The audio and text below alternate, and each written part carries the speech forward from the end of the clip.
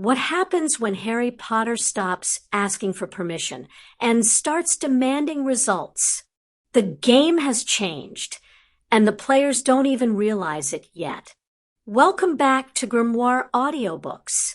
This is part 2 of Screw It by mjimeyg, the fanfiction that asks, what if Harry said no and meant it? After shaking off the chains of manipulation in part 1, Harry now begins to build something real, his way, on his terms, and without looking back. Disclaimer: this audiobook is based on a fan-written story set in the Harry Potter universe, which is the creation of J.K. Rowling. All credit for the story goes to mjimeyg, and this adaptation is made for entertainment and community celebration of transformative works. In this section, expect upgrades, new alliances, sharper comebacks, and magical breakthroughs that'll leave even seasoned wizards blinking. Harry's not just defying expectations, he's rewriting them. If you're loving this bold take, don't forget to subscribe and become a Grimoire Guardian, or support our mission directly by joining the Wizard Army. Let's get back to the chaos. In style. This is Screw It, Part 2. Chapter 11. Harry, this is totally reckless. You could very well die. Phoenix was fine. You are not a phoenix. Which is why I was smart enough to take added precautions like a portkey, but not smart enough to not shoot yourself off the planet. Harry was currently arguing with Aurora Sinastra on the grounds of Hogwarts. They had quite the audience. The entire school was there, pupils, staff, ghosts. The portraits were crowded into various frames that looked out the windows. Nicholas and Perenelle were there, as was Amelia and Moody. They were currently watching the astronomy professor argue, with a second year in front of a large metal sphere. It was big enough to fit maybe 3 adults. You've seen me float around in this thing. Harry reasoned, or more accurately, whined. I can go higher than any broom or carpet. We don't know what will happen when you hit the outer atmosphere. Now would be a good time to find out. Harry said decisively. Aurora growled in frustration and turned to the adults. Mr. Flammel, Phileas, can you talk some sense into him? She practically pleaded. Aurora, Harry said solemnly as he reached up and placed calming hand on her shoulder. It's for the greater good. Aurora was completely confused as several adults burst into giggles. Perenelle took pity on the young teacher and shoved Harry gently out of the way. Have faith in your work, my girl. You have done an amazing job. Let Harry have his fun. He is far more capable than we give him credit for. She smiled reassuringly. I can't believe you are letting him do this. She scowled. Phoenix, Ember. Nicholas called out. The mother and hatchling appeared in front of him, hovering in the air. Harry is going to test his little space machine. Would you go with him and make sure he doesn't kill himself? Phoenix gave a chirp of confirmation, whilst Ember seemed fairly excited and started flying happily around Harry's shoulders. I guess it will have to do. Aurora said morosely. Ember picked up on the woman's worry and landed on her shoulder and began to sing softly whilst rubbing her head against Aurora's cheek. It had a calming effect on her, and she began to relax. I'm not finished with you, she said calmly with her eyes closed and still enjoying the presence of the young phoenix.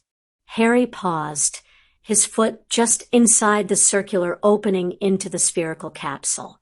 But if you come back with a single scratch, I will never let you hear the end of it.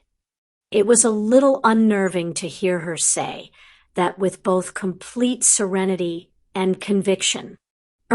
See you in a bit then. Harry gulped as he stepped in. Phoenix swooped in after him, but Ember stayed on Aurora's shoulder.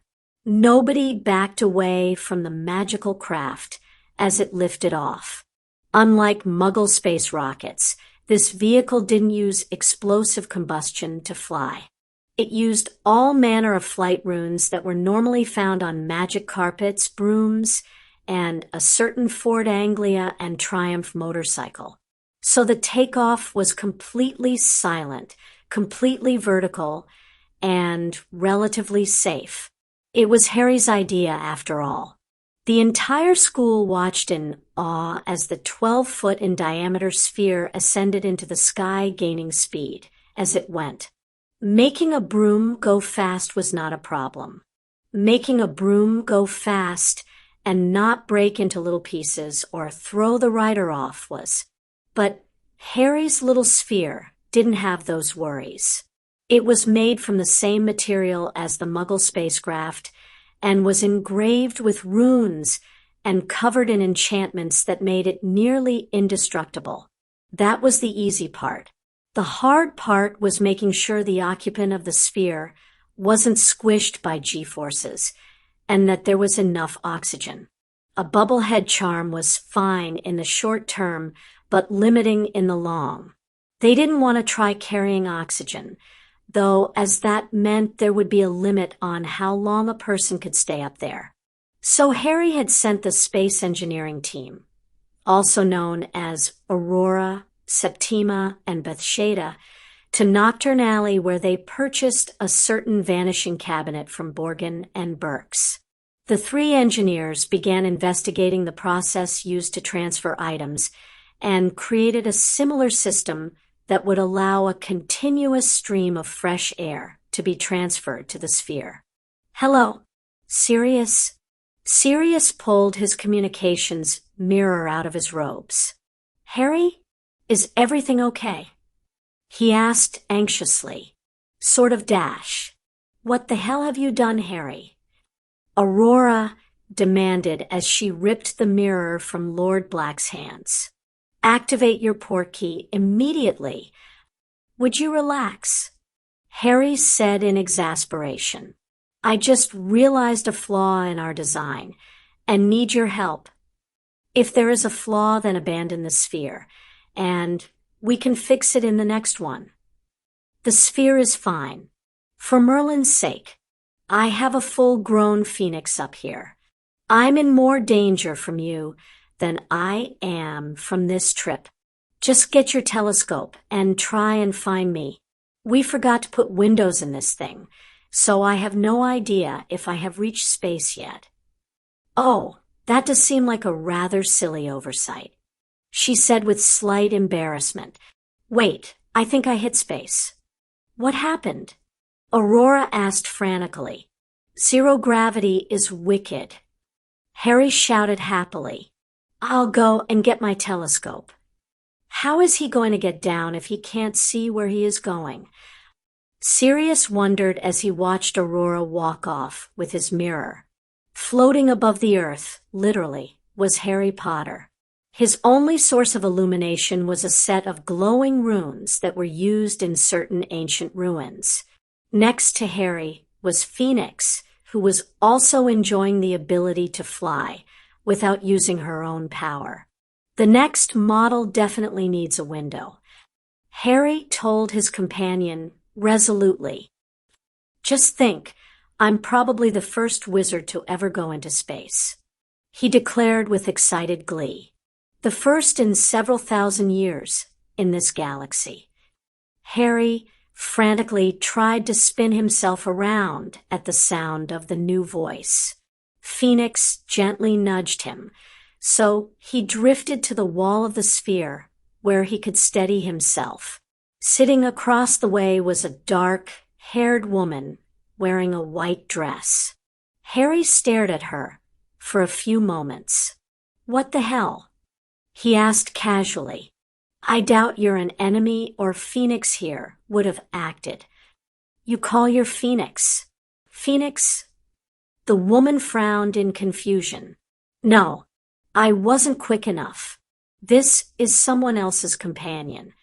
The woman smiled approvingly. You understand the nature of a phoenix. Ember, Harry called out. There was a flash of fire, and the little phoenix appeared. This is my companion, Harry explained. So, now that you know who we are, who the hell are you? You assume I know your name. You aren't surprised to be in this little ship, which means you meant to come here. You aren't surprised to see me, so that means you were expecting to meet me. You can see where I'm going with this, right? Harry asked with a bit of sarcasm. For one so young, you are quite astute, she said wryly. But yes, I know who you are, Harry Potter. I have been watching you ever since you sent your last vessel with the Phoenix into orbit. Watching or spying? Harry asked. So suspicious, she said chidingly. Says the woman who has been watching me in secret, hasn't given me her name, and somehow managed to get into my sphere. Harry countered. She chuckled at that. I have gone by many names, but you may call me Ganos. I don't recognize that name, or a country it might come from. Harry shrugged. How about another name? Later, perhaps, she said carefully. For now, I wanted to meet the child who has inspired those far beyond his age and experience to venture beyond the bounds of their planet. Harry stared at her for a moment. Then he waved. Hi, he said with fake cheer. She laughed. You are quite the young scoundrel, Harry. I hope you will allow me to visit more often. I cannot tell you much or help you, but I would very much like to encourage you to chase these dreams you have of traveling the stars. One day, when you have traveled far enough, I will be able to tell you more. How far? Harry asked warily. She handed him a piece of paper. When you can decipher this, you will know where to go. When you get there, I will be there waiting to greet you and tell you more. Why? Harry asked as he stared at the strange symbols on the page. Why approach me? There has to be more to this than pure curiosity. Much more, she admitted. But I can only tell you more if you meet me there. She pointed at the paper in his hands. I can tell you that the future of this entire galaxy rests in your hands at this time. I'm 12, and you are the only one of your kind to have come this far. What about the Muggles? They've been all the way to the moon. Harry practically pleaded. They have come far with their own technology. Ganos admitted. But at their current rate, they will not be ready to meet the challenges that await. With your magic, you will be able to do so much more in so little time. How little? Harry asked. Years, a decade at the most. Fine, I'll be there. Harry scowled.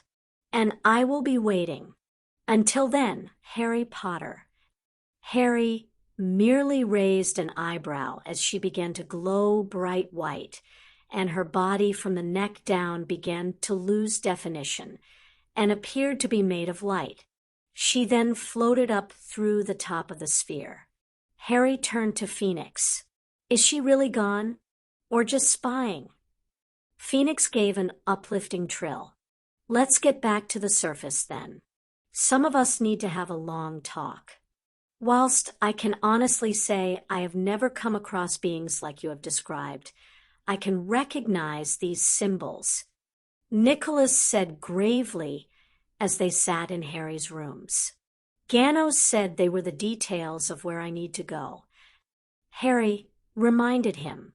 Harry, I believe that Aurora may be of more help here. Nicholas sighed. These symbols often have vocalizations based on Latin, but at the same time, these specific symbols are constellations. I have seen them rarely, but I have seen them. So Harry wasn't hallucinating. He really did see alien creatures. Minerva was shocked. Phoenix has probably seen plenty of aliens. Harry shrugged as he nodded to the bird perched on the back of Nicholas' chair. They can move between planets. Ganos seemed to recognize them as phoenixes. I am less worried about this particular alien, and more concerned with her dire proclamation that the fate of our galaxy rests on Harry's shoulders. Phobias said angrily, Harry has done more than enough. He has so far had to do it twice. He squeaked, we could talk to the centaurs. The Sorting Hat offered tentatively. They may have seen portents of the future. We might as well go into the Department of Mysteries and grab all the other prophecies that refer to me. Harry snorted. We should do both. Amelia said decisively. Tomorrow, Phobias and I will take Harry to the DOM, and we will retrieve the prophecies. This weekend we will talk to the centaurs. Again, Harry, I would suggest bringing Aurora into our group. And others. Nicholas said pointedly. Harry scowled. He didn't want Sirius involved. He didn't want him knowing he was actually closer to 20 than 13. Fine. He spat unhappily. But someone else can take their oaths. I don't want any more. Everyone in the room had sworn an oath to him. He hated having that sort of responsibility to others. And that was what made him nothing like Riddle. Harry would consider these oaths his responsibility. Riddle considered them power and control. It was why, even at that moment, a certain Indian couple were extolling the virtues of their lord to their friends. Harry, put me on and do as I say. The hat instructed. Harry frowned curiously, but complied.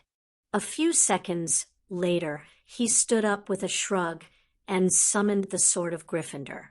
Nicholas Flamel, Amelia Bones, and Phileas Flitwick, kneel before me.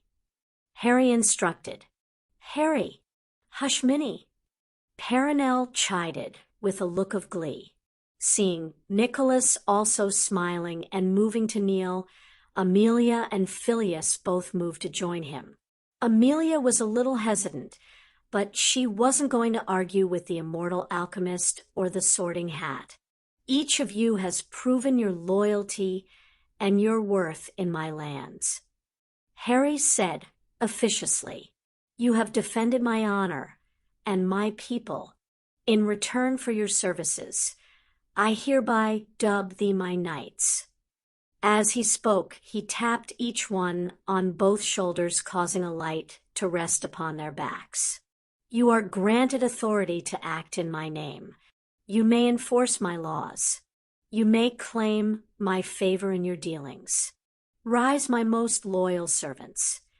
Again, following Nicholas' lead, they stood and bowed. Thank you, my lord. We are most honored. Nicholas said with a smile. Harry just slumped on the chair and took off the hat. I hate doing official stuff. He grumbled. What just happened? Amelia asked. Harry has just appointed the three of you as, well, his stewards. You are knights of his lands, and, as he said, you may act in his name. Perenelle explained. This means that you may accept the oaths of others on behalf of your lord. To put it in the terms of the past, you may raise up armies in his name. And we will. Nicholas said with an authority that forbid objection from Minerva or Amelia. But there are some you must accept personally, such as Aurora and Sirius, who both care for you greatly. Fine. He said sulkily, I really doubt that Riddle is a threat to the galaxy, so we should probably put extra effort into squashing him. We've got everything but the cup and Riddle himself. We'll never get the cup, not without Bellatrix herself. Amelia shook her head. We can always steal it again.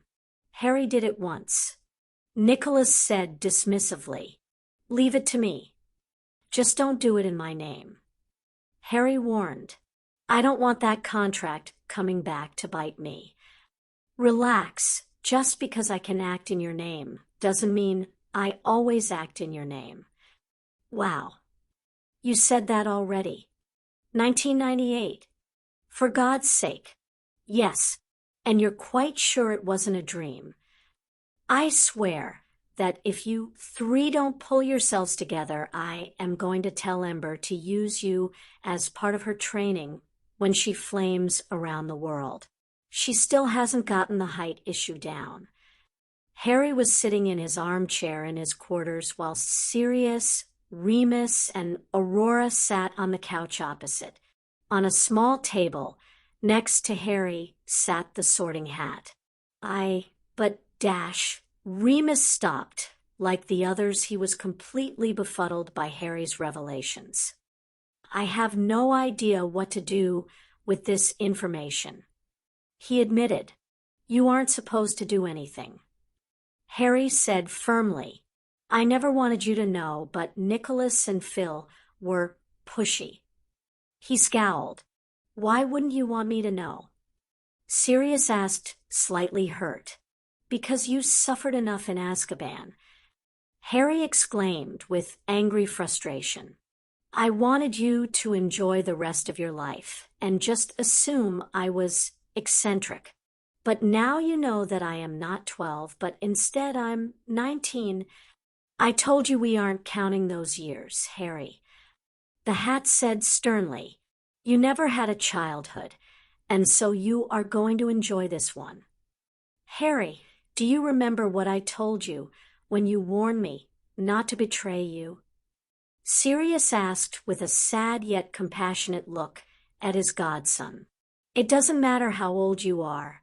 You will always be my godson, and I will always look after you and love you. I know that, Padfoot, but I didn't want you to have to deal with the stress of trying to stop Riddle and everything else.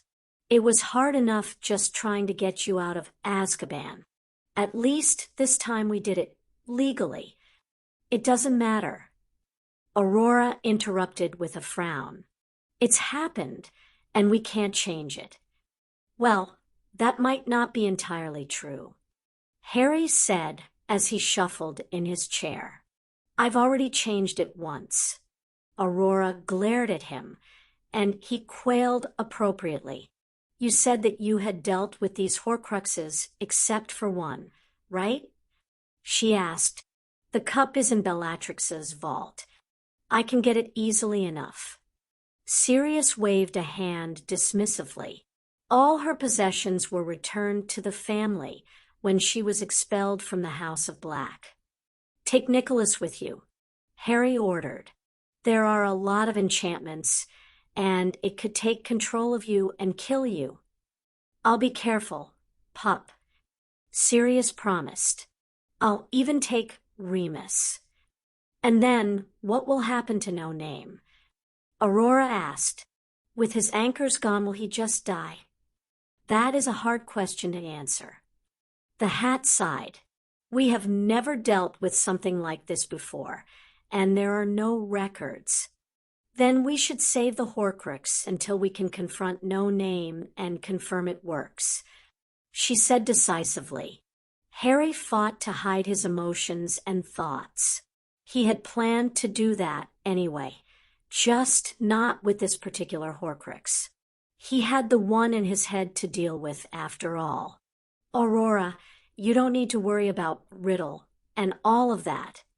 Harry changed the subject, slightly. "We need you to work on the symbols I was given. I need to get there soon. Ganos told me I had a decade at the most, but she seemed to imply it was a lot less." Aurora looked down at the piece of paper in her hand. "I know where it is, but it is 3 million light years away. The only thing magicals have that travels at anywhere near the speed of light is light. There has to be a way." Harry said with conviction, Ganos said that wizards traveled in space thousands of years ago. We just need to work as hard as we can. All right, here it is.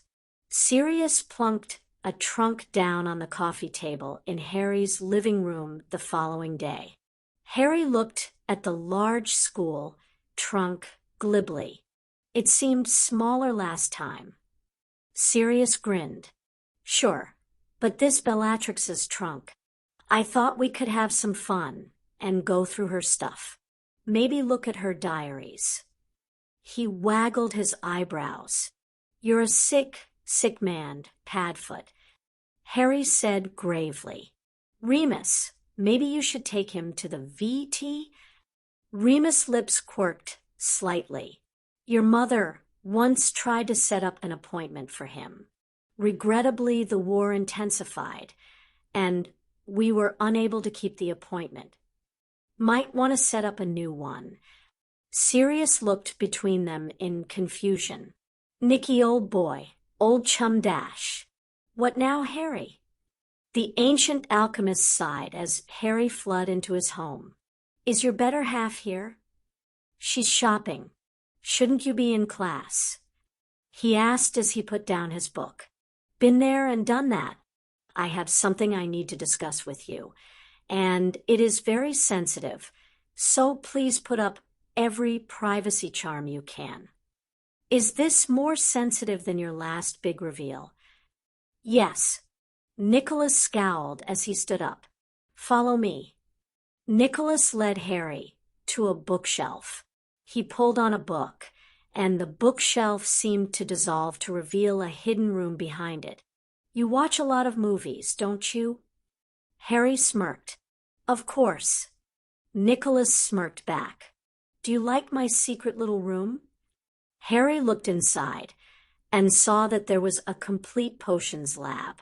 There was a large safe in the wall. Very nice, but clearly not where you keep the stone. What gave it away? Nicholas smiled. You told me it is under the Fidelius. You haven't told me the secret, so I shouldn't even be able to assume it is in this room, or even see the room. You clearly have plenty of experience with the Fidelius, but not much finesse. Come here. He instructed. Harry moved to stand next to Nicholas, so they were exactly where the bookcase had been. Nicholas suddenly began stamping vigorously on the spot. Harry was about to ask if he had lost his mind when the floor beneath him vanished, and he fell into the abyss. Harry felt like he was falling forever. He could see absolutely nothing. Wind was rushing in his ears, and he couldn't find anything to grab onto. Not a floor, not a wall, not even a ceiling. The Flamel's secret room is beneath the bookcase. The rushing wind turned into a vicious vacuum that dragged colors and shapes before Harry's eyes, quickly forming into a comfortable living room. He gasped for air as he fell to a knee. Sorry about that, Harry. Nicholas clearly didn't mean it as he smiled. So, take a seat and tell me what ails you. He offered as he sat in front of a comfortable chair in front of a fire. Harry grumbled as he took the opposite chair. I'm offering you the chance to pay up the life debt you owe me. I assume this doesn't include me wasting my time making gold and elixir for you. He asked dryly. You only make me gold. You only do that because you agree with me.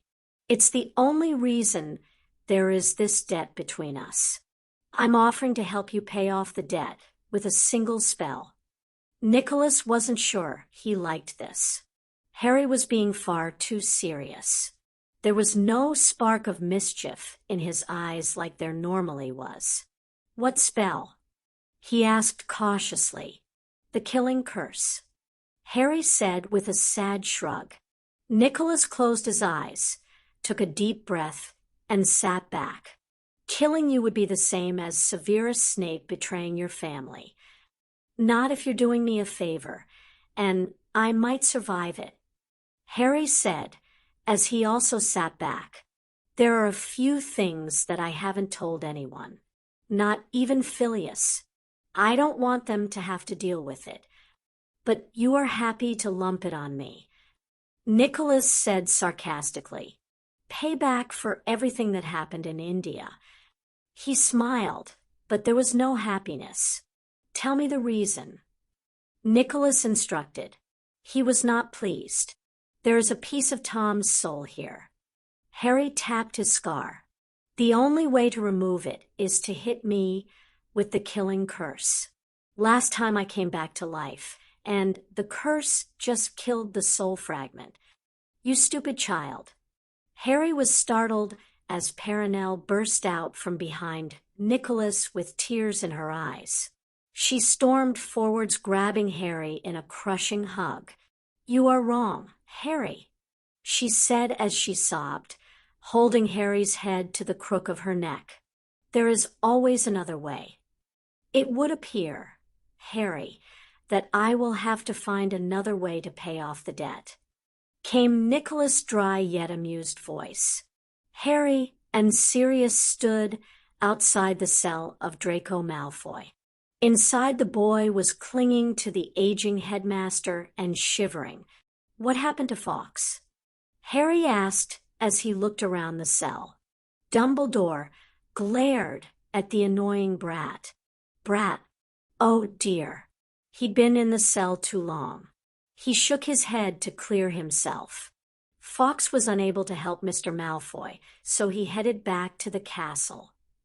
Did Draco come to a decision? Sirius asked sternly. He can either stay with a Muggle family, perform menial labor at the Hogshead, or we can cut him loose in the Muggle world with his wand snapped and his magic bound, never to return to the wizarding world. I am Malfoy. ANEPP pure blood, FF family, will be proud TT have me live with TT them. Tough. It isn't a choice you have, thief. Sirius sneered. Albus, you can take him to the docks. You have until he gets there to help him make his decision. Albus really wanted to argue, but he had no legal standing in an internal matter of a most ancient and noble house. He dragged the shaking Draco to his feet and led him out of the cell. He frowned as he looked around. Where are the Dementors? They were never here. Sirius shrugged. Albus looked at him in surprise, and Sirius looked affronted. Do you take me for a monster or something? I would never condemn a child to a life of torture and enslavement. I would never lock someone in a cupboard that barely fit them just because they were born, or treat them like a house elf to sate my hate.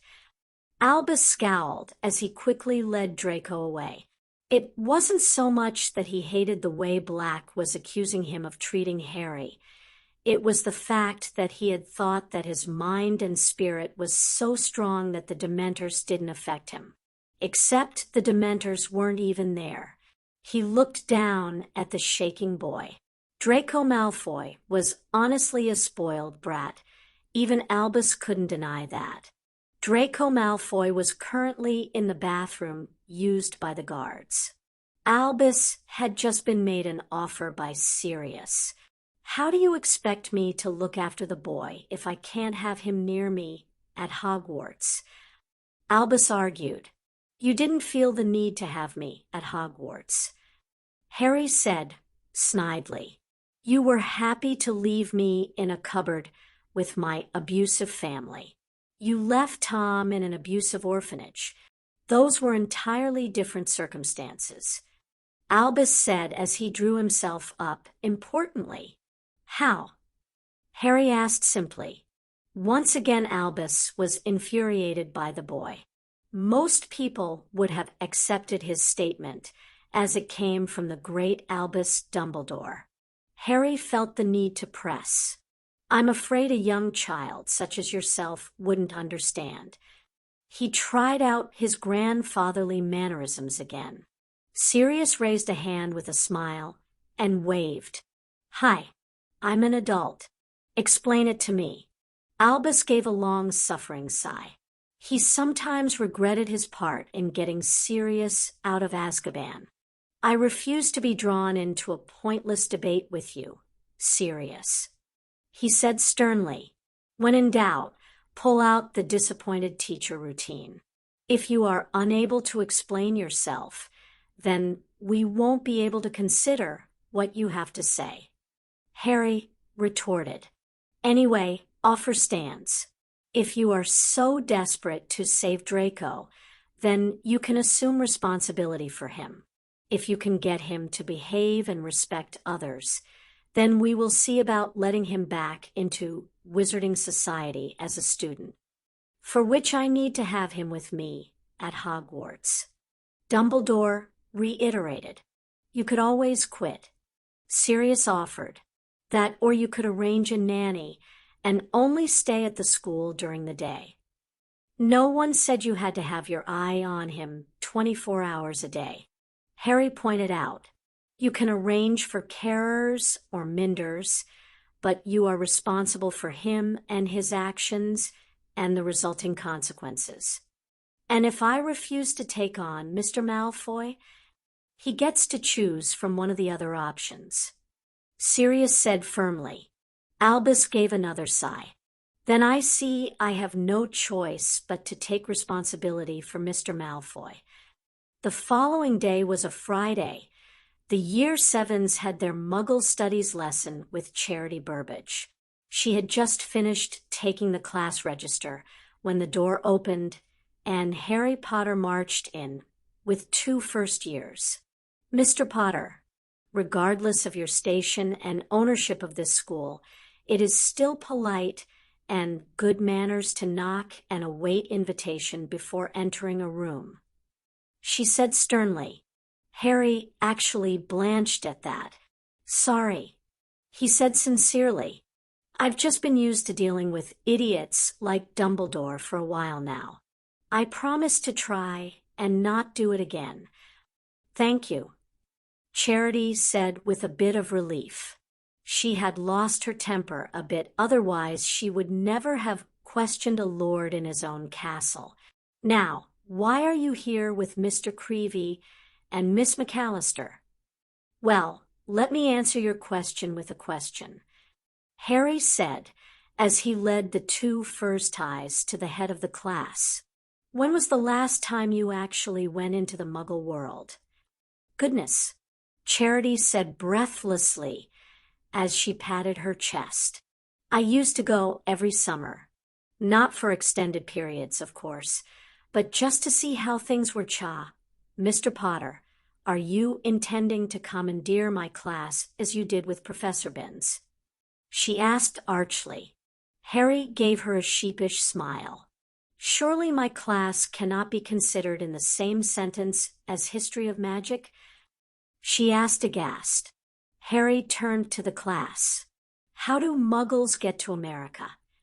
By boat, of course. One Ravenclaw boy declared. They had that big ship. It sank, though.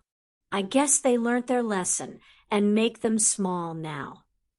What about aeroplanes? Harry asked. They use those like primitive broomsticks, right? Another Ravenclaw asked uncertainly. Harry turned back to Charity. And your answers? Similar to theirs. She admitted. But I know they have made great strides with their cars and bikes. Anyone can see the massive lorries and buses they use to transport people. Harry nodded. He was quite pleased with that answer. You sound more open-minded than most purebloods, but you are fairly out of date. Non-magicals now have ships more than twice the size of the Titanic, the ship you were talking about. He told the boy. The Titanic sank nearly 100 years ago, and since then they have improved in nearly every way. Their planes can carry up to 600 passengers. That is the entirety of Hogwarts and Hogsmeade with room to spare. Muggles have been to space and landed on the moon. They can talk to each other across the oceans without needing to put their head in a fire and get sooty. Which brings us to why Colin and mjimeyg are here. He indicated the two Fursties who were waiting patiently, if nervously. Both are first-generation magicals. They have spent 11 whole years in the non-magical world getting a non-magical education. If you want to learn about the non-magical world, then you should make use of the best resources Hogwarts has to offer. He said firmly. Charity sighed. Mr. Potter, as admirable as your idea is, how do you expect them to help without a lesson plan? Harry picked up the class textbook on Charity's desk and handed it to mjimeyg. What page are you on? He asked the professor. 38. Look it over. Teach them what the subject says. I'll stay with you for now to make sure you stay on target, he assured them. Despite their nervousness, the two young students opened the book to page 38. Everyone waited quietly. Harry tried to suppress a smirk at the looks of outrage and confusion on the two first-years' faces. This says we still use a horse and cart, mjimeyg exclaimed. But everyone can see the cars on the streets. All you have to do is walk outside the leaky cauldron. Charity couldn't help but put a hand over her face in dismay. Class dismissed for the rest of the day. She sighed. Harry had suggested that Charity contact a few parents of Muggleborn and ask them to show her around. He told her to take the textbook with her and show them, but not to take offense when they laughed. Albus was out of the castle for a few more days. He was having a hard time finding someone to board Draco whilst he was in school. It was bad enough that his brother, Aberforth, refused to help, but every time he took Draco somewhere the boy kicked up a fuss and managed to insult his would-be carers. The irony was lost on Albus when the only person who capitulated was Mrs. Fig. She did so under duress, but she felt she owed Dumbledore, and Albus was not adverse to guilting her into it. The hard part was trying to get Draco to behave. Harry, on the other hand, had his own miscreant to deal with. I hate it here, was the sulky declaration from the 12-year-old Dudley Dursley. That's the idea, Dud. Harry shrugged. Daddy said I could go to Smeltings. The pair were sitting in the visitors' room at a secure children's center near the edge of London. It was a lovely place that made you feel at home, unless you were sentenced there, because a prison is a prison no matter how nice it looks. Vernon and Petunia had been arrested for child abuse after Amelia had worked with her Muggle counterparts to bring them to justice. Dudley was too young for prison, but not suitable for society. They don't let me have sweets. They don't let me watch cartoons. They make me eat vegetables. He whispered the last part with terror. Harry tried not to laugh. It was hard enough not to smirk. Do you know why you are here, Dudley? Because I'm a bad boy, Dudley sneered. I'm not dumb. And you don't believe that? Harry asked calmly. Who cares? Dudley threw his hands up angrily. Mum and Dad are in jail, and I'm here, just because the little liars said I beat them up and took their money. But you did. They shouldn't have said anything. Fucking little squealers. Ow. Dudley rubbed his arm fearfully as he saw Harry holding his wand pointed at him. That is the sort of behavior that keeps you a prisoner here. Harry said sternly, foul language, bullying, it's disgusting. You're not the boss of me. Dudley whined. Actually, I am, Harry said as he sat back and fiddled with his wand thoughtfully. Who's your favorite superhero? Huh. Batman, Superman, Iron Man, who's your favorite? Dudley had a greedy, almost evil grin. Wolverine. Harry wasn't entirely familiar with comics and heroes. He didn't have much exposure beyond what Dudley talked to his mother about. As a result, he had had to research the various heroes and villains before visiting Dudley. What does Wolverine do with his powers and abilities? He kills people, slices them up. Whoosh, whoosh. Dudley animatedly swung his fists, as though the fictional claws were poking from his own knuckles. Does he kill children? Harry asked. Course not. Dudley said indignantly. He kills the bad guys, like Sabretooth and Sentinels. Why doesn't he kill children? Harry asked curiously. Because he's a hero. God, I knew you were dumb. If your hero, Wolverine, doesn't hurt children, why do you? Dudley shrugged uncomfortably. So they give me their stuff and do what I want. Harry had no idea how to respond to that. Well, he considered finding Vernon and Petunia and torturing them for what they did to their son. He was practically a psychopath. But I don't like it when they do it to me. Harry raised a surprised eyebrow at the quiet admission. Someone's been hurting you? Harry asked softly. No, but they said they would if I didn't let them have my pudding. But that's how all the kids you bullied felt. Harry reminded him. They didn't like it when you hurt and stole from them. They were afraid when you threatened them.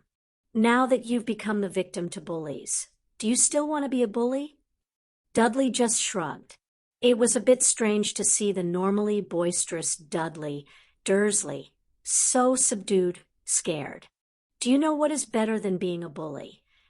Harry asked. Dudley gave a half-hearted sneer. Being a goody two-shoes. Being the hero. Harry said simply. Being the person who protects the victims and stomps on the bullies and makes sure they aren't making people feel like you do now. Like Wolverine. There was a bit of curious hope. Harry leaned forward and looked at Dudley intently. Wolverine, Batman, Superman, Iron Man, each in their own way looks out for the little guy. What do you think Wolverine would say if he saw you bullying someone else? Dudley gave another half-hearted shrug. Harry was relieved to see shame on his cousin's face. Harry leaned back again and played with his wand. Do you remember when Hagrid gave you a pigtail?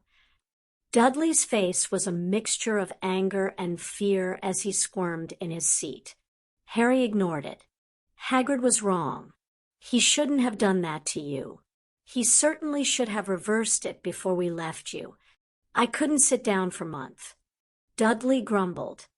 Harry knew the doctors said he would be fine after 2 days, but as usual, Petunia and Vernon had spoiled the brat. He let it pass, though. Magic is one of the most wonderful things in the world, Harry declared as he pointed his wand at the drinking glass on the coffee table between them and turned it into a little Labrador puppy. It immediately began yapping happily and jumped on a terrified Dudley's lap. Well, it tried to. It was too small and young to be able to climb the chair. Harry ignored Dudley's fear and attempts to climb over the back of his sofa chair. He tapped himself on the head and disillusioned himself. Dudley didn't notice Harry had vanished until the puppy, that was desperately trying to climb onto his chair, began to float. All of a sudden, Harry seemed to melt into view, his image pouring down like a waterfall. He was sitting on the side of the table nearest Dudley, with the puppy on his lap. Invisibility, teleportation, mind reading, making things from nothing, turning things into other things, and that is just what a wizard or witch can do. I haven't even started on things like dragons, unicorns, mermaids, centaurs. The magical world is full of amazing creatures. Dudley seemed to have calmed down a bit, having seen the puppy was quite friendly in Harry's hands, enjoying a tummy rub. Harry slowly handed the puppy across to a tentative Dudley. Harry sat there patiently, whilst Dudley stroked the puppy's tummy like he'd seen Harry do. The only other dogs that the two had been exposed to were Marge's. They were all the same, vicious things that were unsafe around decent humans. I've seen a dog that is taller than Hagrid.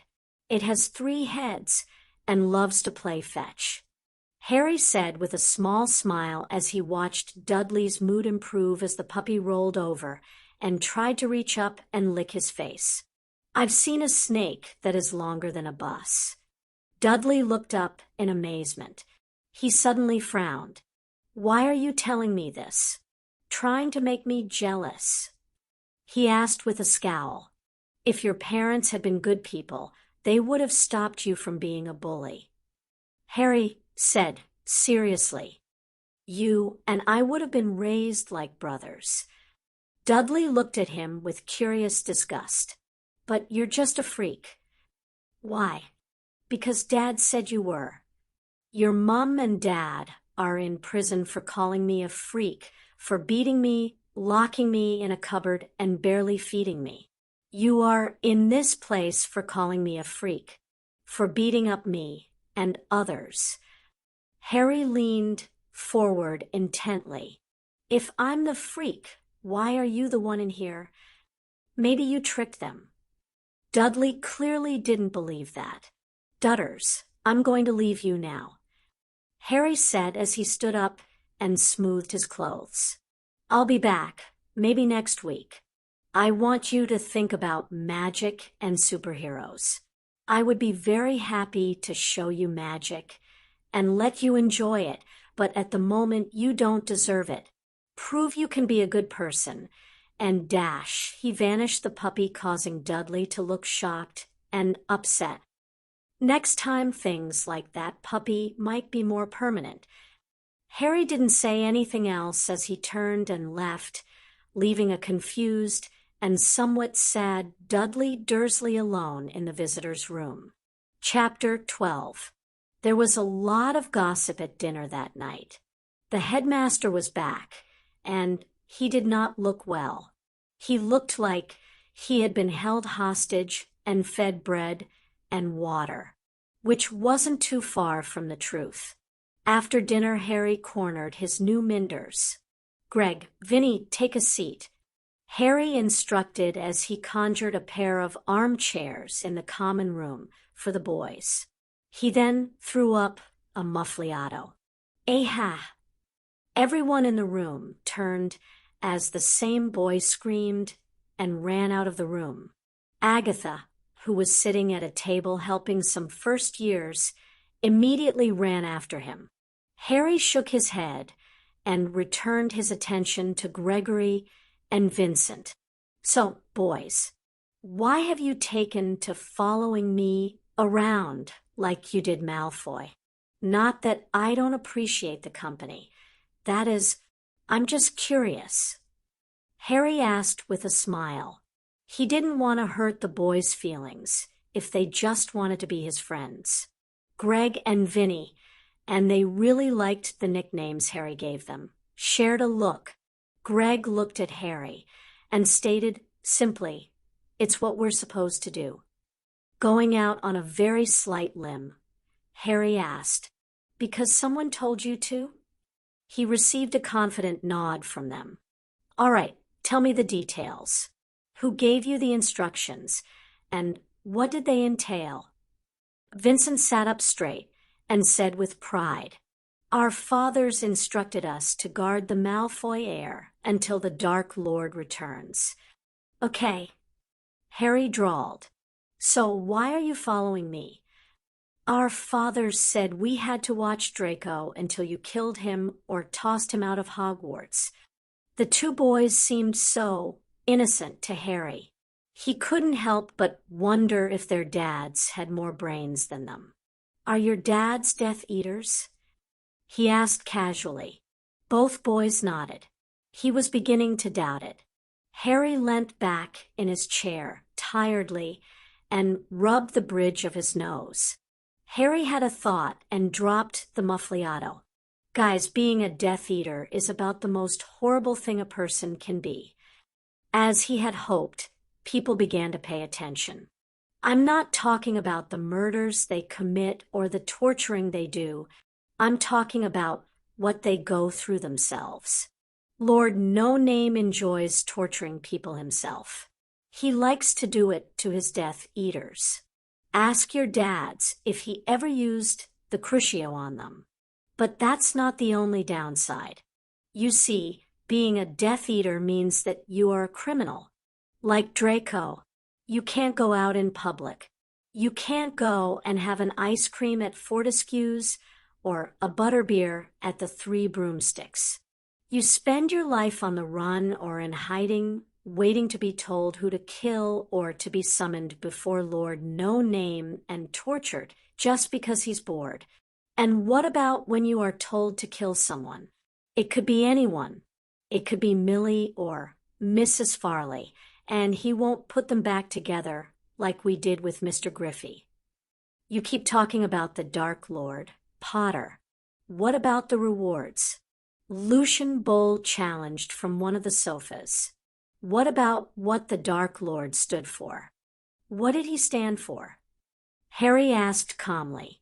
Purity of blood. He stood for purebloods everywhere to make sure that we aren't overrun by mud dash. Bowl froze as Harry's wand appeared in his hand and pointed at him. Muggleborn. Harry's wand relaxed, but he didn't put it away. They are a plague trying to steal our magic and our way of life. Lucian finished passionately. Lord No Name was born to Merope Gaunt, a squib, and Tom Riddle, a muggle. He was less than a half-blood. He was also raised in a muggle orphanage. You can't prove that, Potter. I've checked your claims. There is no record of Tom Riddle Jr. changing his name to Lord Voldemort. Lucian smirked triumphantly. Harry tried not to laugh as Terence dropped his head onto the table he was sitting at with a loud thud. Of course, he didn't, you plonker. His muffled voice said in irritation. He then sat up and glared at Lucian. Well, he did after he ripped off the parchment stuck to his forehead. Voldemort is a made-up name. Even his followers had to know that. Harry spoke up before Lucian could undoubtedly say something to Terence that would get him hexed. If you want proof, then ask Dumbledore. He taught Riddle, and he met with him when he started going by Voldemort. I think Professor Snape might be aware of this too. All people who opposed the Dark Lord. Lucian dismissed his reasoning. Harry changed track slightly as he realized that Lucian would never believe him. Why did he keep killing purebloods then? Bones, Pruitt, Longbottom, Potter, there were plenty more. When he was here last year at Halloween, he threatened to kill Hufflepuff purebloods. He's not interested in blood purity. He just wants power. Nothing wrong with power, Potter, but it should be wielded by those who deserve it. Like purebloods. Exactly. And why do purebloods deserve it? We are the original magicals. Lucian snapped irritably. We have been magicals for generation upon generation. Harry wrinkled his nose in thought for a minute. Dobby, Pop. Yes, Harry Potter, sir. Could you nip up to my library and get me the book on the table? The elf vanished and reappeared so quickly that there was only one Pop. Thanks. Dobby nodded and vanished. Harry held the book up for all to see. Do you recognize this, Lucian? The older boy smirked. That is the Pureblood Directory. It contains the names of the Sacred 28, the noble and most ancient houses that have not dirted themselves with mud, Muggles. So this book contains the names of those who are entitled to magic? Harry queried. Exactly. There was another thud, and Lucian had a slight doubt about his airtight argument as he saw Terence with his head, again, planted on the table. He turned back to Harry, and his worry increased as he saw the boy smirk. So, Millie Daff, your names are in this book. He smiled at the two girls, Bulstrode and Greengrass. Lucian's isn't. Bit of a disgrace, really, that a Bowl, an unpure, is not only attending our school, but is also standing in our noble house, wouldn't you say? Millicent Bulstrode was just a few shades smarter than Greg and Vinny. She also had a lot of respect for Harry. He treated her like an equal, even though she was one of his vassals. This meant she was intuitive enough to let Daphne respond. Whilst I have nothing against Muggleborn, and no particular desire to deny or restrict their access to our world, I do find it to be very poor taste for such a minor family, not even a true house, such as Bowl, to be dictating the wishes of such great institutions as the Sacred 28. As it was the heiress to one of Bowl's precious pure-blood families that had spoken, he had very little choice but to keep his trap shut on the matter. Harry sat there with a thoughtful frown. Daphne was not being rude or condescending. She wasn't a bigot or held to any of the pure-blood superiority, but something she said didn't sit right with Harry. Harry, the displaced time traveler, looked up. He realized that they were waiting on him. Well, Lucian, even if you have no respect for myself and my position, by your own word you should respect the opinions and decisions of a member of the Sacred 28. There were a few frowns. Harry was now very subdued. There was none of the charisma that had been there when he had begun to talk with Greg and Vinny. Harry stood up and patted the two boys on the shoulder before walking off to his quarters without a word.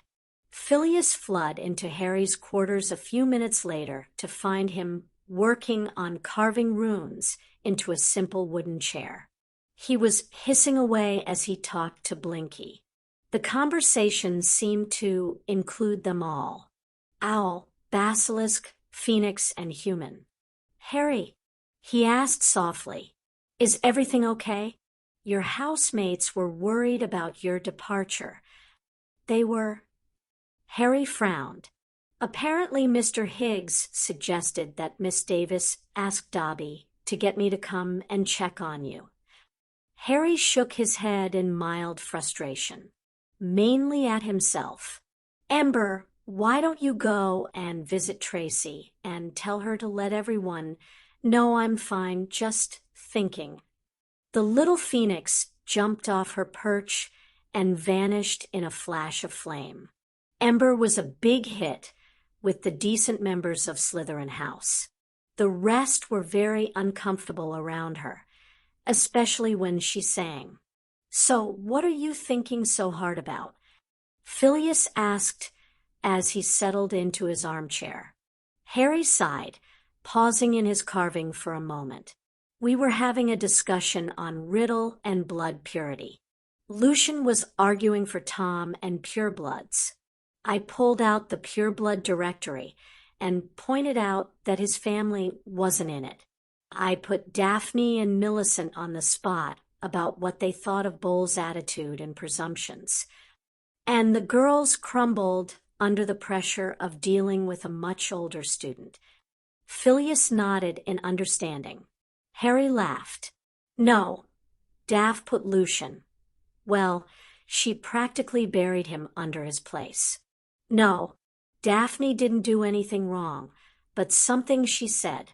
She commented on how she had no prejudice against Muggleborn and Muggles, but what she actually said was something to effect of having no desire to restrict or deny their access to our world. He finished with finger quotes.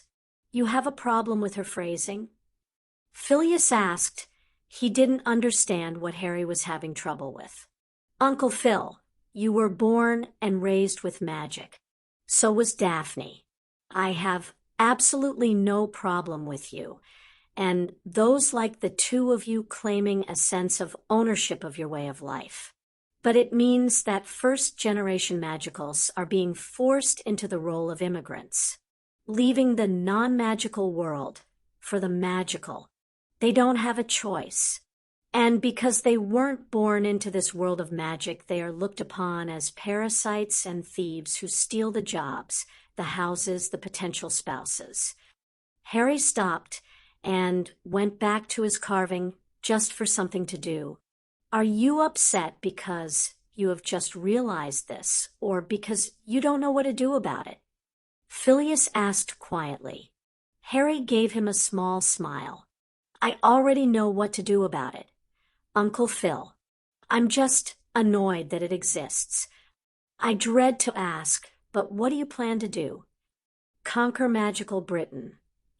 Phileas couldn't bring himself to believe Harry was joking.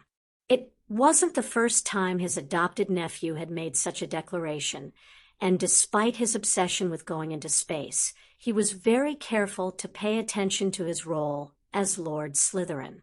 He didn't get a chance to question further before there was a knock on the door to the common room. Dobby instantly appeared. Mrs. Farley is here, sir. Harry rolled his eyes. In many ways, Dobby was dead useful and a godsend, but he was very selective in which orders he chose to follow. Harry had told him that other than making sure the animals were all good, he could do what he wanted as long as he helped now and again. Now and again, for Dobby, translated into all the time. Let her in, my lord, she said with a curtsy. Agatha Dash, Harry growled out. He was constantly telling her to drop the formalities. He gave a resigned sigh. Have a seat and tell me what I can do for you. In the manner of a true lady. Agatha Farley settled herself primly on the edge of the sofa, with her knees together and slanted slightly, and her hands folded in her lap. It's about Jonathan Dempsey, my lord.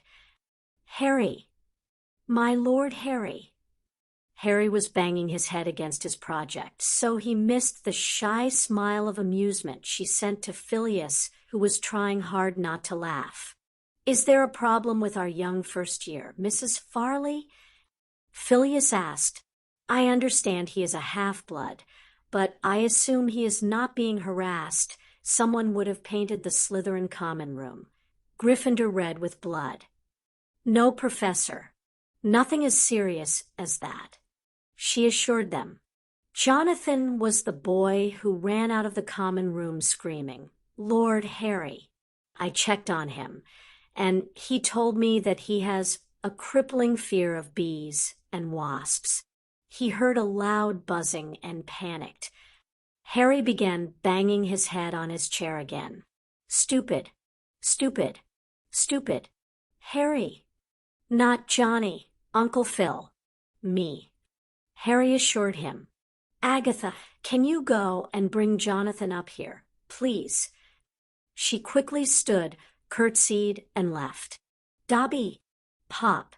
Yes, Master Harry Potter, sir. Can you go and ask the Sorting Hat if he wouldn't mind joining us here for a quick meeting, please? Yes, Master Harry Potter, sir. Pop. Harry spent a good 30 minutes with the poor boy explaining that it was just the Muffliato charm. He also promised not to use it if Jonathan was around. They also spent some time with Phileas and the Sorting Hat explaining how to add his own charms and wards to his room and clothes, so he would be safe from the evil little kamikaze bastards. Woo-hoo-hoo. The first years in the courtyard turned in wonder to see Harry Potter go flying past on a floating chair, whilst he screamed in joy, I'll kill you, puttidier.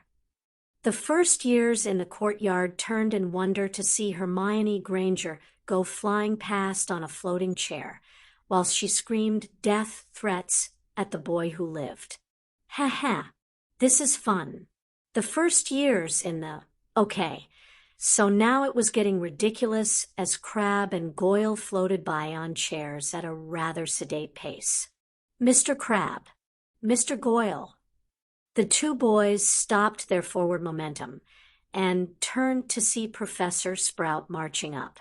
What on earth are the four of you doing? She demanded. We're testing Harry's chairs. Vincent answered politely. Pomona Sprout was a little taken aback at being addressed like that by a boy who rarely spoke and was sitting with perfect posture in a floating table chair. She quickly rallied herself, though. I assume you agreed to aid Mr. Potter, but what about Miss Granger? She agreed as well. Vincent nodded. I think Harry fiddled with hers. Greg frowned, considering the screams and death threats echoing back over the castle grounds. She was hard-pressed to disagree. Pomona knew there wasn't any way she would be able to talk the rambunctious young lord into a more reasonable set of actions, so she sent a messenger spell to Phileas. She passed the buck. Honestly, Harry, involving the students in your projects is really a bit much. Phileas chided as he helped a shaky Hermione from her chair. She seemed to be having trouble standing. It's perfectly safe and fun, Harry said obstinately. Miss Granger would appear to disagree. Phileas frowned as he saw the girl still trying to stand. This is part of her extra tuition, Harry explained. I've assigned her a project to learn to have fun. She seems to be failing. Phileas retorted dryly. Miss Granger. He snapped lightly. You can't be that traumatized, he said as the girl still couldn't stand. At this point, Greg and Vinny had rolled up. Did you remember to release the safety rune, Hermione? Greg asked curiously. Hermione's flushed face turned even redder as she reached over her right shoulder with her left hand and tapped a glowing rune on the backrest. Harry, can we? Vincent asked with clear childlike hope. Have fun, boys. Just remember to come tell me all about it, and to tell me if there is anything wrong with them. Harry grinned. Woo-hoo-hoo. Phileas looked on in shock as the two Slytherin boys shot off far faster than Harry or Hermione had been traveling. They also weren't flying at ground level as they shot into the sky and began spinning in any direction they could. Harry, what safety features did you add to those chairs? Phileas asked as he swallowed hard. Well, you saw the safety belt rune. The chairs are also charmed unbreakable. There is a monitoring set of charms that will portkey them straight to Poppy if their health fails for any reason. Could someone call Madame Pomfrey, please? Hermione said, as she stood shakily on the firm ground. I might need a healer. There are also charms to negate the effects of gravity, G-forces.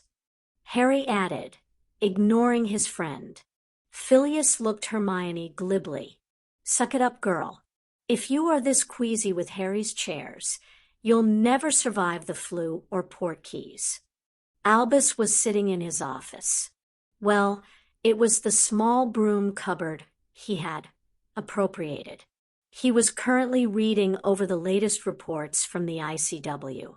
He would have a meeting to attend the following week, and he wanted to make sure he was up to date on everything. Magical Britain was completely ignorant of the world beyond its borders. Not by choice, precisely. It was more that the papers and wireless didn't print anything. As such, the general magical population had no idea that the magicals of Tibet were still working on their resistance against the Chinese. They didn't know about the issues between the U.S. magicals and the U.S. Muggles. But it was Albus' job to not only know these things, but to be able to mediate between entire countries and civilizations to prevent war. He was jerked from his musings as the door opened to reveal a fairly sheepish Argus Filch. "Need the plunger," he explained shortly. "Bloody third years have gone and clogged the second-floor bathrooms. There's sure dash." "Thank you, Argus," Albus interrupted quickly. Argus just shrugged and pointed to the corner behind Albus. "Need that one." Albus tried not to grimace as he picked the clearly used plumbing apparatus up with 2 dainty fingers and handed it over. Argus left without a word, closing the door. Albus turned back to the papers detailing the troubles in the world he would need to fix. "Sweet Merlin." Albus dropped the papers and ran for the bathroom as he realized his hands were not clean.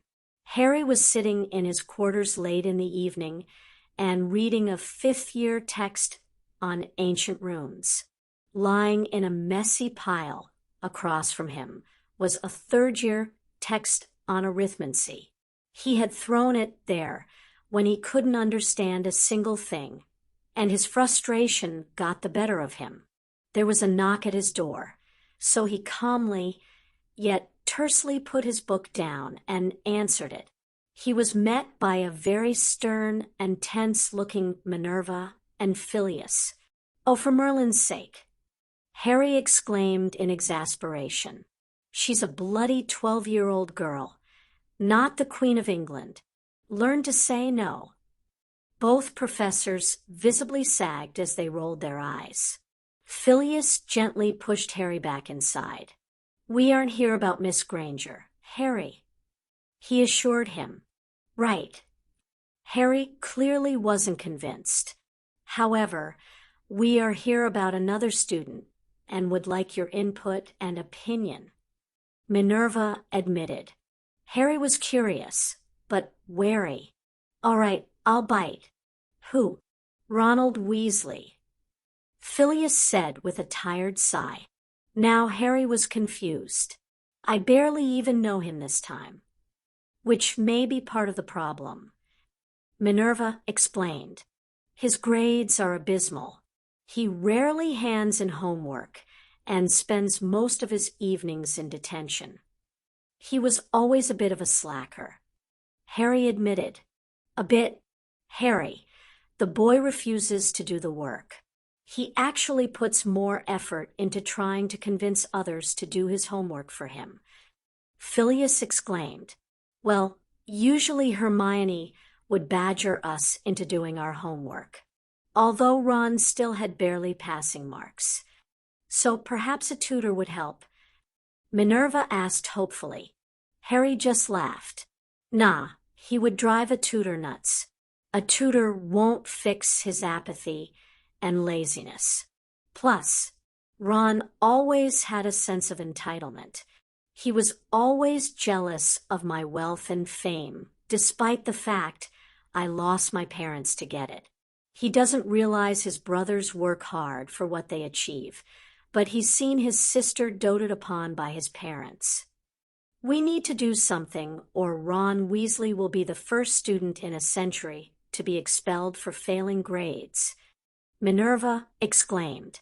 Harry sat thoughtfully for a while.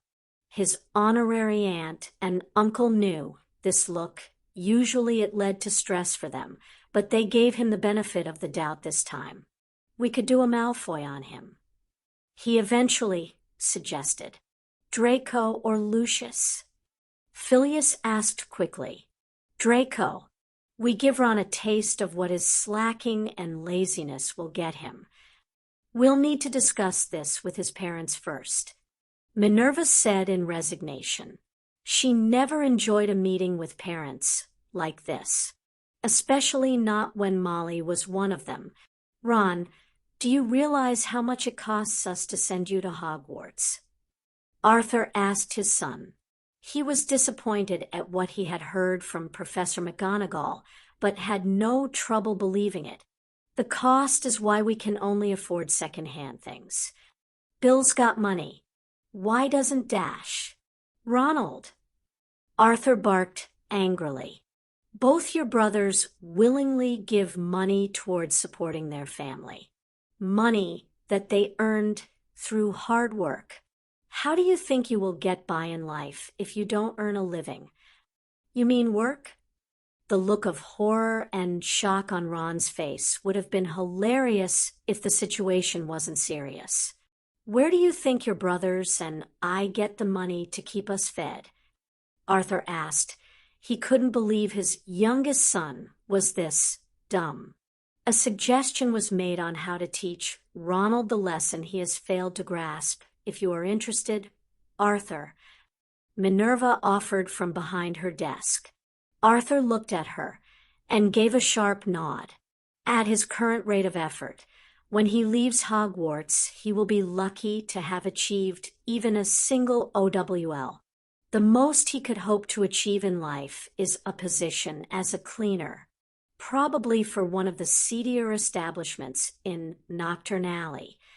She didn't bother to hide her muttered opinion. It has been proposed that Ronald be assigned as an assistant for Tom at the Leaky Cauldron. He will be paid 1 sickle an hour for every hour he works. There was a greedy little gleam in Ron's eyes. Minerva quickly moved to stomp on it. That money will be used to pay for food. The rest will be used to pay for his room at the Leaky Cauldron. Why can't I live at home for free? Ron whined. Because this is about teaching you to what will happen if you don't buckle down and start working, Arthur said irritably. He turned to Minerva. I will need to speak with Molly and Tom, but the idea has my support. I will try and get back to you by this evening. Christmas finally arrived. This time Susan and Amelia spent their holiday at the castle with Harry. It was simply easier when you considered he now had several families to look after. On Christmas Day, he made a special trip to see Dudley. The boy was doing a lot better. He was far from happy, as he was well aware that he was a prisoner, but he was no longer being bullied and had actually made a few friends who shared an interest in comics. Whoa, you lost a ton of weight, Harry exclaimed as he entered the visitor's room. Dudley was clearly pleased about this, but also embarrassed. Yeah, they don't let us have too many snacks, and the food, it's not as good as Mum's, he said with a hint of a conspiratorial whisper. I think they do that on purpose, so you don't overeat, Harry admitted. Dudley was shocked and exclaimed in quiet awe. Diabolical. Harry tried not to laugh. He had never in his life, both of them, heard Dudley use such a fancy word. Come on, Dud, let's get your shoes and coat. I managed to convince them to let you spend Christmas Day with me. Just have to have you back by tomorrow evening. Really? Dudley was clearly excited. Course. Just remember, you're going to be with my sort of people. Dudley's hands unconsciously moved to his buttocks. Harry frowned. Dudley, if anybody tries to use magic on you, then they will have to deal with me. You have my word that I will protect you. Promise. Promise. Of course, Harry wouldn't have been able to take custody of Dudley himself, as he appeared to be only 12. He had enlisted Sirius and Phileas to come with him. Most people tended to ignore Phileas' size. A simple charm on his coat made people think he was simply a little person. Dudley was obviously nervous at the diminutive professor. He was easily able to figure he was one of the special people from the magical world, as Harry liked to call them. They were soon spinning like a top as they portkeyed back to Hogwarts, where Dudley stayed glued to Harry's side. He might have been nervous around Phobias, but he was clearly terrified that someone was going to pull a wand on him. Harry led him up the path towards the castle, the Christmas snow crunching under their feet. As they reached the walls, they heard laughter and screams of delight. They soon saw the students who had stayed for the holiday having a snowball fight and thoroughly enjoying themselves. Minerva and Pomona were nearby, bundled up in furs and nursing steaming cups of hot chocolate. Warming charms were convenient, but they ruined the winter atmosphere. The trio's approach was soon noticed, and several of the children ran up to greet them. "Easy there," Harry warned his friends. "This is my cousin Dudley. He's never really seen magic, and he doesn't know any of you." "Is this the same Dudley that used to beat you up?" Terence asked with a dark look. Dudley was once again feeling that fear as he cowered behind Harry. "How did you hear about that?" Harry asked with a scowl. Terence looked at Phobias and Sirius with a nod. "What happened to you was bad enough that we could hear Lord Black shouting angrily when he met with some of the professors in his quarters." Harry turned and looked at Sirius with an angry glare. "What else have you discussed at volumes perfected for eavesdropping?" Sirius stood there, his mouth opening and closing like a fish. He was shocked at this revelation. "We'll discuss it later," Harry said curtly. He turned back to Terence. "Yes, this is the same Dudley. He is trying to change, which is why I brought him here. He's been doing good, but I wanted to show him what the world has to offer. Now, Dudley, why don't you go and have some fun with this lot? Greg, Vinny, you keep an eye on him and make sure he doesn't get lost or get into trouble." The two hulking boys towered over Dudley, despite being the same age. Dudley was big, just horizontally as opposed to vertically. Terence released a breath of displeasure before he turned and followed the others. Dudley was being led away by the two larger boys to where there was a pile of perfectly formed cricket ball-sized snowballs. "Are you sure he'll be safe?" Sirius asked worriedly. "It's bad enough he's a Muggle. There are a lot of purebloods there. The magic and blood issues won't be a problem." Phobias shook his head. The fierce loyalty of the Slytherins to Harry, however, might be. "Greg and Vinny will keep him safe." Harry had complete confidence in the two boys. He had spoken to the Hat and discovered they were more suited for Hufflepuff. They were only placed in Slytherin to protect them from their fathers. That was something Harry intended to deal with soon. He hated being connected to these despicable people who would hurt their own children and sell them like cattle. Harry sat with the other professors and Sirius as they watched the children enjoy themselves. It was Luna who was the most influential in getting Dudley to relax. In a typical Dudley moment, he had looked at Luna as she said something about something infecting him. "You're weird." There was no malice, just confusion from Dudley. But he had spoken without thinking, and everyone stopped with the snowballs and waited for a reaction. Luna just smiled. "Thank you." She then tossed a snowball at his chest, and the snowball fight resumed, and the moment was forgotten, except by Dudley, who subconsciously realized that Luna wouldn't get mad at him when he was stupid. He stayed near her, just in case he had another brain fart. Eventually dinner arrived, and Dudley was once again scared stiff. He was confronted by the man, who gave him his tale. "Mr. Dursley, sir, I just wanted to apologize for hexing you. Was a terrible thing to do to a child, and I am rightly ashamed of myself."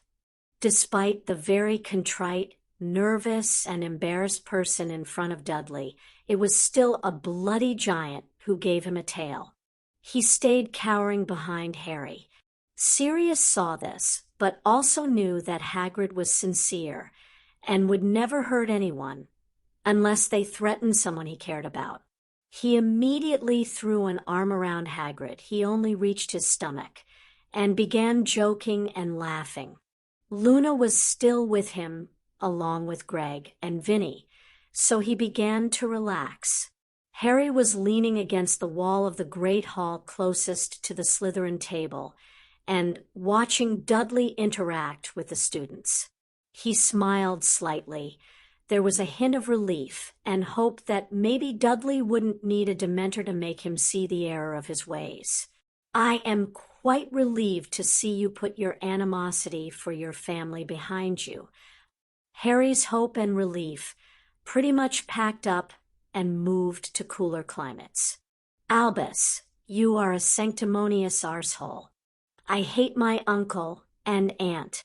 They are sitting in prison, rotting away like they deserve.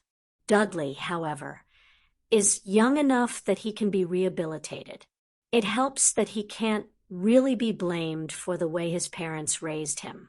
That blame rests entirely with you." Harry turned and glared at his arch-nemesis. Voldemort was just a pest compared to Albus Dumbledore. Albus chuckled in amusement. "I fail to see how I had anything to do with how young Dudley turned out. I'd never met the boy." "No, but you placed a magical child with his parents. Parents who had made it very clear they hated magic and anything to do with it, including Petunia's own sister. As a result, they went out of their way to treat their son like a prince so he would know he was better than the problem they kept under the stairs. If I hadn't been forced to live with them, then they would have treated Dudley like a regular child. Despite how they raised Dudley and treated me, they both had a strong work ethic. Dudley is nearly as lazy as Ron Weasley. So yes, Albus, it is entirely your fault that the Dursleys are the way they are." Albus gave a sad sigh. Harry tried to refrain from punching the bastard. "It is sad that you seem to feel the need to assign blame to me for things beyond my control. So, Albie," Harry was getting very snarky, "if I could get the Dursleys out of prison and back home, would you still make me live there?" Mr. Potter." He quickly corrected himself as he saw Harry's glare. "You underestimate both the danger you are in and the strength of the wards that I erected." "You mean like danger from Death Eaters?" "Exactly. And Lord No Name?" Albus gave a tired sigh. He thought that name was entirely too childish, even if it was legally apt in the pureblood world. "Yes, Mr. Potter. Even Tom Riddle. And you were responsible for those wards, and me being there?" "Again, yes. I erected the wards based on your family's love and the blood that you and your aunt share. And you are responsible for my safety here. That is my duty as headmaster to all students who attend Hogwarts." He corrected. "You seriously can't see where I'm going with this?" Harry asked in disbelief. "I assumed you realized that everything I have done is to keep you safe." Albus frowned. "Unbelievable," Harry exclaimed as he stomped off, leaving a confused headmaster wondering what he said wrong. Albus looked around and saw Minerva and Phileas glaring at him before they too stomped off. He decided to retire to his broom closet to review his memory of the conversation in his pensive, provided Fawkes hadn't used it again. "So, you had a good time, Dud?" Harry asked as they arrived back at the special home the following day. "It was epic." Dudley grinned. Then he looked around, and the sadness came over him. But I'm back here. Dudley, I am not a cruel person. I didn't show you my world today just so you could see what you couldn't have. I showed you everything to give you a reason to be the best person you can be. You are getting good reports here. Your work is average, but that isn't an issue as far as I am concerned. The reports that interest me are the ones on your behavior. My people are talking to the people in charge, and we reckon that you could be out of here by July. After that, you could come live with me. Dudley looked like he would burst with excitement. You mean live in the castle? Live in the castle, but attend a normal school. Harry nodded with a smile. I want you to get the best normal education you can so that when you get older, you can help other people like me who don't understand how the normal world works. You want me to be a teacher? Dudley, like most children, only went to school to be with his friends. He'd much rather not go at all. I want you to be whatever you want to be, Dud. But if you have a normal education, then you can help magicals fit in with the normal world. Just like my friends were trying to help you fit in the magical world today. Dudley frowned thoughtfully as he nodded. Harry chuckled. Relax, Dudley. I'm not asking you to decide now. You're stuck here till the summer. Use the time to make your decisions and work towards being the best human being you can be. I'll be back next week for another visit. A few weeks after the new year, Harry approached Albus in his broom-covered office. Albie, Harry greeted him cheerfully. Said Albus just sighed. It is common courtesy to knock before entering a person's office, Mr. Potter. Harry just shrugged. This is my castle, and this is certainly not your office. Albus still refused to go back to the headmaster's office, whilst the portraits would be spying on him. Of course, Harry had no interest in having them spy. What do you want, Harry? He asked tiredly. A bit informal there. Harry chided with a grin. You called me Albie. Dumbledore retorted dryly. Well, since it's just us, I'll allow it. Harry kept his grin. Next year, you are being banned from the castle. Albus was about to argue, but Harry jumped in. It's just for the year. You will still be headmaster, but I want you to take a sabbatical. And just why are you so concerned about me all of a sudden? He asked suspiciously. Because everyone says you are a good man. Unfortunately, everyone also says you are making some really dumb mistakes and looking like a fool. So, you are taking a sabbatical. I recommend leaving the country and having a long lie on a hot beach. I suppose you could also focus on your roles at the Wisengamot and ICW. And who do you intend to take over my responsibilities whilst I am gone? Albus was more amused than insulted. Aunt Minnie can handle most stuff. Uncle Phil will pitch in. I can even get Nicky to help out. He does still owe me after all. It was true. Perenelle had threatened bodily harm on her husband if he ever tried to fulfill Harry's request to cast the killing curse at him. You could go and visit other magical schools and see how they do things. The Quidditch World Cup is in '94. You could start working on making sure it goes smoothly. Albus examined the young lord shrewdly. I'll think about it. Harry laughed. Albie, come August, you will be out of the castle for a year. The only decision to be made is whether you leave voluntarily or you get the boot. Albus was suitably stroppy for a few days, mainly because he was given an ultimatum. In reality, he was actually looking forward to doing a few of the things that Harry had mentioned. There were some things that could use his undivided attention in the ICW, so this would be the proper opportunity. He would also enjoy visiting other schools. Ron Weasley had returned to the school a changed person. He was terrified.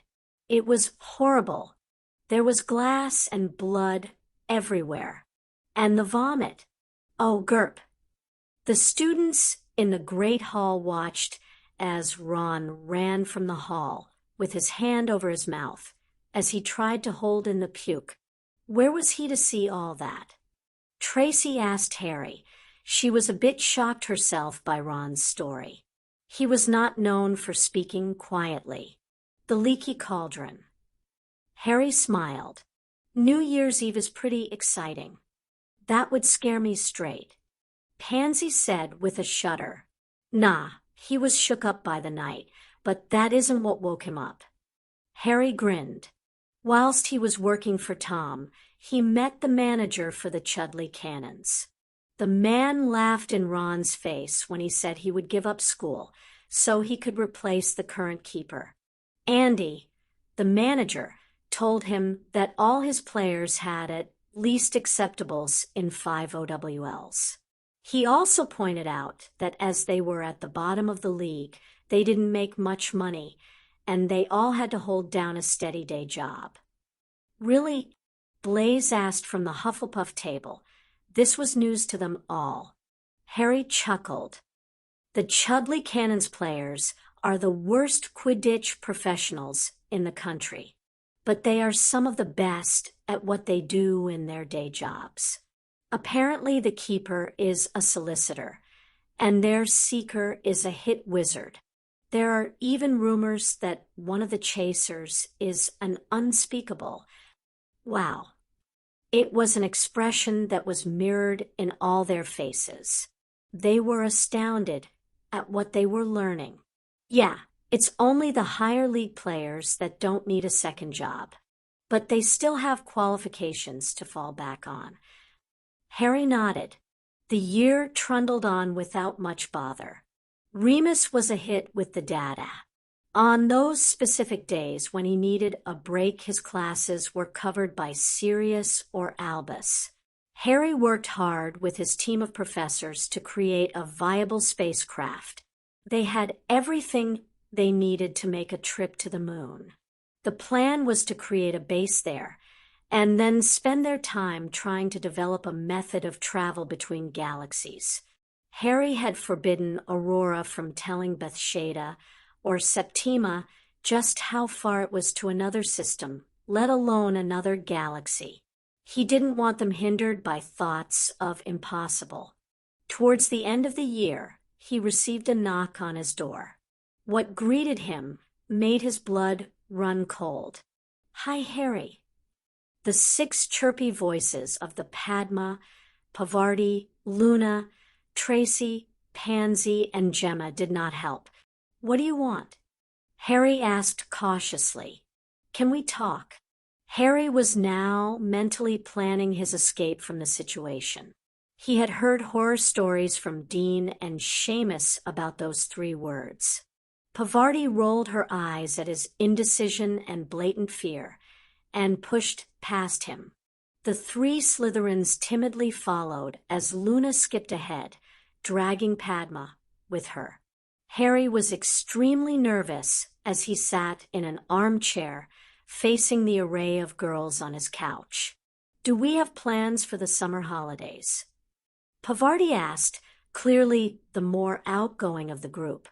Also one of the few who took Harry seriously when he said he didn't want them treating him like he was a lord, just a 12-year-old boy who owned a castle, not as a group.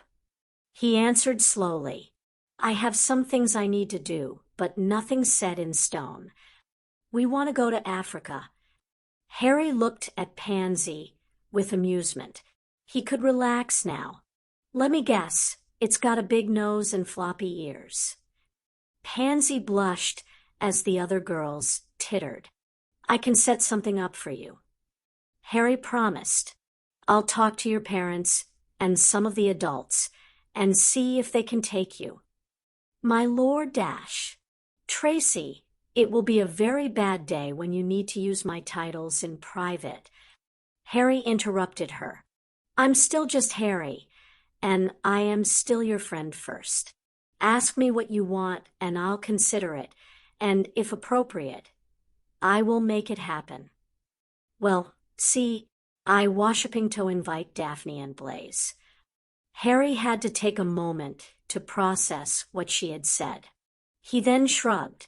Let me see if I can arrange the trip to Africa first.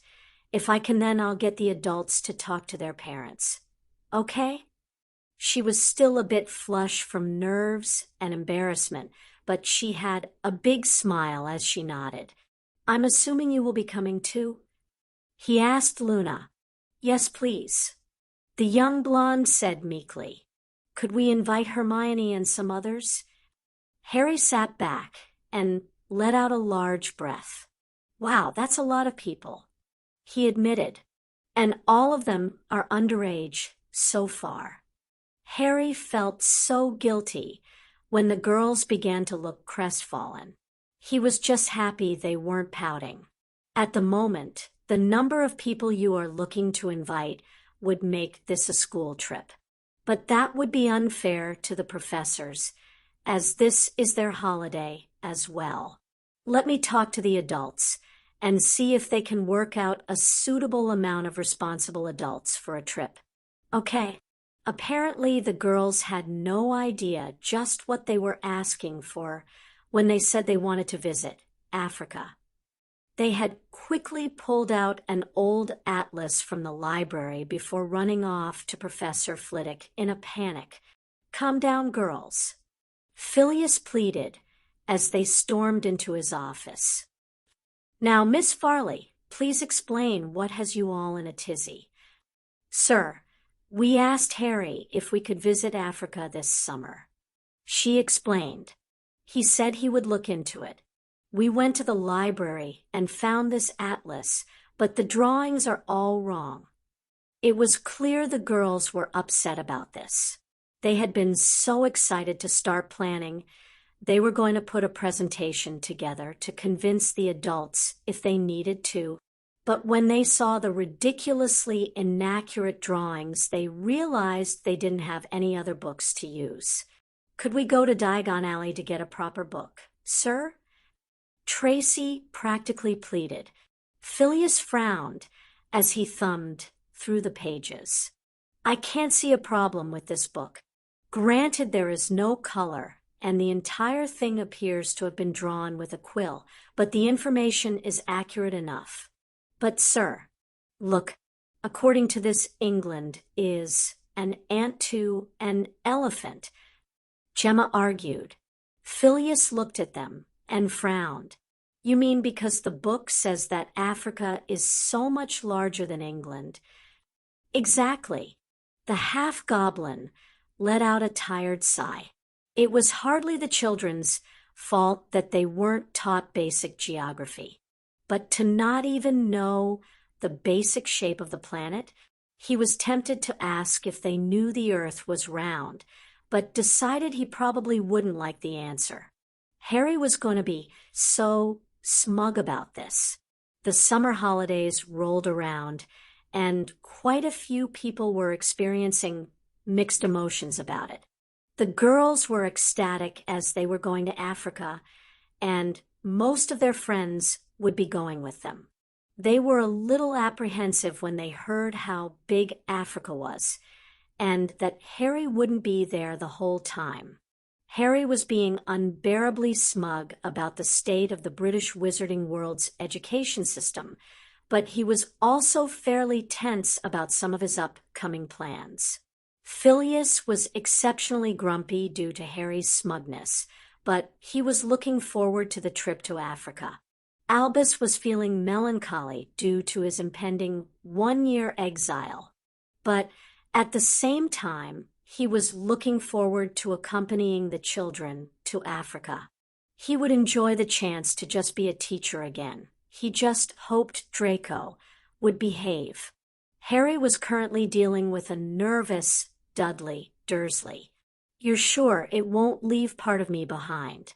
Gemma said that could happen. What?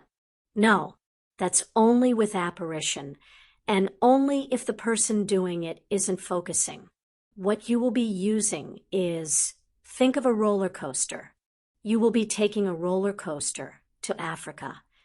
Unfortunately, Harry's metaphor was not well received. But that's thousands of miles. I don't think I can ride a roller coaster that long. He then looked a little embarrassed. What if I need to pee? Harry couldn't help the fond smile he had for his cousin. Over the months of weekly visits, they had developed a brotherly relationship.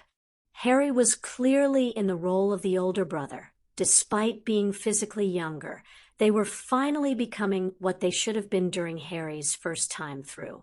Family. Harry looked around and picked up a small rock. You see that wall over there? He pointed to a castle wall that was about 20 meters from where they were sitting in the middle of the courtyard. Run over there as fast as you can. I'll time you. It showed how far Dudley had come in the past year, that despite Harry holding a rock in his hand, Dudley began running. Once he arrived, Harry called him back over. Okay, under 5 seconds. Now, throw this rock at the wall hard. I'll time it. Dudley threw the rock as hard as he could. Less than a second. Harry announced, Harry, is there a reason you are throwing rocks? They turned to see Minerva marching up. I'm just explaining Portkey travel. Aunt Minnie. Minerva gave a little huff. This ought to be good. Harry rolled his eyes and turned back to Dudley. You running to the wall is like taking a plane or broom. It takes a while, but Portkeys are like the rock, a fraction of the time. Dudley looked at the remains of the rock dubiously. I won't smash like the rock, right? Chapter 13. It had almost been a tearful goodbye when the large group left for Africa. The Slytherin girls were so sad that Harry wouldn't be there with them. But Harry had business he had to take care of, and that was why he was currently seated in a cave with Sirius and Nicholas either side of him at a long conference table, whilst King Ragnarok of the Goblins sat at the other end with 5 advisors. Said advisors were carrying very large weapons. Well, you asked for this meeting. What do you want, whelp? Ragnarok sneered. Sirius growled at the insult, but Harry just placed a calming hand on his arm. I wanted to offer you a chance to create an alliance and perhaps offer you some things. But if you are going to be insulting, then I'll just leave and let you be. You're just a child. Ragnarok sneered. What could you offer? How about the chance to live above ground, own wands, walk amongst wizarding kind as equals?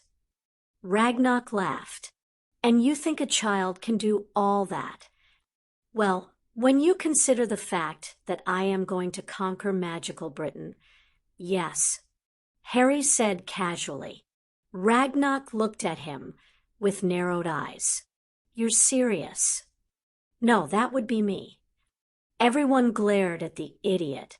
We are entirely serious, King Ragnarok. Nicholas confirmed solemnly.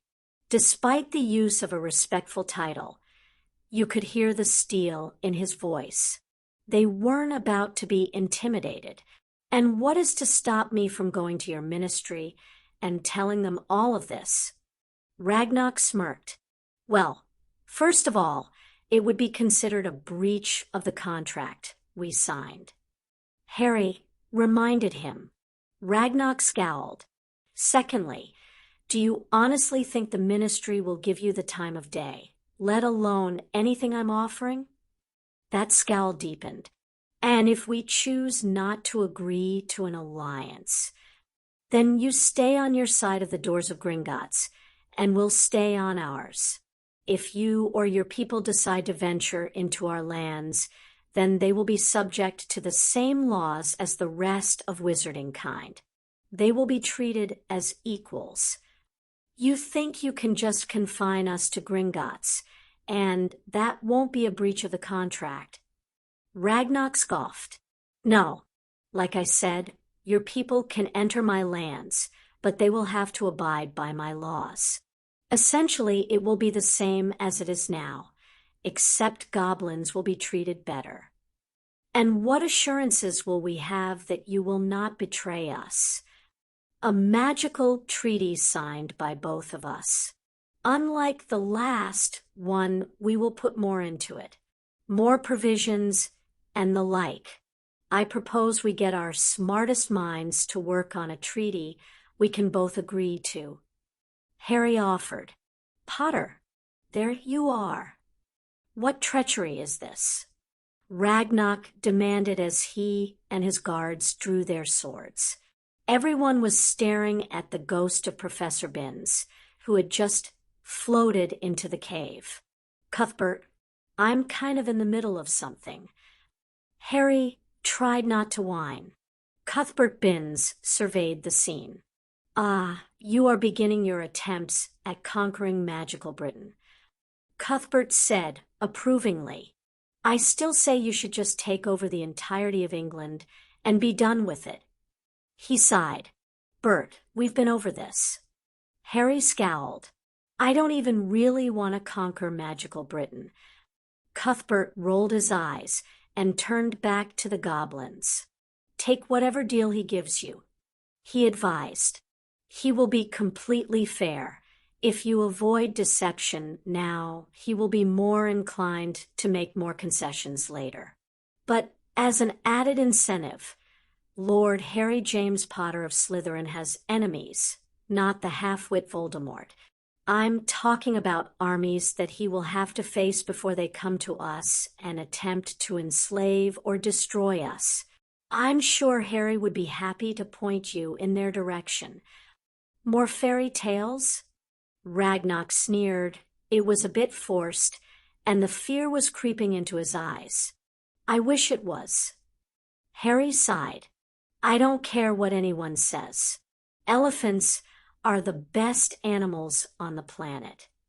The rather snotty-nosed declaration was met with amused smiles as Pansy Parkinson stood there with her nose in the air as they stood outside a pen of unicorns.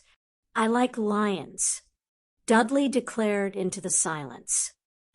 They can fight, eat all the meat they want, and sleep all day. Honestly, if I didn't know the boy's ancestry myself, I'd swear he was related to Ron Weasley. Minerva commented to Phileas as they stood nearby. The large group was visiting a Kenyan magical preserve. It contained both magical and non-magical animals. It was a beautiful safari experience, despite Pansy's irritation at not being allowed to get closer to the elephants. Now, Minnie, Dudley is nothing like Ronald. Phileas countered. Dudley is looking to improve himself. According to Sirius and Harry, his marks are barely average, but he puts everything he has into what he does get. Boom. It was the sound of an explosion that tore through the sky and sent both animals and humans panicking. It was only one Severus Snape who was instinctively aware of what had happened as he felt it and looked to the sky. Everyone calmed down. He ordered with a sonorous, "It is just Lord Slytherin arriving." He pointed to the sky where the spherical craft that was instantly recognized by the Hogwarts alumni was hovering. The Hogwarts crowd quickly calmed. This had a similar effect on the other patrons of the preserve, but they were still a bit wary. The spherical craft began to lower to the ground and landed before the sides split to allow a very shaky Aurora Sinastra to exit the craft and proceed to kiss the ground. That was so exciting. Bathsheba Babbling exclaimed as she practically skipped out, followed by an amused but more reserved Septima Vector. You simply have to teach me to fly, Harry. I've never been that interested in brooms before, but if they were like that dash, you are never doing that again. Aurora interrupted as she rounded on the emerging Harry Potter. Harry looked a bit worried at the angry woman. We were fine. You broke the damn sound barrier. You scared maybe 20 different countries. Aurora, if the idiots think they can build an airport near residential homes, then they can suffer a little bang when we pass them. Harry argued calmly. Aurora raised her hands to near Harry's neck as though she were about to strangle him.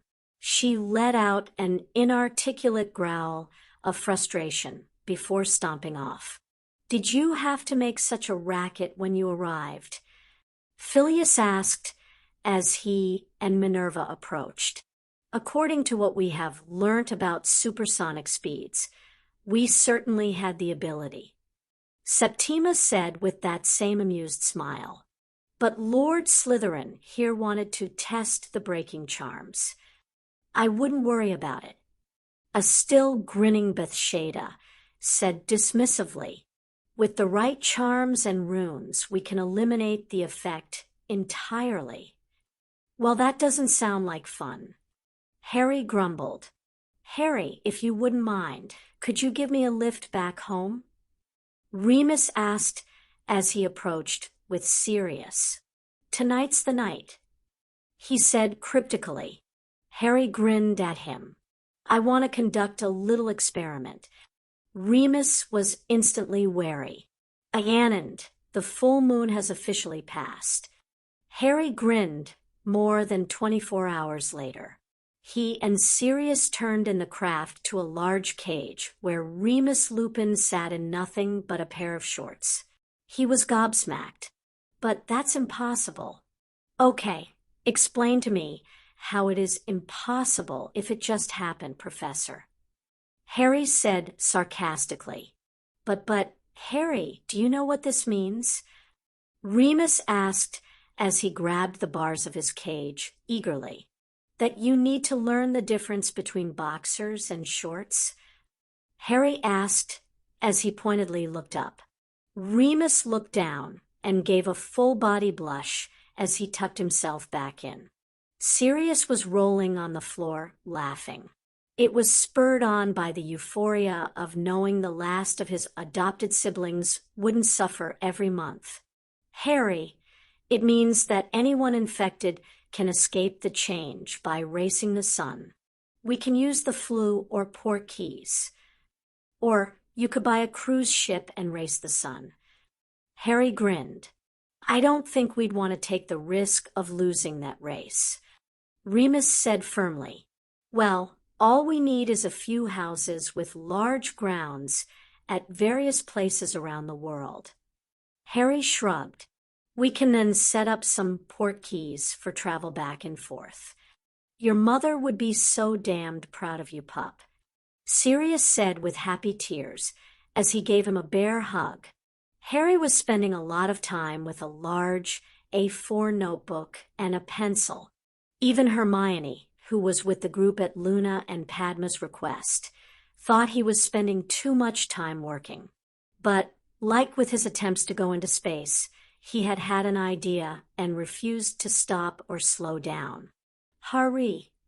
Harry's blood practically froze in his veins at that half-whining / half-pleading tone. He slowly looked up from his notepad to see Luna, Hermione, and Sully standing there in light summer dresses. Girls, I'm 12. Have you tried asking an adult? Why do they always have to gang up on him like this? They said you are in charge of summer holidays. Hermione answered. Someone is getting locked out of their office this September. He grumbled. What do you want? The girls shared a look before non-verbally agreeing to let Hermione take the lead. Next summer, we were hoping we could go to China. Harry looked at Sue with a raised eyebrow. If you want to visit someone, I can easily arrange it. Sue looked embarrassed and shy. I wanted to show them pandas. Harry couldn't help the amused smile that crept onto his face. It was good to see Hermione and Luna with friends, and doing things that children should do. Unlike his last time round where Luna had been ostracized by the school and Hermione's only friends were him and Ron.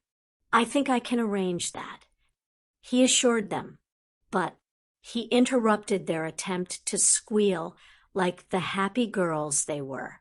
I am putting you three in charge of arranging the locations for the following summers. Talk to the rest of the people here, children and adults, and ask them for suggestions. We can always visit more than one place during the summer. Put my suggestion down for Japan, he said after a moment's thought. What's in Japan? Hermione asked. A certain type of fox I want to introduce to my godfather. His grin was near Machiavellian. His expression changed to one of worry. But don't tell Sirius I said that. Harry had had a very busy summer. It was filled with tasks that were nigh on impossible, from negotiating with goblins to avoiding the wrath of Aurora Sinastra. But now he had to deal with his greatest and most difficult mission of the summer. I absolutely refuse to do this willingly. Harry sighed as he looked up at the black-clad and scowling Severus Snape. I don't want to order you to do this, Sev, but you need to do this. They were currently standing on a Muggle street in Peckham, London. I have survived more than 30 years. I can survive 30 more. Severus said firmly. Yeah, and I'm not supposed to be able to live while Tom survives, and vice versa. You deserve better. I take my responsibilities seriously. Regardless of why you are my slave, you are still a sentient being.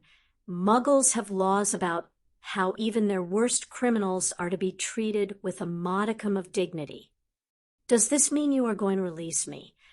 Severus asked sarcastically. You're still serving your time. Ask me again in, say, 7 to 9 years.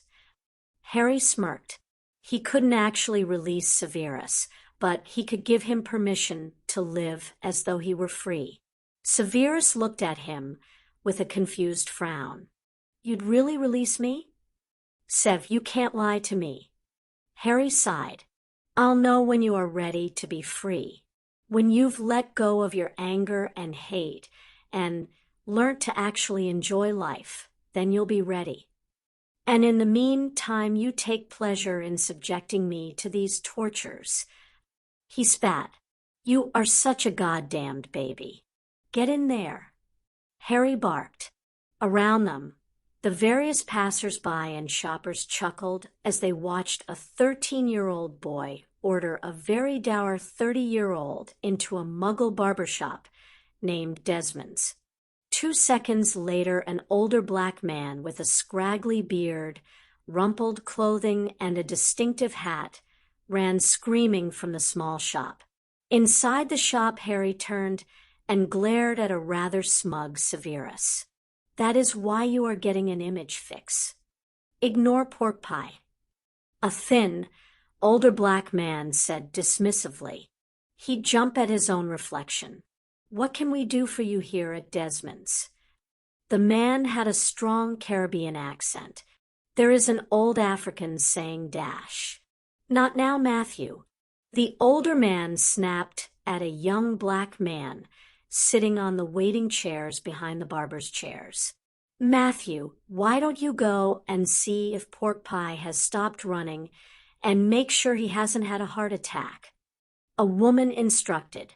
Fine, but I'm not going to the hospital with him. I have class this afternoon. The man was dressed like a student. Eventually, it was just Harry, Severus, the man, and the woman in the shop. So, I am Shirley, and this is my husband, Desmond. Shirley introduced them with a smile. What would you like? Sev here needs a haircut. Harry said bluntly. A haircut? Looks like he's going to need a whole lot more than just a haircut.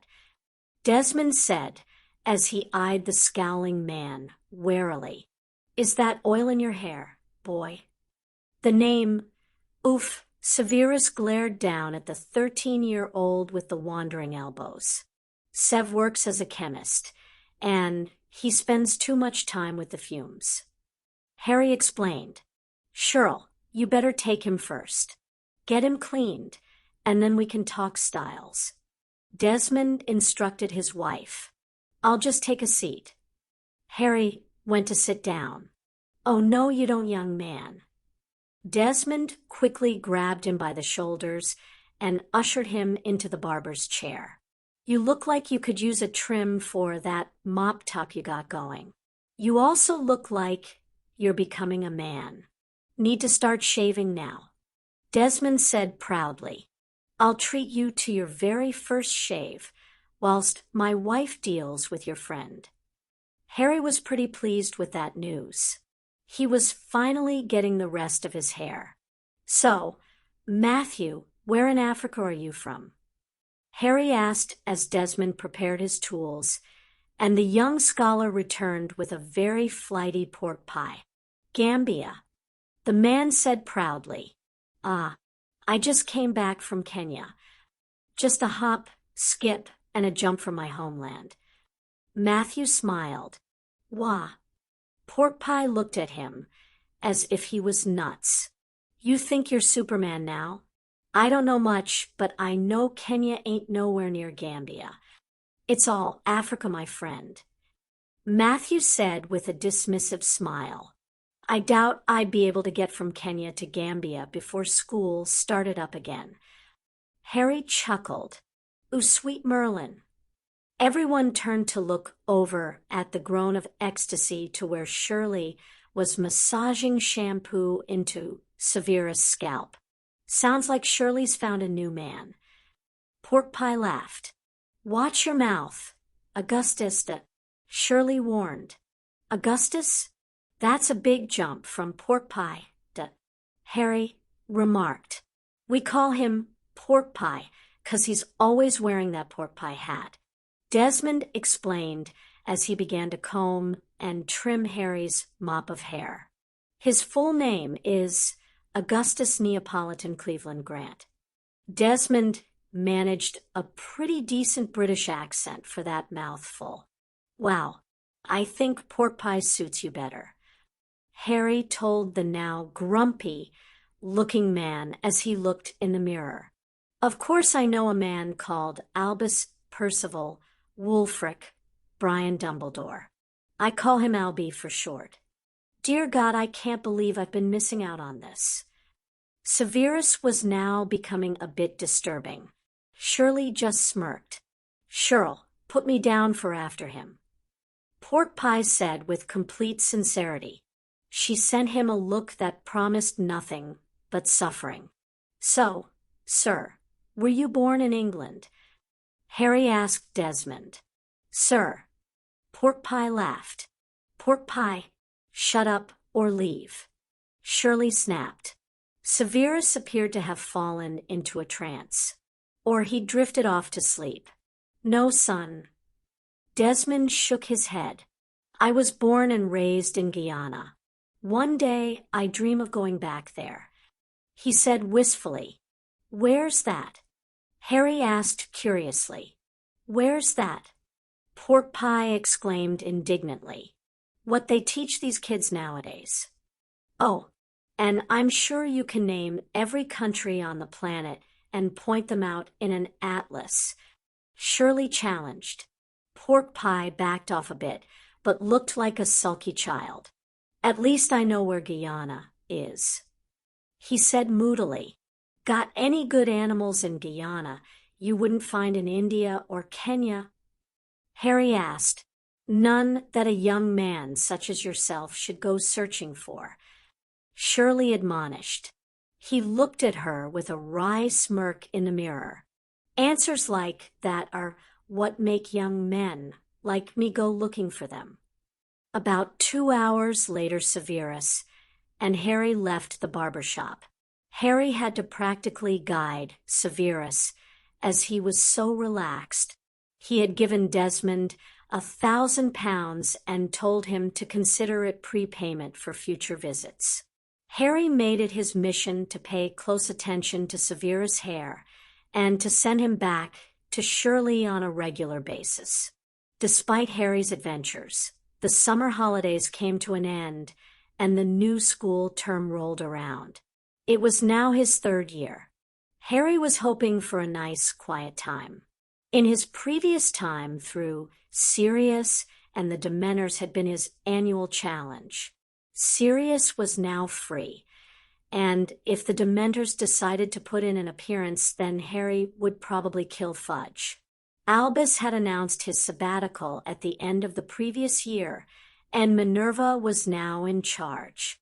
She had her first fire to deal with at the welcoming feast when the doors to the Great Hall opened, and Dolores Umbridge marched in with a smug look on her face and a troop of 6 Aurors in her wake. Before Minerva could deal with the intrusion, a voice piped up, and she placed her head in her hands and tried not to sob as Phileas patted her back.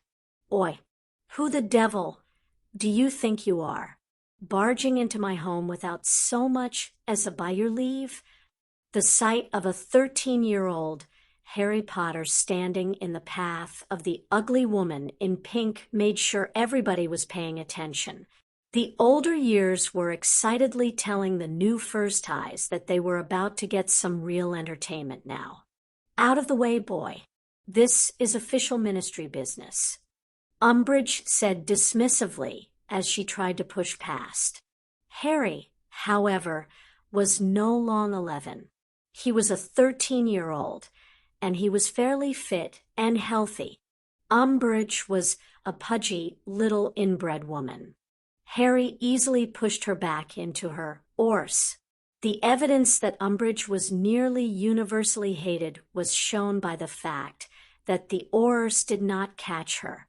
They did manage not to smirk or smile as she glared up at them. "Arrest that boy," she ordered. Harry just looked at the Aurors expectantly. They looked between the creature in pink and the young lad. "For what?" one of the braver men asked. "He just assaulted me," Umbridge exclaimed angrily as she struggled to her feet. "You just attacked my godson, an heir in his own home."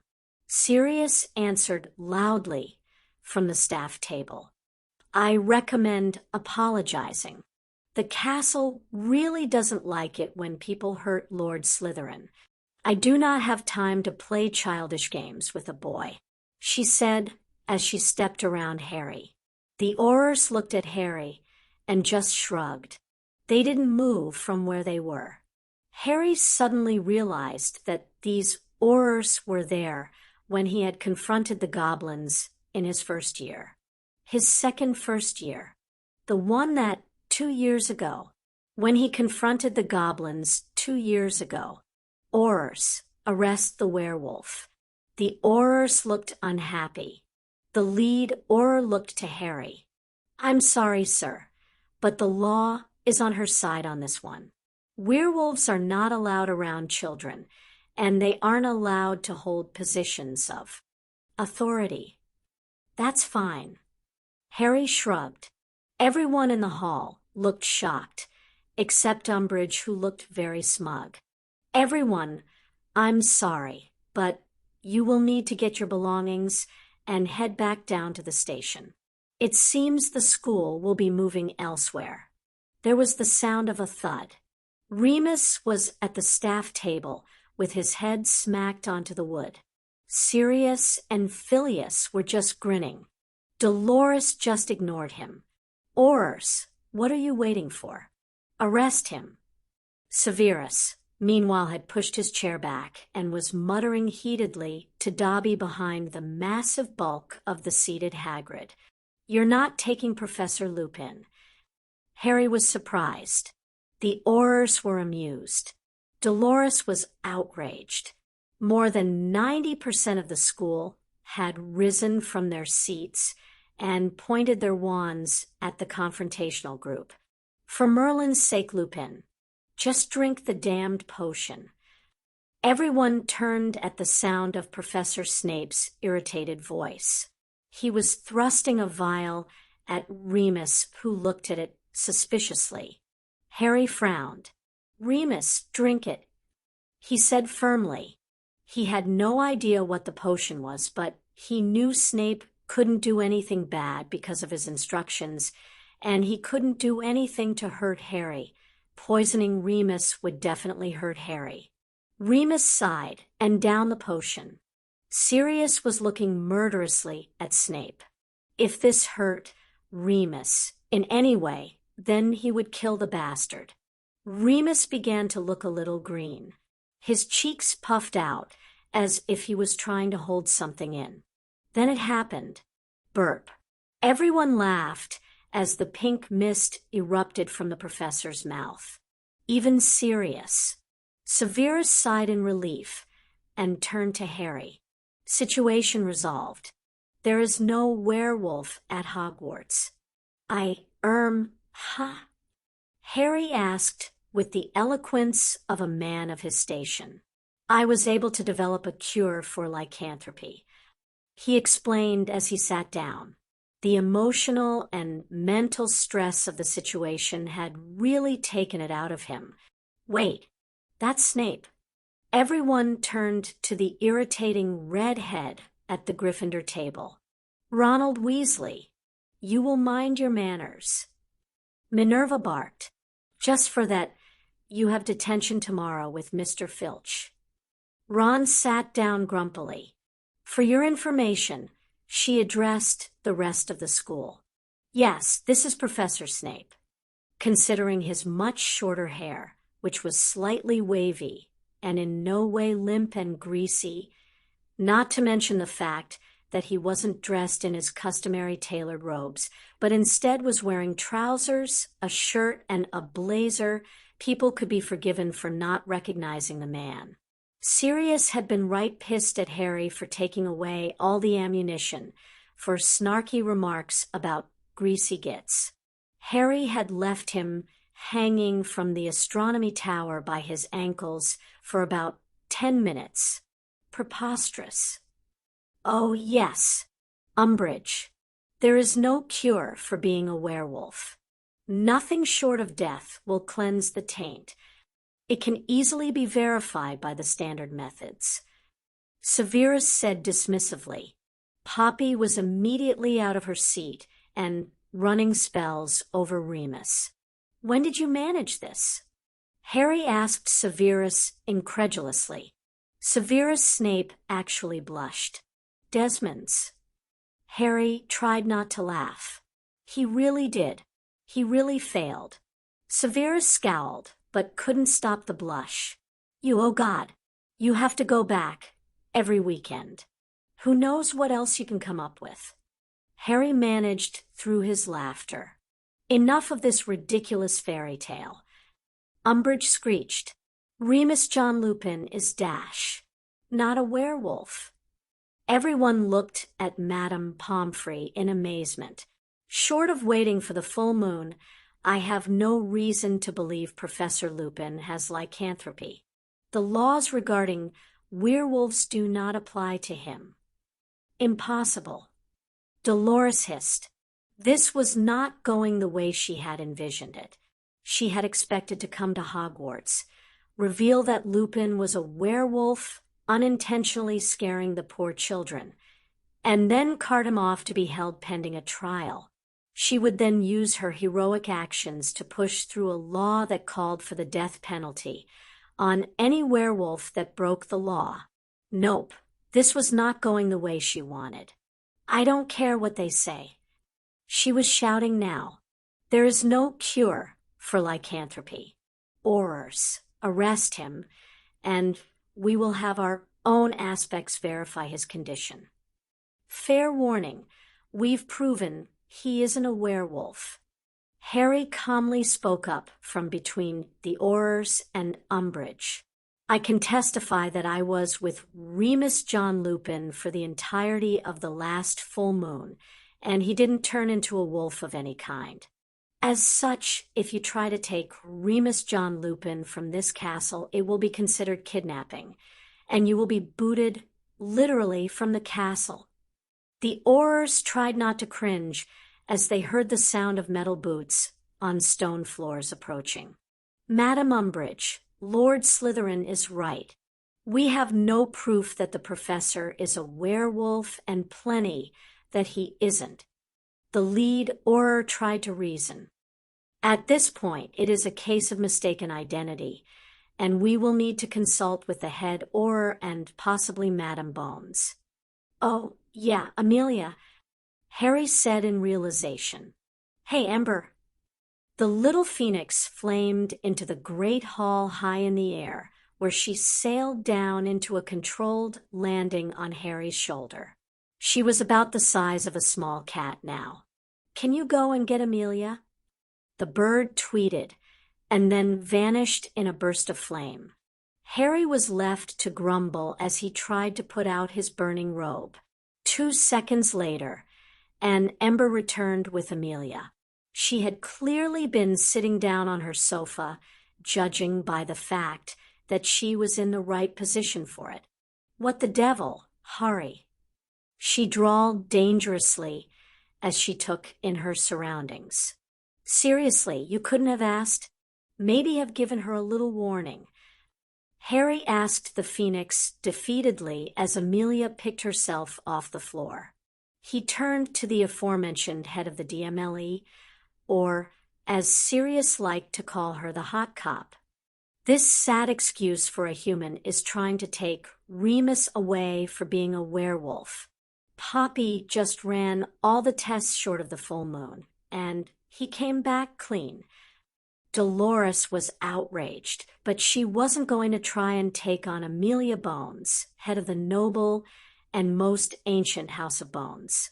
Amelia turned her glare on Dolores before moving over to the Aurors. Robards, can you confirm that Madame Pomfrey performed the tests and Professor Lupin passed? Yes, ma'am. The lead Auror said with far more respect than he gave Umbridge. Lord Slytherin also stated that he spent the last full moon with the professor and didn't witness a change. Show me the paperwork. She instructed. Madam Umbridge has them. She turned and held out her hand. Well, with clear reluctance, she handed them over. Amelia carefully went through each page of parchment, her frown getting more severe as she went. Then she got to the end. She couldn't help the snort of laughter that escaped. Robards, arrest her, she said without looking up. How dare you? You are the biggest fool in the ministry. Amelia smirked at the outraged undersecretary. These papers are perfectly arranged. They would stand up without challenge at trial. But you made one fatal mistake, Dolores. Can you guess what that is? She asked patronizingly. You are the one making a mistake, Bones. She screeched as Robards cuffed her. Harry, who signed these papers? She asked as she handed him the sheaf. Harry quickly went through them. Dolores Jane Umbridge. She signed on both lines. Harry chuckled. Does she get paid for doing 2 people's jobs? It's worse than that, Harry. Amelia shook her head as she allowed herself a fairly sadistic smile at Dolores. The undersecretary does not have the authority to sign arrest warrants. The minister can do it, but it requires my signature as well. At a push, the chief wizard's signature would do in place of mine. Dolores Jane Umbridge, you are being charged with forgery of ministry documents, attempted kidnapping, trespassing, falsifying an arrest warrant, endangering children, defamation of character, and give me enough time, attempted murder. Amelia was clearly enjoying herself. You'll regret this, Bones. Umbridge yelled as she dragged away in restraints. Amelia ignored and turned to address the school. My apologies to you all, especially Professor Lupin and Lord Slytherin. I may require statements from you regarding this incident. Thanks for coming." Harry smiled. "Ember, can you give her a lift home?" The school's proper first day ran pretty well. Amelia sent a quick message that Dolores was stuck in a cell, and the minister was desperately trying to find out what happened to her. Fortunately, anyone who knew the answer to that had been sent out of the ministry building on an errand that would take all day. Amelia herself was sequestered in her office going over the parchment trail Dolores had left. The history of magic classes were the only real surprise. Cuthbert had returned from his investigations and practically demanded an assistant to help him do simple things like turn pages in the new books he wanted. Until a witch or wizard showed an interest in history, he was assigned a house elf. Students were torn between happiness that Binns was actually interesting now and fear and disbelief at what he claimed other magical cultures, and even Muggles, had achieved. He was making wizards sound medieval. Chapter 14. Neville Longbottom was thrilled to be back at Hogwarts after the summer. He loved his Gran, but she was just so stifling and always seemed disappointed with him. Returning to Hogwarts always made him a little sad as well. He got to hear what his fellow students and friends had been up to. Potter and the Patils had traveled to India in his first year.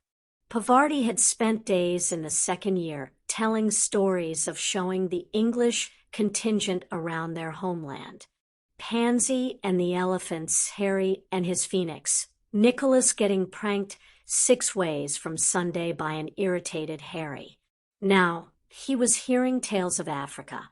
What was worse was that even his own friends had gone.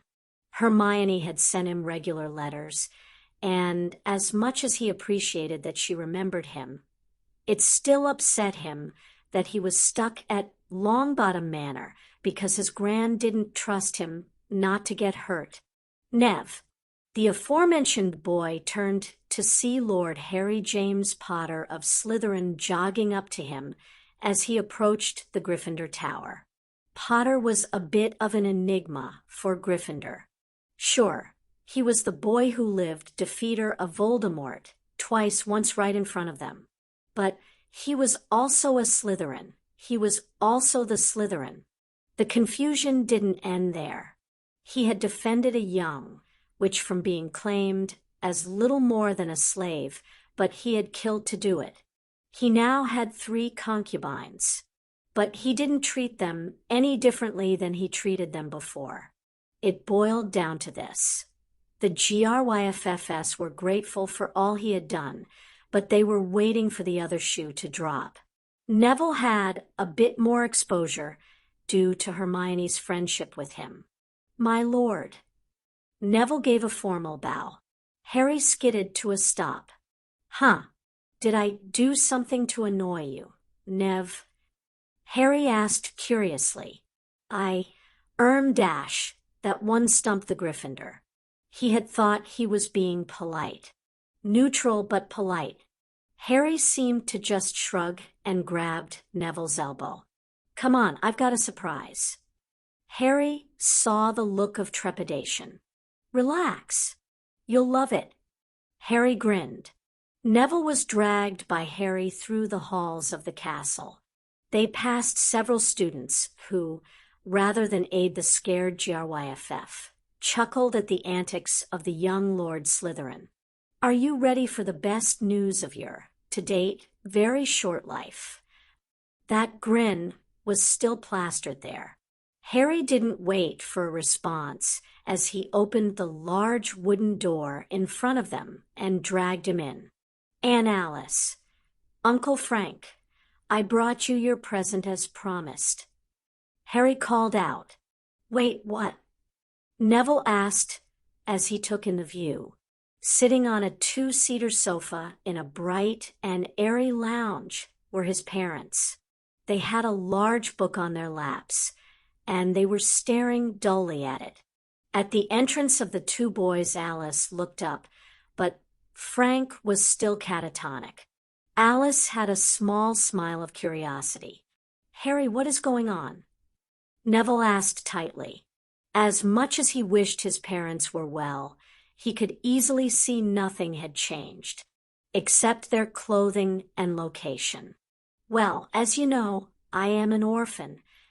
Harry knew he was about to lay it on thick, but considering Neville's expression went from pissed to shame in a split second, he was just going to keep dolloping. "I lived in a cupboard without anyone to love me and take care of me. If Phileas or Minerva or, God forbid, Perenelle heard him, they'd probably tan his hide for putting Neville through a guilt trip. Now, I have lots of people to care about me. But I discovered from Sirius that my mom was your godmother, and your mother is my godmother. Now, I guess it isn't really your fault that no one told me and introduced me dash. Someone up there had to prepping a lightning bolt to smite his devious arse. So I decided to introduce myself." Neville struggled with words as he tried to think of a way to continue this discussion without coming off as an insensitive git. But why would you kidnap them from the hospital? Why were they in the hospital?" Harry countered with a snort. They weren't being given medicine to cure them. They weren't meeting with counselors to help them. They were just dumped in a hospital and left there for someone else to deal with them. Harry had accidentally dropped his poor orphan persona as anger made an appearance. "But dash, it's not your fault, Nevada," Harry assured him. "It is a problem with the wizarding world. If you can't fix it with a spell or potion, then it isn't worth your time." He said in disgust, "With Uncle Frank and Aunt Alice here, you and I can see them every day. So can Sirius and the professors. Poppy will make sure they are healthy, and the elves will take care of their needs. Maybe if we actually put the effort in, they might eventually remember themselves." Neville sighed. He didn't want to argue. He not only agreed with Harry, he dreamed of it constantly. There was just one minor detail he didn't think the young lord had taken into consideration. "Gran is going to go mental." Harry turned to the boy with an evil grin. "If Regent Longbottom wants to take on the noble houses of Potter, Black, Slytherin, Flammel et al., bring it on. At least she won't notice until Christmas, unless the healers tell her." Neville muttered.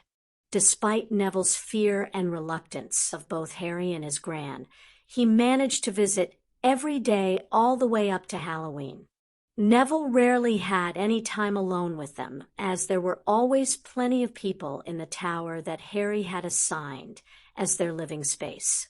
It was off limits to the student body, but he made an exception for his family. He asked Tracy, Pansy, and Gemma to spend time in the living room, so they had more exposure to people. Halloween turned out the way it inevitably would. Harry was in a fair amount of danger. "You arrogant little cur. I have half a mind to take a cane to your bare backside. What do you have to say for yourself?" Augusta Longbottom had stormed into the great hall at dinner time on Halloween and headed straight for the black-haired boy at the Slytherin table. She had then laid into him with a verbal tirade that made the boy struggle very hard to keep his underwear clean. He was pale and shaking and looked ready to throw himself on his own wand to end it. "Are you finished terrorizing my friend Terry, or do you need a few more minutes?" Harry said as he stood up from near the staff table. "I could certainly use the time to call the DMLE. Whilst Augusta was looking between the boy she had been haranguing and the boy who had spoken, a flash of fire erupted from Pansy's shoulder as Ember vanished. Seconds later, she reappeared. Merlin Sake Potter. Amelia grunted as she landed on the floor. Wasn't me. I was going to use the Flaw, Harry said defensively. Are you trying to get me in trouble? He glared at the hovering bird. Ember tweeted happily before soaring back to Pansy's shoulder. Ember liked the attention and the people. Hedwig preferred the peace and quiet. Blinky liked to sleep. Ah, Madam Bones. Augusta turned to the head of the DMLE triumphantly. I want this insolent brat arrested for kidnapping. Shut up, you old hag. Harry snarled. The occupants of the hall gasped. Harry. Everyone gasped again as quiet, timid Neville Longbottom stood up angrily and snapped at Harry. Sorry, Nev, but her behavior is unacceptable. Harry shook his head with a scowl. Amelia, this woman, broke into my home, which is filled with innocent and vulnerable children. There were various snorts from around the hall, mainly from the staff table. She then immediately began to verbally assault Terence Higgs, a fine and upstanding man who holds both the position of head boy and Slytherin Quidditch captain. I requested your presence as I want her arrested for trespassing, child endangerment, and assault. Harry. Neville was a little more plaintive this time. Harry turned to Pansy and Ember. Keep him company for me. Although he was actually talking to Ember, Pansy decided to take the instructions as hers and stood up and walked around the hall to the Gryffindor boy. It was a testament as to how much the stuck-up little pure-blood princess had changed. Amelia, arrest this boy. Augusta ordered. He has kidnapped my son and his wife and is holding them hostage. Amelia couldn't resist the amused look as she slowly turned to Harry. Harry, despite now being 13, looked like a 7-year-old caught with his hand in the biscuit tin. Harry, not hostage. It's not like I'm asking for something for their return. Harry said as he shuffled his feet. How the devil did you manage to sneak them out of the hospital? She asked with amused disbelief. Have you met my friend, Ember? He asked cheekily. Besides, I signed all the papers and had the appropriate witnesses. Is this true, Madam Longbottom? Amelia turned back to the Dowager. Irrelevant. She cried indignantly. I was not consulted, and my permission was certainly never given. Madam, if the law hasn't been broken, then I am currently unable to assist you. If you wish, you can petition the Wisengamot for arbitration in this matter. This is an outrage. I agree. Amelia tried very hard not to roll her eyes as she turned back to Harry. And why do you consider this an outrage, Lord Slytherin? She asked wearily. I was the one who requested your presence due to a danger to my home and its residents. But this Harridan Dash, well, I never... Well, maybe if you did, you wouldn't be so stuck up. Harry retorted. Harry. Okay, so maybe he was crossing a line if Sirius was giving him a warning. Regardless, I called for you, and you have ignored my urgency and worry to placate the very criminal I called you here to protect us from. Harry was in full Lord mode. It was a good thing Nicholas, Perenelle, and Sabina weren't there. They found him hilarious or adorable, depending on the number of X chromosomes they had. Sabina still teased her husband for frequently being intimidated by Harry when he pulled rank. For her part, Amelia was unsure on just how serious Harry was. The problem was that she couldn't take the risk. He was joking around, as if he wasn't, he would want Augusta to see him as respected.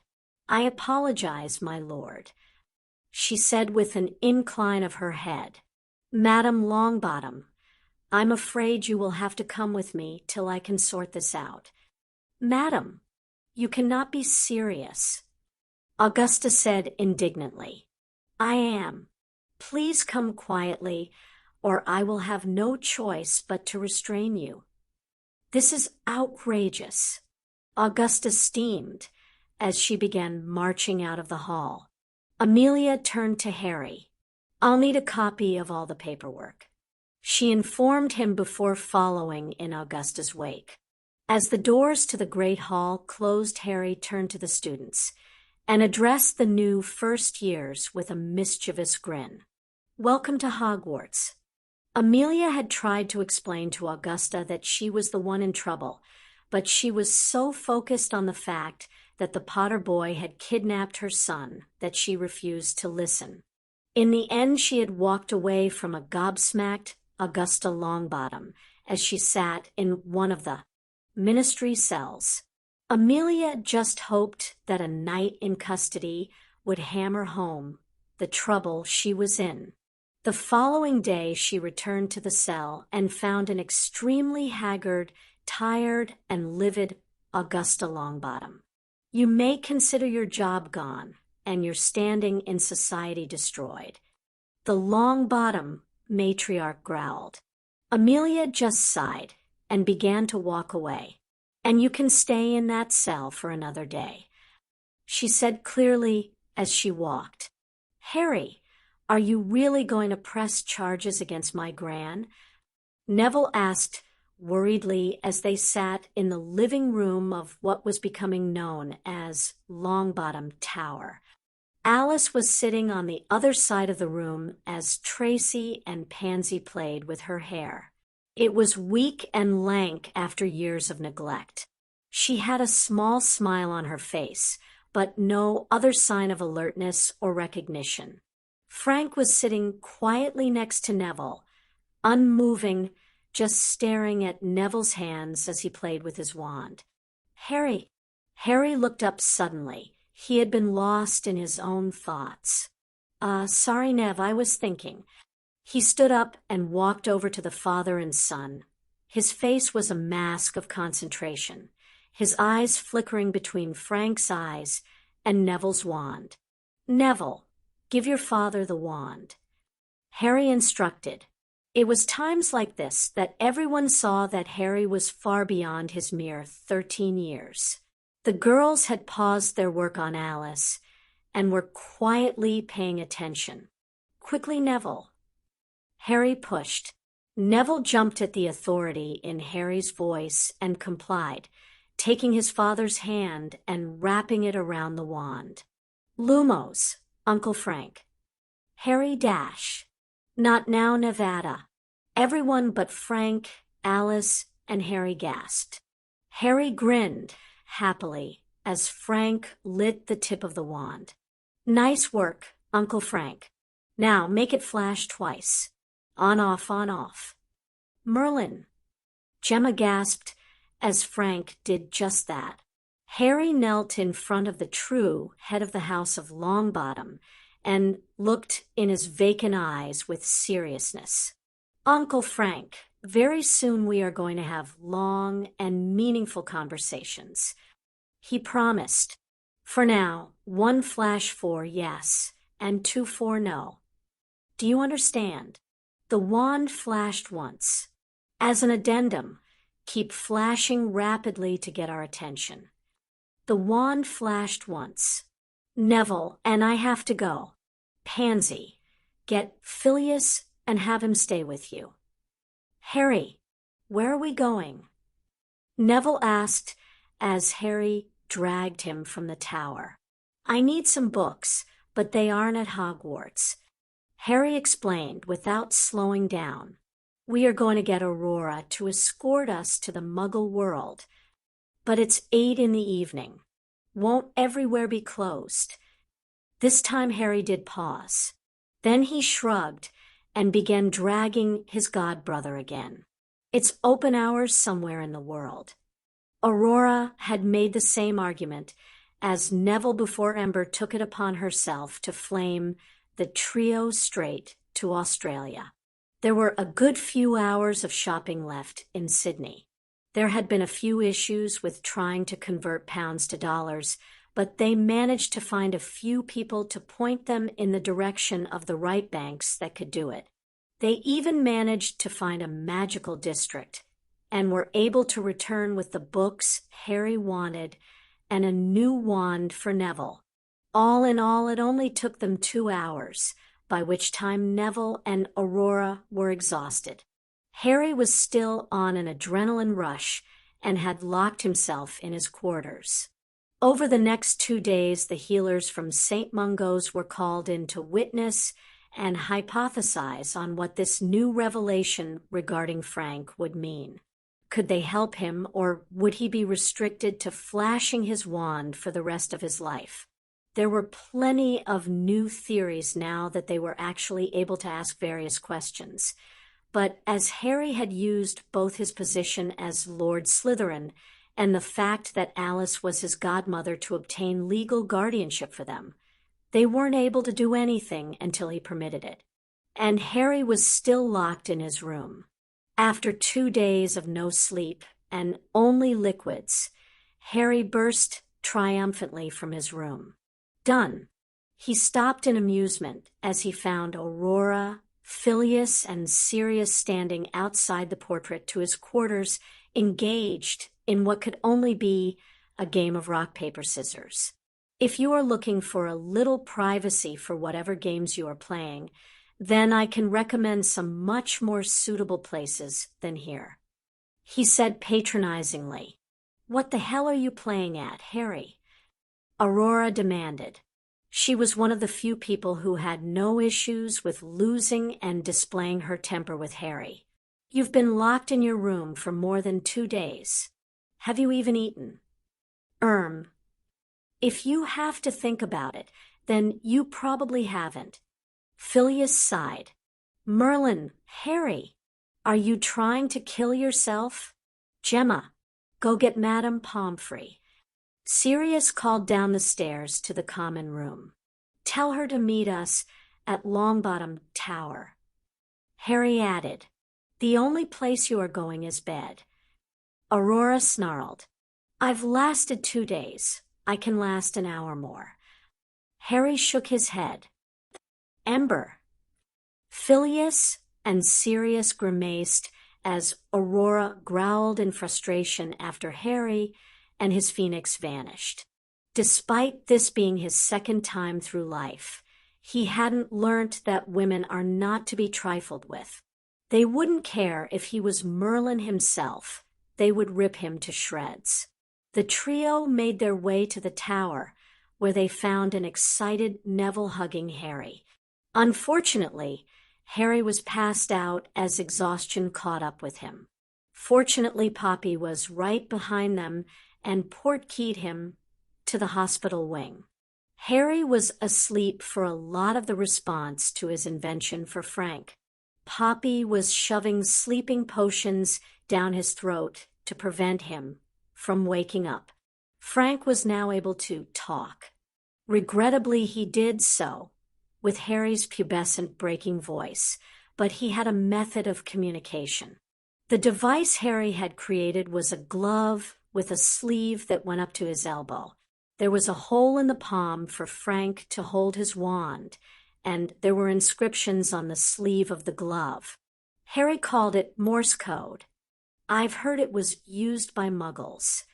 Frank explained as Harry's voice sounded from his unmoving form. "By flashing my wand, I can spell out words, and they are spoken." Frank's current level of speech was very slow. It took him time to form a word. Fortunately, Harry had created the device, so it would save the words Frank wanted and would speak them when he told it to. All the instructions were on the sleeve with the cheat sheet for Morse code. Despite the slow and cumbersome manner of communication, Frank had nothing but praise for it. Harry had given him a way to speak whilst trapped in his body. Every professor wanted to inspect the device, but Phileas and Sirius had been adamant that they would have to wait until Harry woke up and explained it. 2 days later, Poppy stopped feeding Harry sleep potions, and he woke up. Harry was pretty peeved. Unfortunately, he was outnumbered by everyone from Pansy to Perenelle. Even Frank wasn't able to rein the women in. Of course, judging by the slight light in his eyes, he probably enjoyed it. Look enough. Harry stopped them as they sat in the living room of Longbottom Tower. I couldn't sleep until I had finished. Ask Sirius. If Frank was in Azkaban and you had a way to get him out, would you be able to sleep, or would you have to do it straight away and damn the consequences to temporary health? Sirius just nodded gravely. He knew Harry was hinting towards his own incarceration at the Dursleys. I'd hex each and every one of you out of my path. Harry is fine. He is healthy and rested. I suggest we focus on Harry's amazing work and the fact that we have Frank back, sort of. Agreed, came Harry's voice from Frank. His communication was becoming quicker due to his familiarization with Morse code.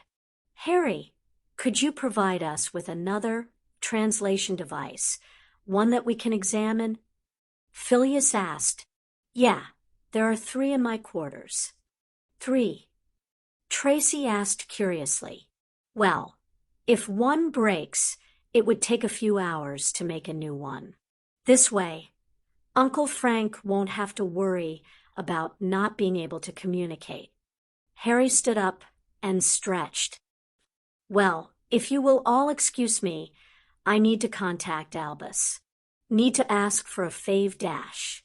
Harry vanished in a plume of fire as Ember took him away. I think, not certain, mind you, but I think Harry was planning on writing a letter. Sirius said as they all stared at the spot Harry had been standing. That bird is far too much like Harry. Aurora scowled. Harry found himself standing in a restaurant full of people, every one of them looking at him in awe. Albus was seated at a table with a man about his age, but clean-shaven and a slightly darker skin tone. For the love of God, tell me this is a wizarding restaurant. Albus chuckled at the wide-eyed and harried-looking bane of his existence. You are in a magical Italian restaurant, he confirmed. In Italy? Where else would you find an Italian restaurant? Albus' dining companion asked with a raised eyebrow and heavy Italian accent. Everywhere. Harry shrugged. Well, in the Muggle world. Take a seat and explain why you felt the need to have Ember bring you here. Albus instructed. Harry took the seat with a grump. Wasn't my idea. I was going to write you a letter. Miss Fancy Pants here decided to make it personal, he said as he gently poked Ember in the chest as she perched on his shoulder. The trill she let out could only be a giggle. Both older men tried to hide their smirks, but Harry saw and glared. Armando, meet Harry Potter, Lord of Slytherin.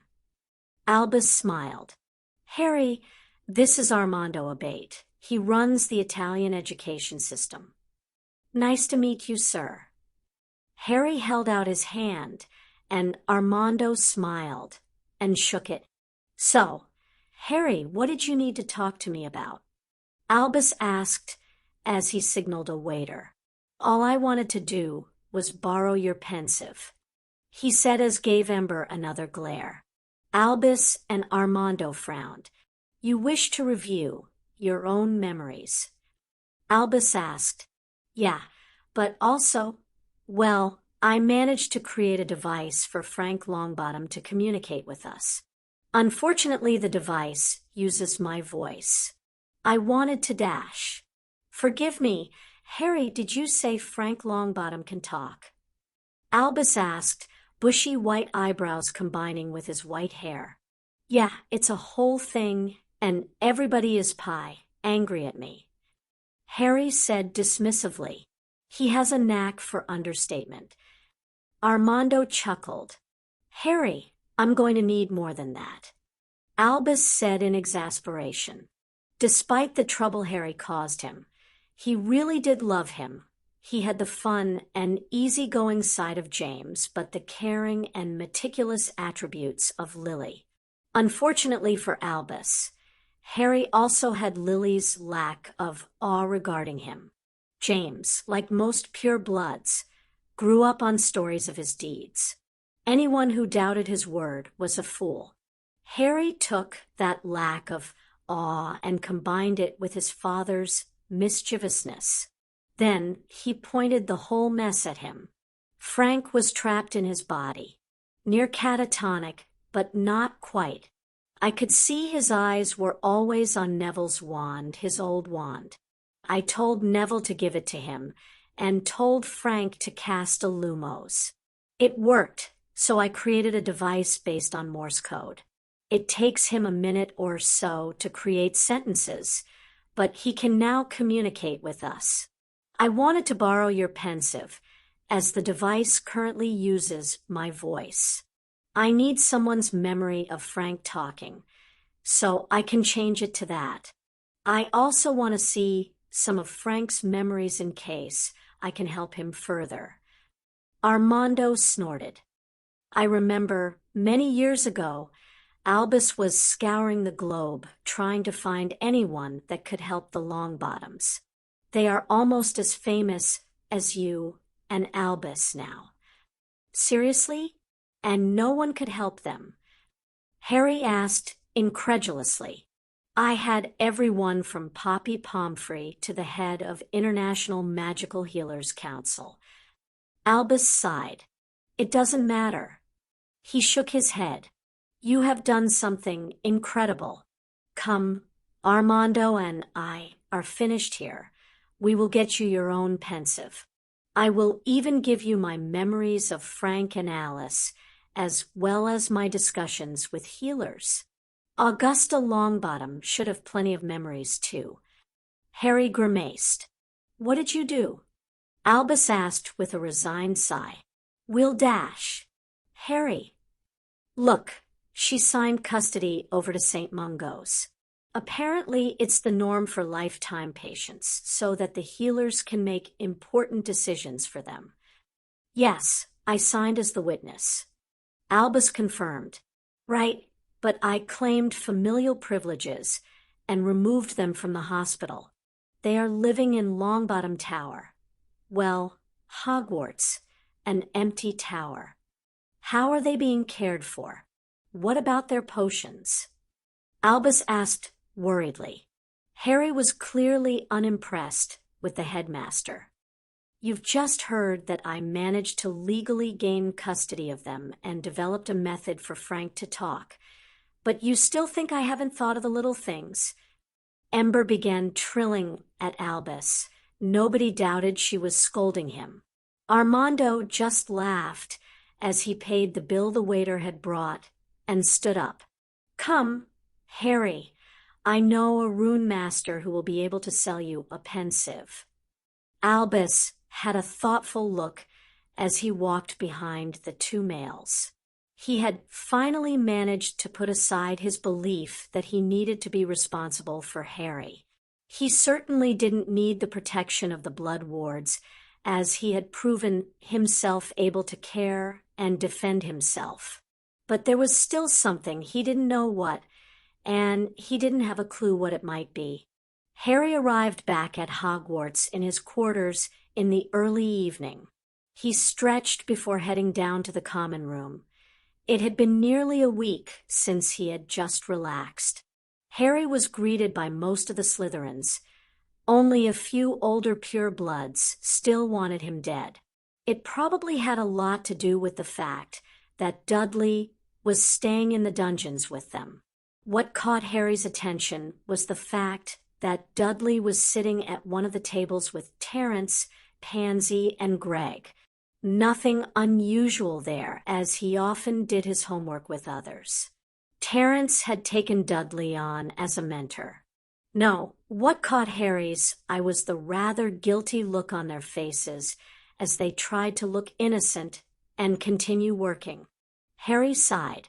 He hated being the responsible one. "All right, what did you lot do?" "Do? We wouldn't do anything, me lord." Apparently, Pansy lacked the ability to lie to Harry. Terence gave his own sigh of defeat and nodded to Dudley, who put a book on the table. "Ancient Runes." Harry nodded. "I'm familiar with this book. Care to explain?" I was reading it," Dudley said with shame. "And, I'm sorry." Harry was getting a headache already. He should have stayed in his rooms. "You're sorry for reading a book." He promised not to draw any symbols or anything. Terence offered. They were becoming more worried as Harry pinched the bridge of his nose. "Let me get this straight. All you were doing was reading a book, and not even one from the restricted section." "We'd never do that." Pansy was scandalized. "Dud, if you want to read a book, then go for it. Learning isn't going to hurt you. As long as you don't go near the restricted section, you will be fine. Trust me, some of the books in there can physically hurt you." Harry shuddered. "Dobby, there was a small pop. Could you get me my Monster Book of Monsters?" Dobby looked terrified. "Never mind. I'll get it." Harry couldn't blame him. Dobby is brave and good elf. Dobby exclaimed before popping away. It was clear he was horrified that his master would have to do his work. Dobby quickly reappeared. He was rolling across the floor in a life and death struggle with the book. Harry stepped in and separated book and elf. "Dobbs, all you need to do is stroke the spine." Harry explained. He then showed him how. "Is still evil." Dobby glared at it before popping away to lick his wounds and possibly contemplate revenge on the book. Harry chuckled as he plopped the book on the table. "I give you a book that can physically hurt you," he declared. "And there are books in the restricted section that can do the same?" Pansy asked curiously. "Sure. They're not all like that, but they are dangerous. But it's okay for Dudley to read the books we have." Terence asked for clarification. "Yes." Harry laughed. "Look, there is only one rule for Muggles reading Wiggle books. If the book has some form of magical ability, then a Wiggle has to be with them at all times." "Okay. One thing, what's a Wiggle?" Harry was about to answer Terence when Professor Snape entered. "Potter, we need to talk." He ground out. Now, it was possible that Severus was in a bad mood, but the only time he wasn't in a bad mood was when Shirley was working on him. So, he was probably in a worse mood. "I'll see you later, guys. Dudley, if you get any ideas from the book, write them down, and we can try them out," Harry said enthusiastically. Harry waited patiently as he sat in his armchair opposite Severus. He had a feeling that his slave actually liked his new attire and style. His hair was no longer long and greasy. Harry had been miffed that he had slept through the weekend and missed a visit to Desmond and Shirley. Severus was still decked out in wizarding robes, but under that he wore trousers and a shirt. The shirt was always dark like the trousers, but never black, as per Harry's orders. "You have to let me go back to my previous style," Severus practically demanded. "Why?" Harry asked. "It is causing problems." "Explain." Severus growled in annoyance. Harry had a feeling he was going to enjoy this. "I am garnering." Unsavory attention. Harry just raised an eyebrow. Many of the female students have been purposely getting detentions and coming to me after class with pitiful excuses for questions. I never had this problem before. Clearly Severus was disturbed by this. Sev, I can think of plenty of solutions to your problem, and they won't have Shirley demanding an explanation. Harry smirked. Send the girls to detention with a female professor. Take your best sixth-year students and have them form some sort of support group that younger students can approach for help. What about the 6th and 7th years? They are the most zealous. Harry tried very hard not to laugh as Severus shuddered. Post hours when you will be available after classes, and then hold those times in the Great Hall or arrange an area in the library with Madame Pants. Or you can talk to Aunt Minnie about arranging to hold the times with her, so you have a chaperone. Severus glared at him. You are enjoying this? He accused. Yep. Harry grinned unrepentantly. I hate you. Love you too, Sev.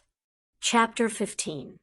Harry had grudgingly accepted a grudgingly given apology from Augusta Longbottom. Amelia had escorted Augusta from her 3rd day in the cell to Hogwarts to talk to Frank. It had taken a lot of convincing on Frank's part to prove it wasn't a trick, but he knew things about the family that no one else would. Albus and Armando had thrown a spanner in Harry's plans for the pensive.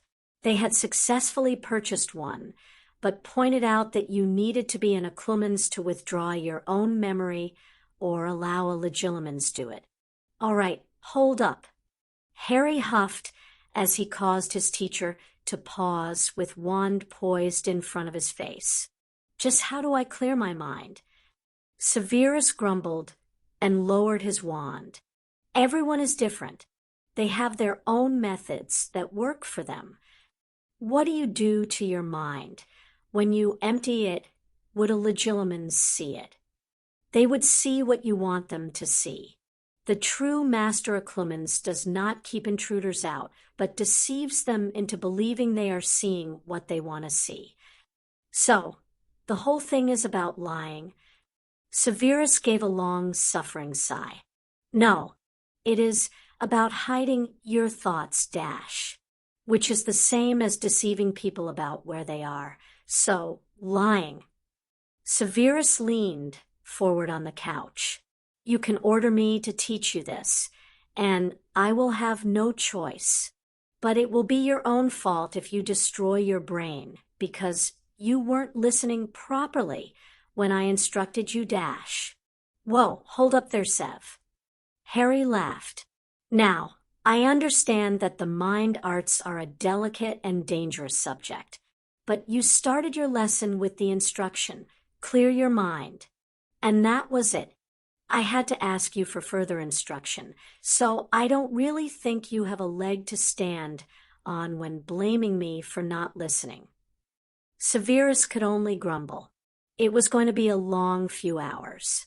Despite the fact that Severus was a reluctant and grumpy teacher, and that Harry was an annoying git, the occlumency training went pretty well. Unlike his first attempts, he was able to stop Severus and get him to explain. Harry was now able to hide his thoughts from Severus for quite some time. He would need more practice to be able to withstand a sustained assault. It was currently the weekend, and Harry had managed to annoy Severus even more. He had brought Frank and Alice with them to Desmond's. Alice was able to walk as long as Harry kept a firm hand on her. Frank was in a wheelchair that Harry had added some transfigured bits and pieces to that would make it look like Frank had a machine to talk for him. Severus was fairly put out when Shirley paid far more attention to Alice than him. He was also made to wait until she was finished with Alice, something that Pork Pie took great pleasure in ribbing him about. Unfortunately, the conversation took a bit of a downer when Porkpie asked about Frank's condition. My wife and I were kidnapped and tortured. Frank explained. I lost the ability to control myself and Alice. We don't know what happened. He explained. Porkpie. Desmond hissed. It's okay. Frank assured them. If it wasn't for Harry, we would be stuck in a hospital with nothing but white walls. Harry is the one who figured out I was actually aware in here. Just seeing Alice smile is enough to help me forget the torment. Alice was currently luxuriating beneath the tender ministrations of Shirley's talented hands. Severus was still pouting next to Porkpie. And how you know young Harry? Porkpie asked Frank, as he indicated the 13-year-old to his right. He's Alice's godson. He should have lived with us, but the bastards got to us, and now we aren't even fit to take care of ourselves. Desmond could see the self-recrimination in the mirror as he cut the man's hair. Down you go, taking on blame for what those fools did. He admonished, if you are still sane after all these years trapped in your head, then you are stronger than most. Porkpie shuddered. Don think I could last with nothing but me thoughts for a decade. Neither could anyone else. Desmond muttered sarcastically, but it took some of the sadness out of his customer's eyes. So what happened to you last weekend, Harry? Shirley asked as she continued her work on Alice. Severus said you slept for 2 whole days. Huh, even Porkpie can't manage that. Desmond laughed as the man in question looked indignant. Yeah, I managed to wipe myself out whilst I was doing some work. I accidentally worked for nearly 2 days straight and forgot to eat and sleep. How can you forget that? Porkpie scoffed. If I forget to sleep, me body will just fall on the spot. Yes, Matthew drawled, and if he forgets to eat, his belly clearly alerts the rest of us. Harry was working on his theory that I was conscious in here. He was getting a way for me to talk. You didn't just alert the adults. Shirley frowned. Harry grew up with bad examples of adults. Severus answered. His parents were killed by the same people who tortured Frank and Alice. As much as I hate to admit it, he is far more mature than most adults. Well, there's no need to be insulting, Harry said indignantly. The following day, Harry walked into the offices of the Daily Prophet with Sirius and a small trunk. Tell Cuff that Lord Slytherin and Black are here to see him. Harry instructed the secretary with his best Lucius Malfoy impression. Of course, me lords. Right away, me lords. The middle-aged woman was practically genuflecting as she hastened to fulfill their every whim. So, is this what happens when you go out? Harry asked Sirius. It depends on where I go. But I do try and stick to the Muggle world, or never mind. He suddenly looked very guilty. Where do you go? Harry demanded. Just to some places that don't know me or care about my status in British Wizarding Society, Sirius said, trying to be dismissively nonchalant. Have you been stealing my spaceship to travel abroad? Harry demanded as he invaded his godfather's personal space. What do you want? I'm a busy man.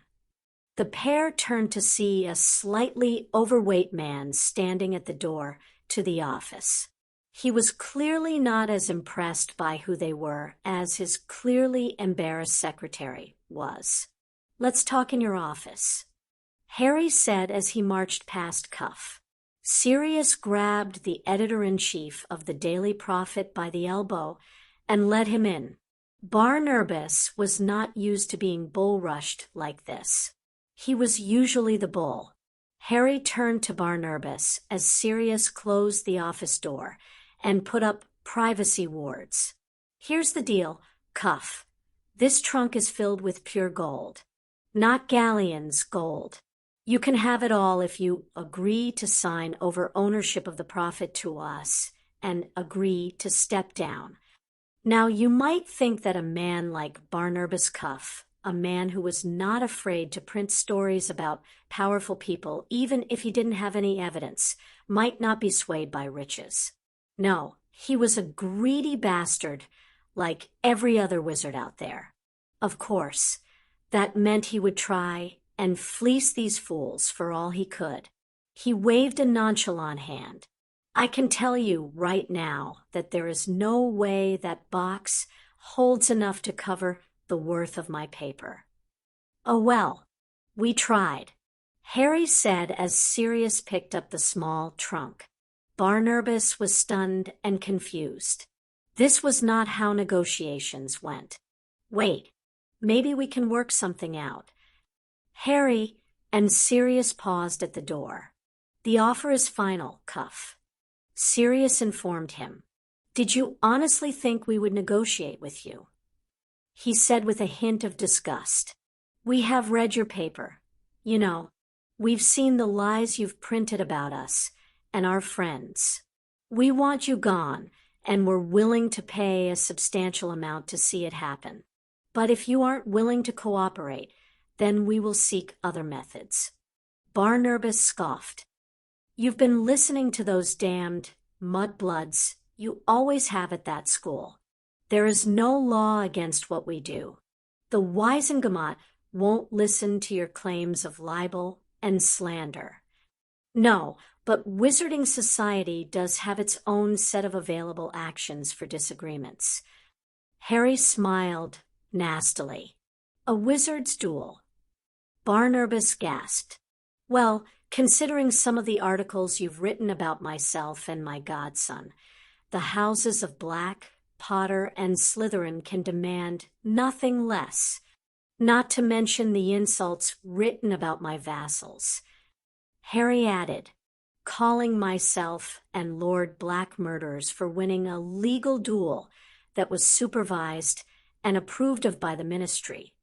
We are not happy. Barnabas was greedy, but he was not an idiot. I'll take the deal. Good. One additional thing. You will leave the country. It's not like you can't afford it. Sirius allowed no room for argument. Barnabas knew he didn't have a choice. Barnabas Cuff had agreed to leave the country within the week. Harry had even offered a generous additional amount for the man's house and assets on the islands. Now, Harry had a paper with no editor-in-chief. It also became clear that he had no intention of appointing one. You cannot just quit your education. Minerva ranted in exasperation as she paced in Harry's quarters. I did it once. I don't see why I can't do it again. Harry pouted from his armchair. Phileas was in his own armchair, whilst Aurora, Sirius, and Remus were on the sofa. They had decided to stage an intervention when it was clear that Harry had stopped attending classes. He did say he passed his OWLs the last time through. Sirius pointed out. He cringed behind Remus as Minerva turned her furious glare on him. Aunt Minnie, is there anything you teach in your classes to any of your 7 years that I don't already know? Harry reasoned. Minerva's expression fluctuated rapidly between annoyance, frustration, and careful thought. She was interrupted by a knock on Harry's door to the Slytherin common room. Come in. Harry called out. The door opened to admit Dudley and Gregory. Oh, sorry, Harry. Dudley said with a slight blush as he backed out. Come in, guys. Harry insisted. You just saved me from a very pointless conversation. He grinned, completely ignoring Minerva's death glare. Can we Let's step into the study. Harry nodded at his cousin's apprehension. This left the adults alone in the room. You could try and be a bit more supportive. Minerva glared at them all. Filius chuckled. My dear, we are being very supportive. Of Harry. You cannot honestly believe dash. Minnie. Filius interrupted her softly. Harry has been through his Hogwarts years already. He spent most of that time nearly getting killed. I can in good conscience ask him to go through it all again. He's earned his chance to enjoy life. We should be happy for him and support him. Minerva sighed as she sat on the edge of one of the other armchairs. It is not his education I worry about. It is his personal life. From what he has told us, he had only 2 friends at Hogwarts. Now, he has friends in every year in Slytherin, not to mention a few of the other houses. I just want to make sure that he doesn't lose those friends. Minerva, I don't think Harry has any intention of leaving Hogwarts or these quarters. Aurora offered. I just think he intends to use the time that classes are in session to work on other projects, like the spaceship, which I think we can all agree is far more important than sitting in class. They ceased their discussion as Harry returned with the 2 boys. All right, what do you lot know about dyslexia? He was met with a bunch of blank looks. Is it a form of plant? Remus asked hesitantly. Harry's eyes narrowed. I wasn't asking for a guess. Remus sat back, admonished. So, based on the fact that the deputy headmistress of Great Britain's only magical school doesn't know of it, I'm guessing no one else will. Bloody brilliant. Harry grumbled as he conjured another sofa and indicated the now nervous boys to sit. Dud, could you please explain, briefly, what you know about dyslexia? Dudley was now very nervous. He hated being the object of attention for teachers.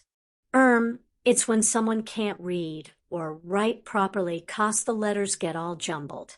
They thought I might have it at school, but I'm just dumb. He said with his head down in shame. Bullshit. Harry. Fine, bovine excrement.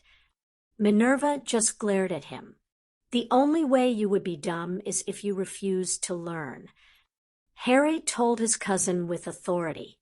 You've been reading tons of books on space travel, and I know you probably know more than me now. It was true. Harry had put his arm around his cousin one day and promised that this summer they would both be standing on the moon. Dudley had begun reading every book in his school library on the subject. I will handle Dudley's problems at school later. At the moment, Dudley has discovered that Greg suffers from dyslexia. He showed me Greg's latest homework, and it is clear that his spelling is not the issue. He simply gets letters mixed up. Filius cleared his throat uncomfortably. Forgive me for asking, Mr. Goyle, but Harry, is there any chance that this is simply an intelligence issue? No, Greg can cast spells when I teach them. He just has trouble with reading and writing and attempting to put things in his own words. I don't know much about dyslexia, but I do know that a symptom can be reversal of letters and the like. How do you know about it? Aurora asked. Harry looked a bit embarrassed. My primary school teachers thought I might be dyslexic. Well, what do you recommend we do? Filius asked, moving the topic away from Harry's discomfort. The Grangers. They are medical professionals and will be able to point us towards someone who might be able to help. Muggle methods. Minerva frowned. Aren't there any wizarding methods? You're a teacher, and you've never heard of it. Harry shrugged. I guess I could write to Albus. And, no, Ember, not N-O-. Harry vanished in flame. Harry should take her out more. Dudley winced. Maybe then she wouldn't keep kidnapping him. Albus had moved on from Italy and was now in Egypt. A very disgruntled Harry had had a brief conversation with a very amused Albus before a very chipper Ember took him back home. Albus had promised to talk to his contacts in various countries and to learn about dyslexia. In the meantime, the members of Slytherin House had rallied together, and now they took turns helping Greg with his homework.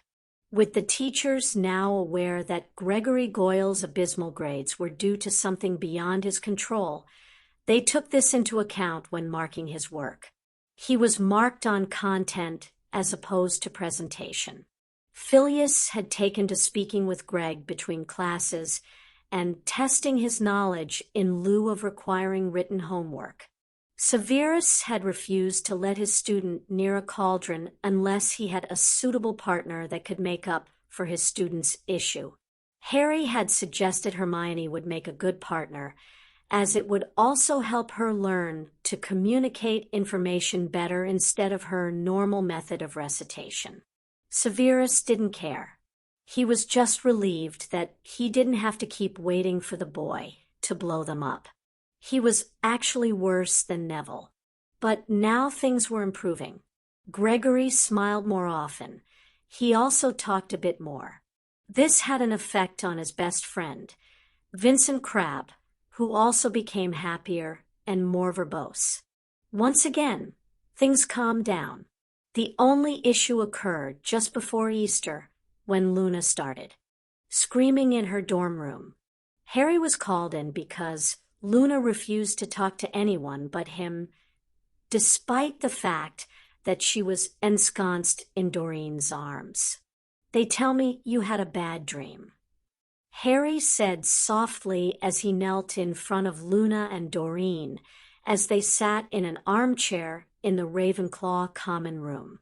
Luna shook her head vigorously, but remained mute. "Can you describe what you saw?" Luna shuddered and looked away. "Was it a person?" She shook her head slowly. Harry thought for a moment. "Luna, would you mind if I took a copy of your memory so I can see what you saw?" She gave an apathetic shrug. "Uncle Phil, could you ask Severus to join us, please?" "What in Merlin's name is that?"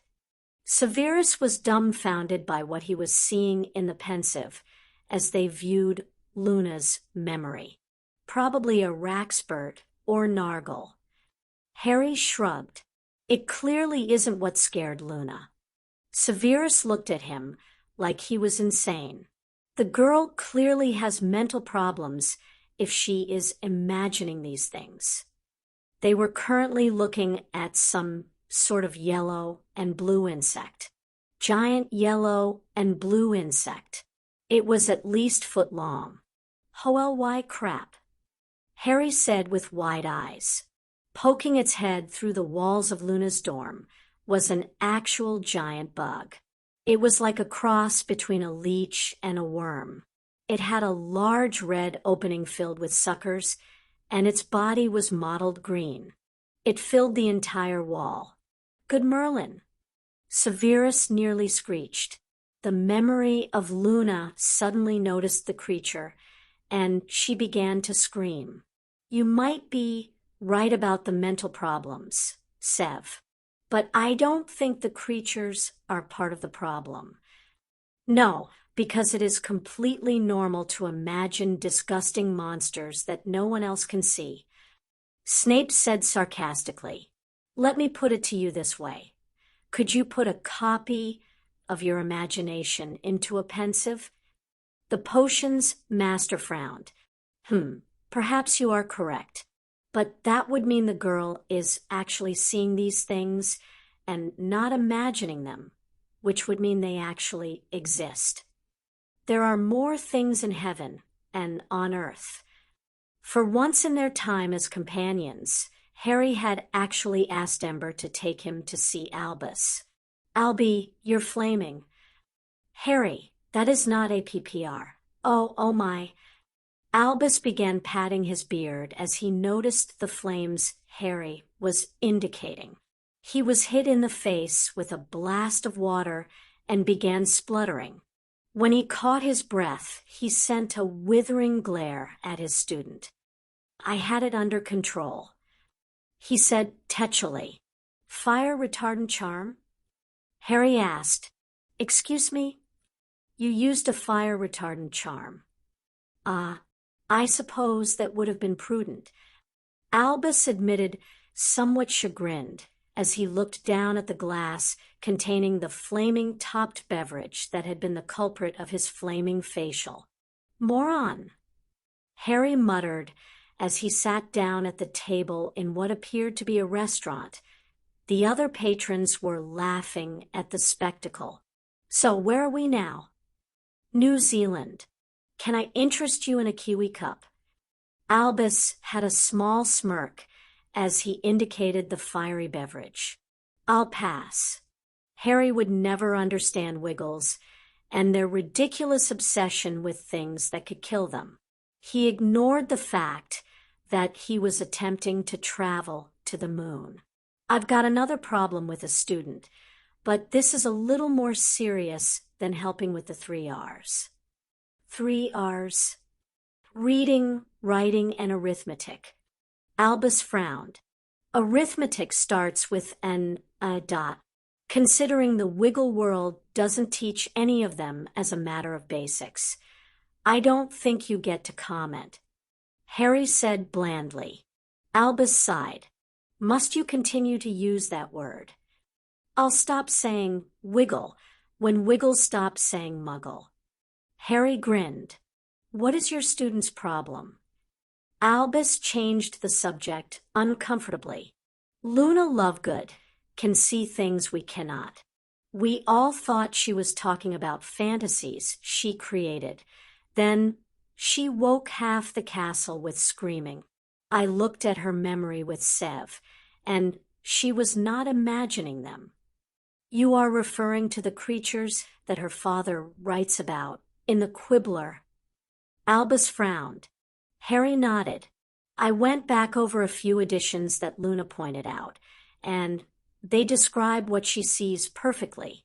But her dad can't see them. He just believes her. And some of these creatures are terrifying enough that they are now becoming a problem for Miss Lovegood. Albus sighed. I think she's suffered enough having spent her life with this ability.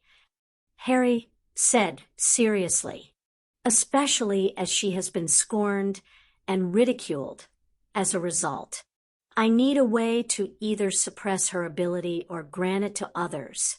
I was hoping you might know some people who know something about this. Albus stroked his beard thoughtfully. As of this moment, no. But let me talk to some friends. We will discuss the situation and get back to you. Thanks. After her scary encounter, I've had to ask Padma to keep a closer eye on her. It's not fair to Padma, but she is willing. Harry placed a small wooden box on the table. These are vials of Luna's memories of various creatures. There is a small book which has a few notes from Luna.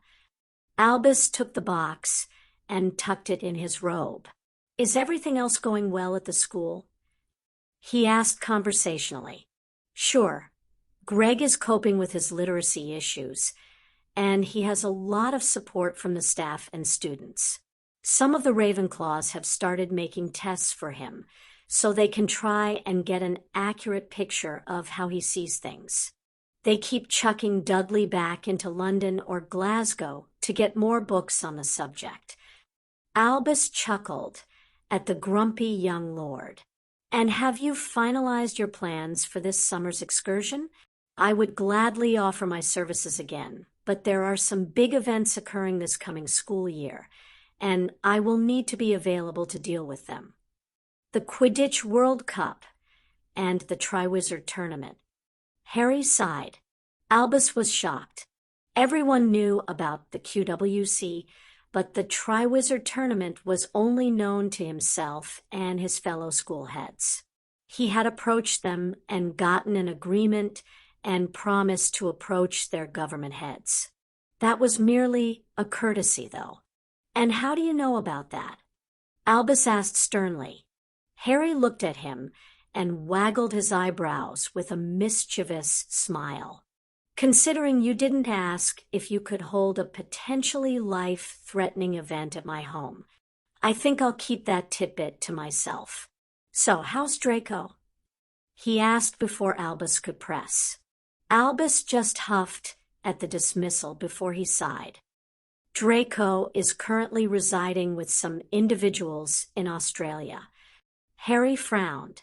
You do realize that although I gave you some authority over him, you do have to check with me if you want to let him stay with friends.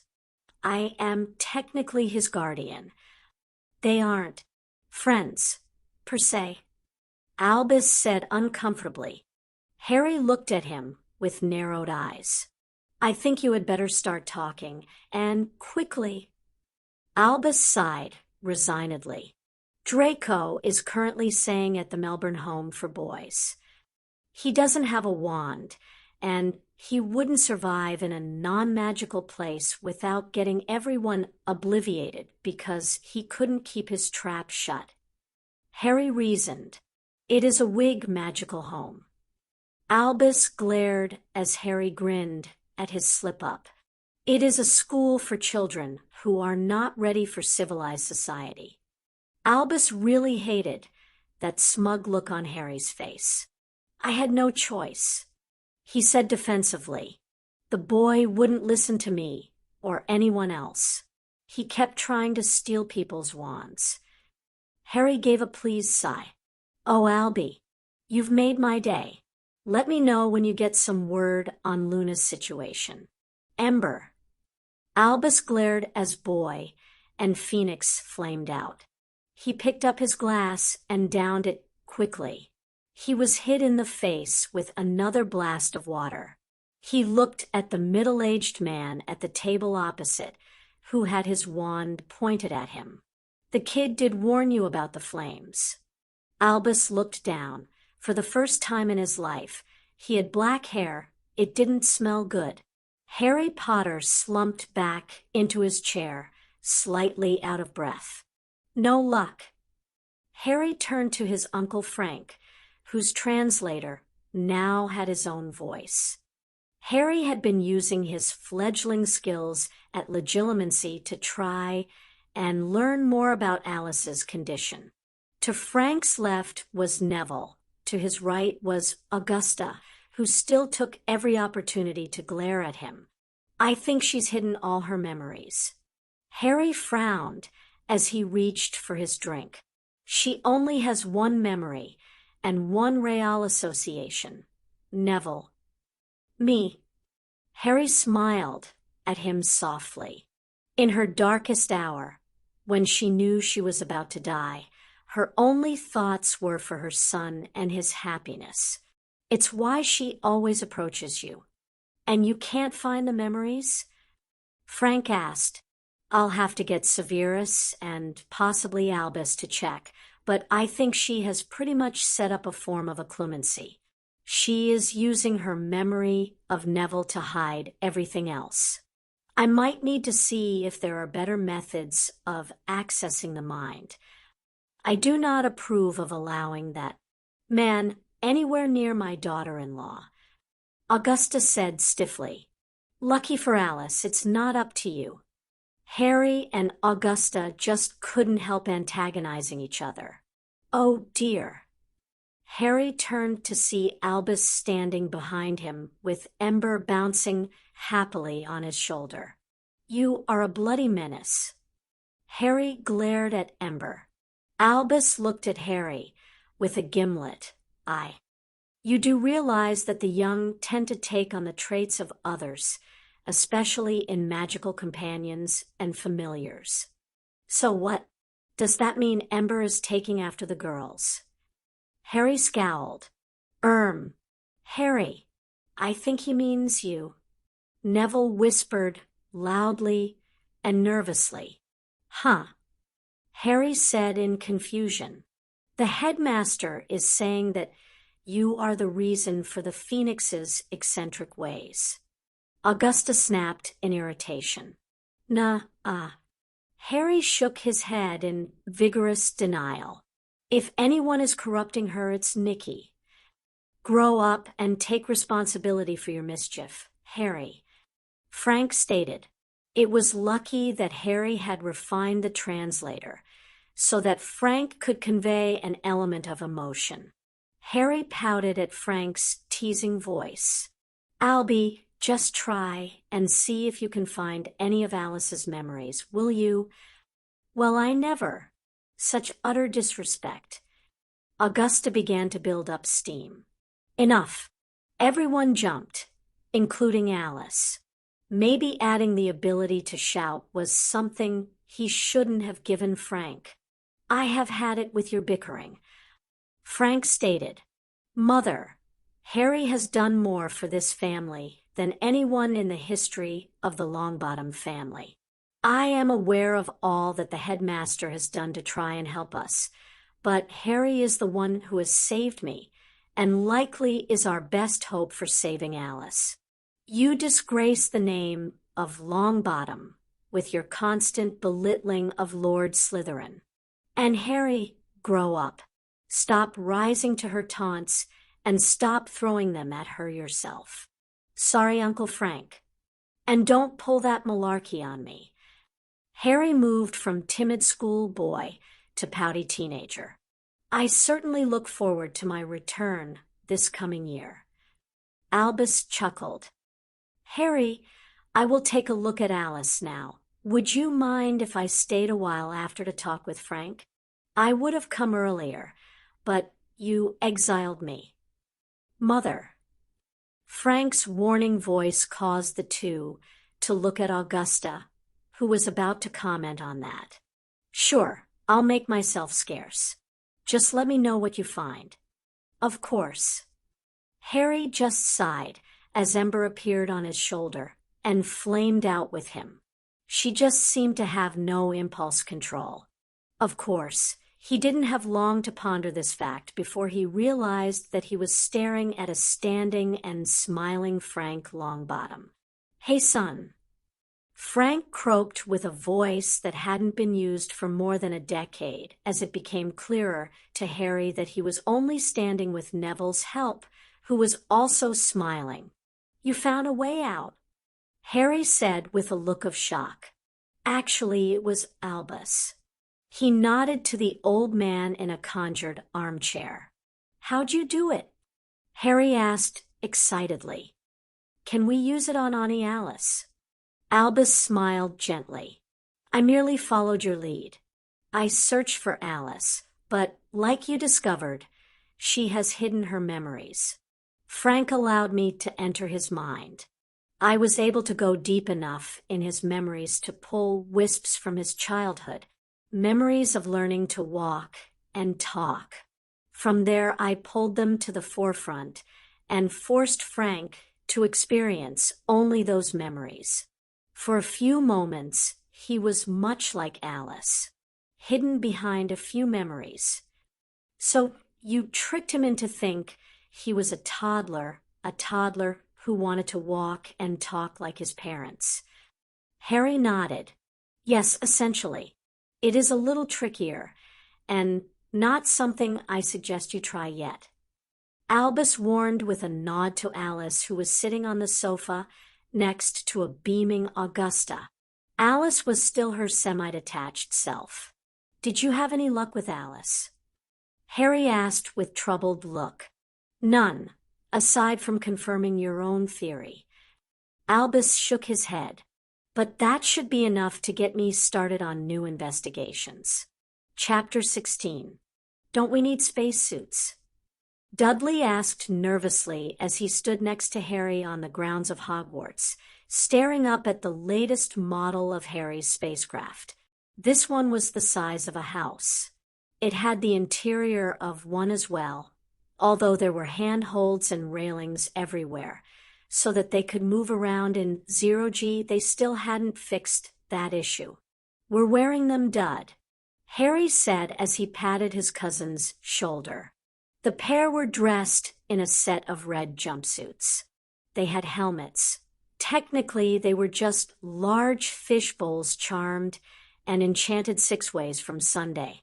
Septima Vector had threatened him with bodily harm if he kept calling them that. It was bad enough that Charity Babbage and Bathsheba Babbling refused to call them anything else. Dudley, relax, Harry said, soothingly and completely sincere. I've been in space numerous times now. The only difference for this time will be that we are going to land on the moon. Got your camera? Yeah, and the camcorder, Dudley said absently, his eyes never leaving the spacecraft.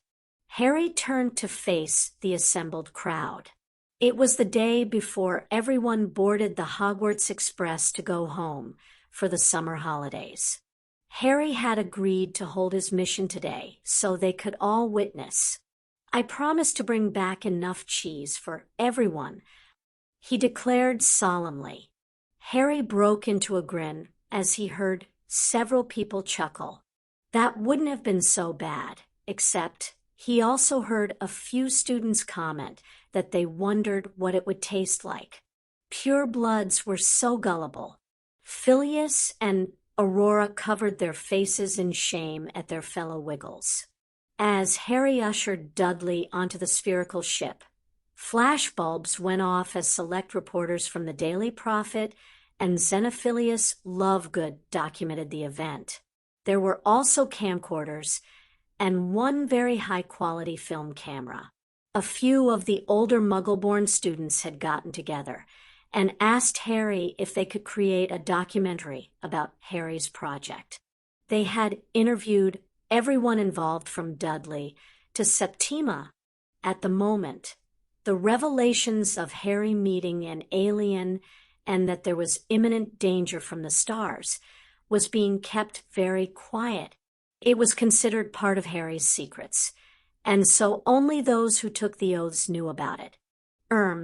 Professor Lupin. Sir, this is Dudley.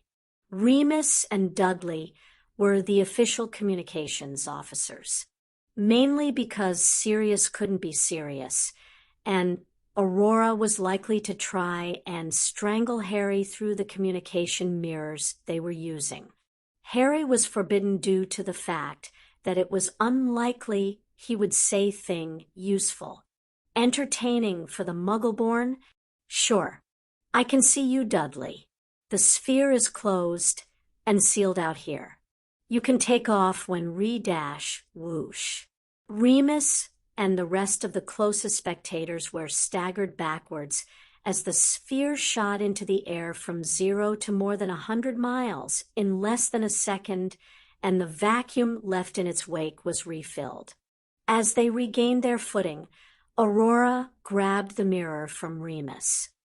Dudley, this is one of those times when you can hit Harry, she growled. She had taken the boy aside and instructed him that it would be up to him to keep Harry in check. Yes, Harry was in charge, but he really needed a babysitter. Wow. Harry smiled at the back of Dudley's head as his cousin stared out one of the many windows. Wait till we get further out. You'll be one of just a few people who have seen the Earth so small and is still alive. They were traveling at speeds that far exceeded anything Muggles could achieve. How long till we reach the moon? Dudley asked, never looking away from the window, and the planet falling away behind them. Harry looked at the various displays that had been set up. Magic still did nasty things to a lot of electronics, but that was changing thanks to a lot of work by Harry, Septima, and Bathsheba. Well, maybe an hour? He shrugged.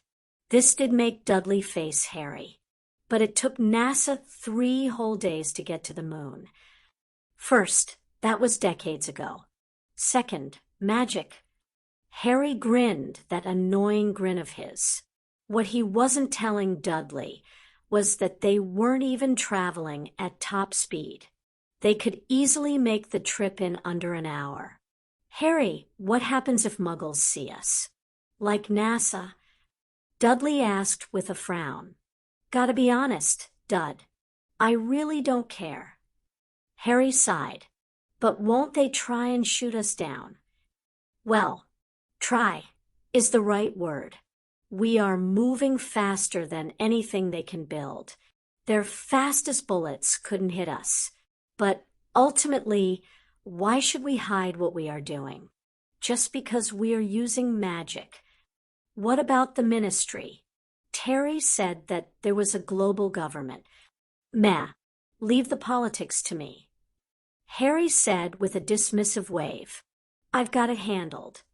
He grinned. Dudley looked at him carefully. Professor Sinastra is going to kill you.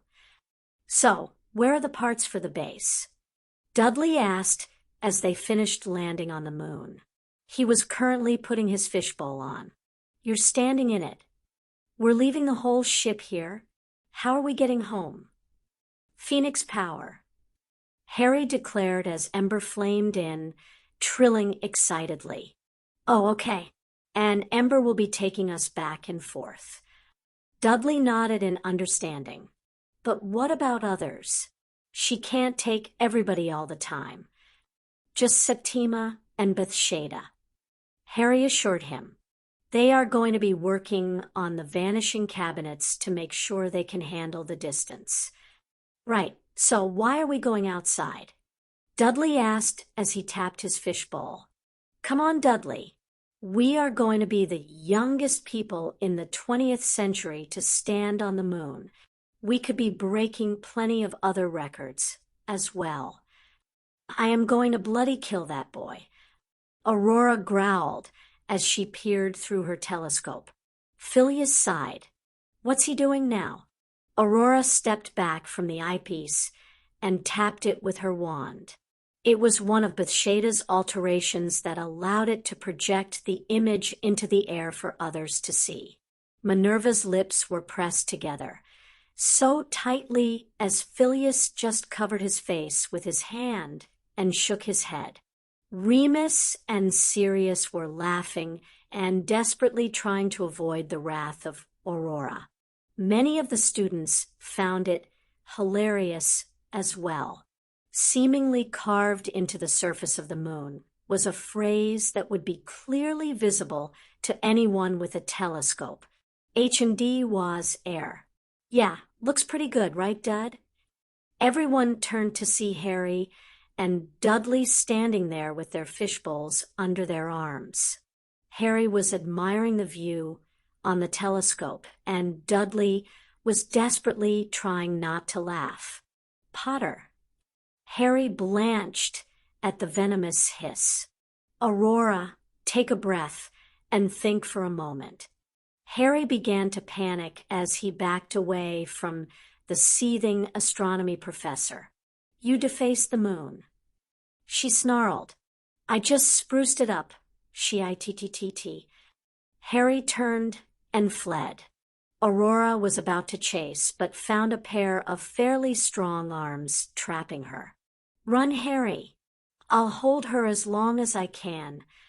Harry just ran faster as he shouted thanks to his cousin. Professor, he put a spell on your telescope. Dudley said quickly before releasing her. We honestly didn't do anything but jump around up there. Finite. They turned to see Phileas had cast a canceling charm on the telescope, which caused the whole image to disappear. He then reactivated the projection, and it was obvious that the moon was unscathed. Of course, Harry doesn't know that you know so. Dudley gestured after his cousin with a grin. Aurora returned the grin. You're a good kid, Dudley. She then took off, hitching her robes up and screaming threats at the young lord. Dudley actually blushed and smiled. He wasn't used to being told he was good by anyone other than his parents. He found he liked it a lot more from the professors and his teachers. Dud, We're gonna have to think about letting you join the Marauders if you keep this up." Sirius smiled as he patted him on the shoulder. "What about Harry?" Remus scoffed. "Harry is not a team player. Sure, he can work with others, but most of the time he goes off and does the impossible on his own. Like with Mr. Longbottom." "Exactly. So what you're saying is, you're afraid of him." "Hey," Sirius objected. Dudley just grinned and strolled off. He now had some pretty good blackmail material on those two. "Albus, what is Draco doing here?" They were currently standing in the panda observation area at the Beijing Zoo in China. Many of the girls were cooing over the black and white cuddly creatures. Albus had just arrived with Draco, who had marched off in the direction of his former fellow students. "I decided to follow your example with Dudley and afford him some time away from his current abode." Albus answered calmly. "And is Draco actually earning this trip with improved behavior and attitude, like Dudley did?" Albus looked decidedly uncomfortable. "Has he made any improvement?" Albus sagged defeatedly. "No. In fact, he has gotten worse. If I can't manage to change his ways this summer, then he will be asked to leave the home he was in." Harry sighed. "Albus, some people don't want to change. Some can't change. Draco falls somewhere between the two. He was raised to believe he was better than everybody else. Hermione." Harry and Albus spun to the horrified scream. The students were gathered closely around the tiger enclosure. Some were leaning over. "What's going on?" Harry asked as he ran up. "Shit." Hermione was lying on the floor, nearly 20 feet below. Unconscious. Draco pushed her in. Dudley said angrily, "Can't you levitate her out?" "The tigers." Someone screamed. Harry looked and saw that several of the tigers were approaching Hermione. "If it isn't bloody trolls." Harry grumbled to himself. He stunned everyone by turning on his heel and apparating to the girl silently. "Ember! Phoenix!" Harry called out as he drew his wand and stunned the approaching tigers with impressive speed. Ember was instantly on Harry's shoulder as a perturbed Nicholas Flamel was dragged along by his minder. "Damn it, Harry. Amelia said you had a habit of doing this." Nicholas scowled. "Help Hermione," Harry ordered, never taking his eyes off the now unconscious tigers. "She fell from up top." "Really?" Nicholas said in surprise as he knelt next to the girl and began casting diagnostic spells. She seemed far more responsible than that. Apparently Draco pushed her. "Ah, that I can believe. She seems okay, but I'll take her to my home so my wife can make sure." "Thanks, Nick," Harry said, as he heard Phoenix flame out with her 2 passengers. Harry apparat back up top to where the others were waiting. Unfortunately, Harry had forgotten this was a Muggle zoo and Albus was busily obliviating people, whilst Minerva and Filius did their best to set up aversion wards. "Who's done this?" Harry asked as he prodded the face-down body of Draco. Several fingers pointed at a certain Muggle. "He called Hermione the M word." Dudley said defensively. He was smiling. "Said I was next." Harry gave his cousin a firm, approving nod. "Then you probably saved me. I would have done a lot worse." "Harry, are the Aurors going to arrest you?" Pansy asked worriedly. "That will not be a problem, Miss Parkinson." Albus informed her as he walked up with Minerva and Filius.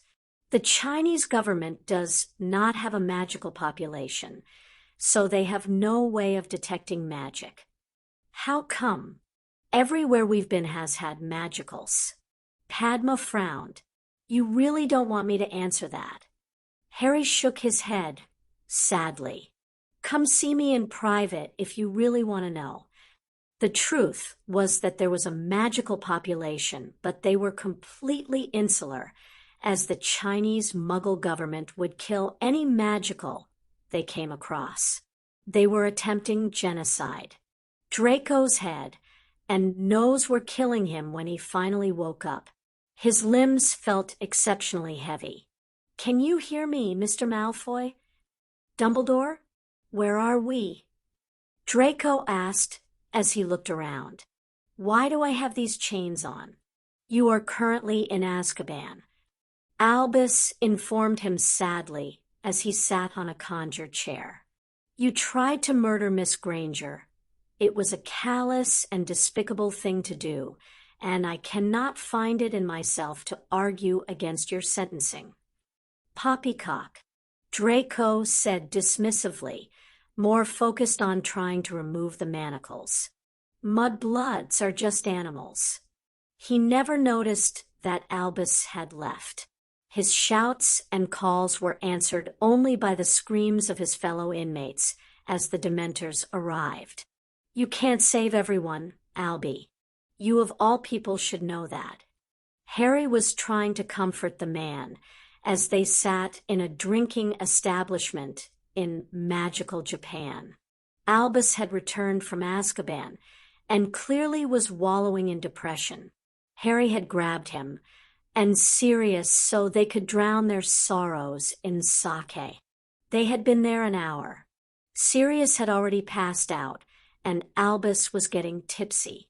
He had 6 of the little cups in front of him. 3 of those were originally Harry's, but Albus was not going to let his student get away with underage drinking, so he drank them before Harry could, which was pretty much Harry's plan from the get-go, as Albus had been reluctant to partake of the beverage. I have lost many friends to death, be it illness, war, or crime, but it is those who have lost themselves to the darkness that hurts the most. Albus said morosely. Even Ariana's death didn't hurt as much as I took solace that she no longer suffered. Like I told you, some people don't want to change. All we can do is hold them responsible for their actions. I just wish I could do more. The problem was that you did too much. Harry scoffed. You are partly responsible for the problems with people like Tom and Draco. Tell me how you really feel.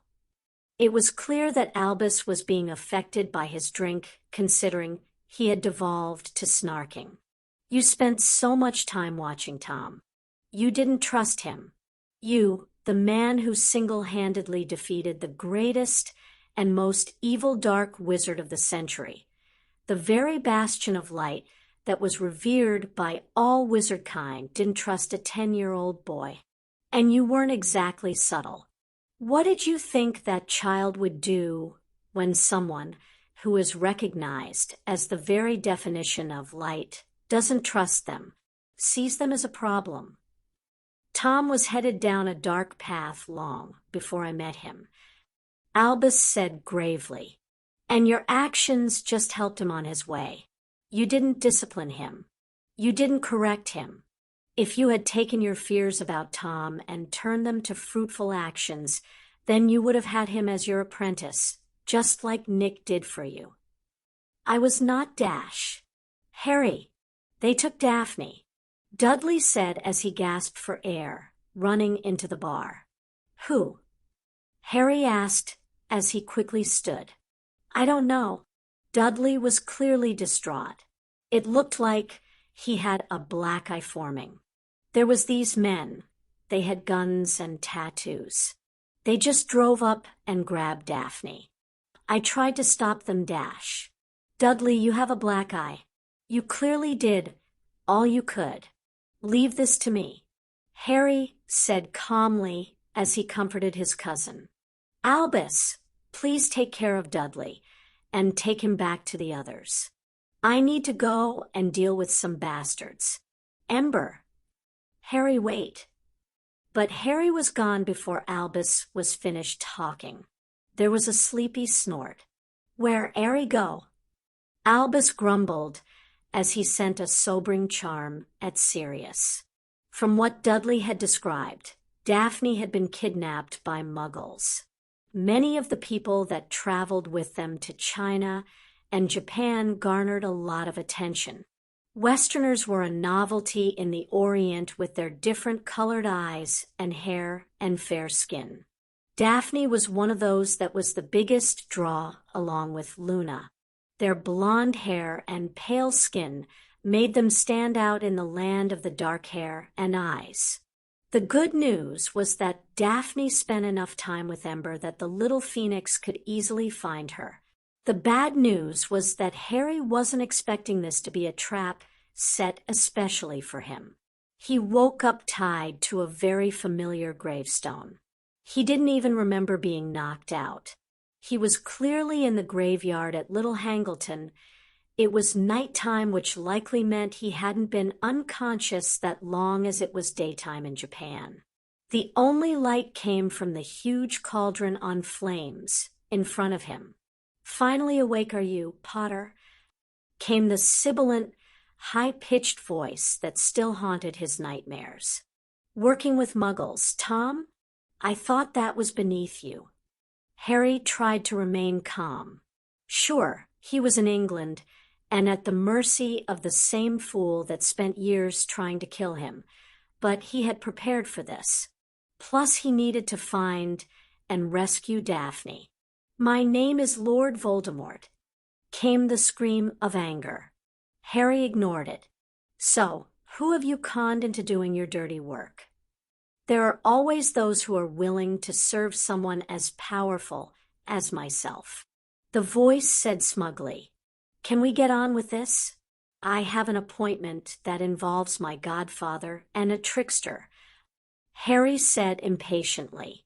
"Show some respect, boy." Harry was surprised at the new Eastern European voice that snapped at him, especially as it was a woman's voice.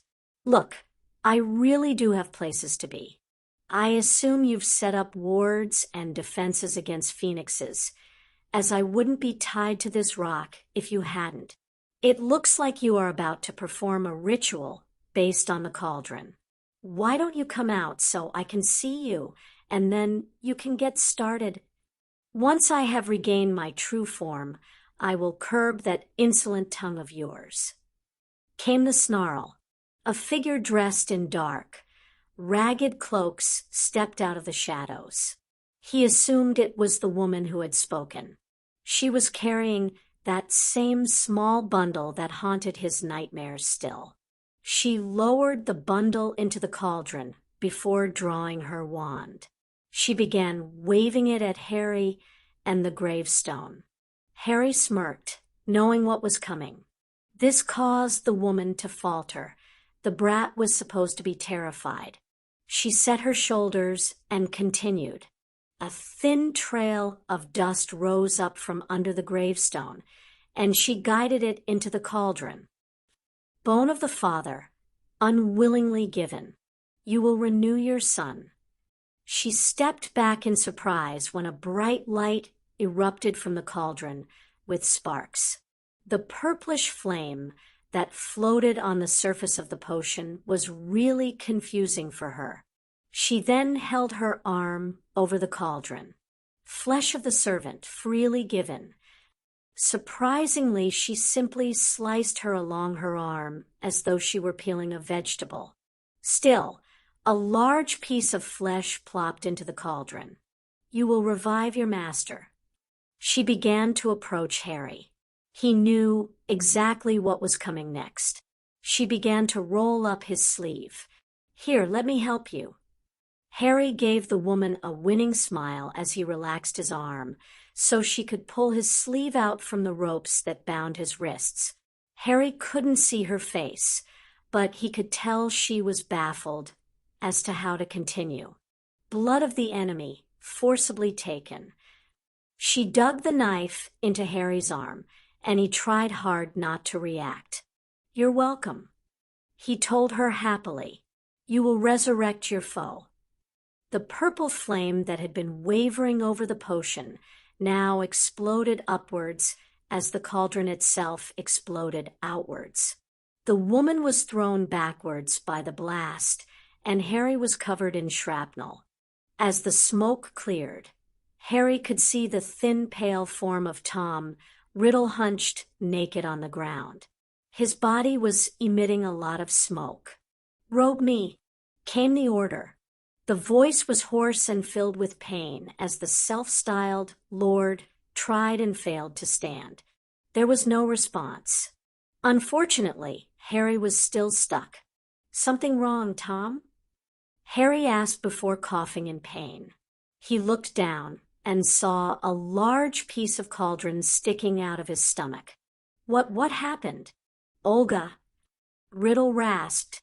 "Put some cough-damned clothes on." Cough. Harry was struggling to breathe now, but he couldn't resist taunting Riddle. "It burns." Riddle screamed as he suddenly burst into purple flame. The burning figure stumbled over to the fallen woman and grabbed her wand, setting her alight in the process. "I am immortal, Potter, but you will die today." Riddle screamed in pain and anger. Avada Kedavra. There was a flash of green, and Harry died. "Had I known you would continuously be in life-threatening danger, I would have kept a closer eye on you." Harry was lying on a cold, hard floor, with his eyes closed. He recognized that voice, and simply cocked an eyebrow without opening his eyes. "I really hope you don't. I do like privacy." The voice laughed. "I am not spying on you, Harry Potter, but you are important. That much is obvious." Harry sighed and sat up to find himself lying on the floor of the Chamber of Secrets, whilst Ganos stood over him in her long white dress. "Am I dead?" "You stand on the threshold." She said simply, "There are a few choices for you now. I hope you will pick the right one." "Right for who?"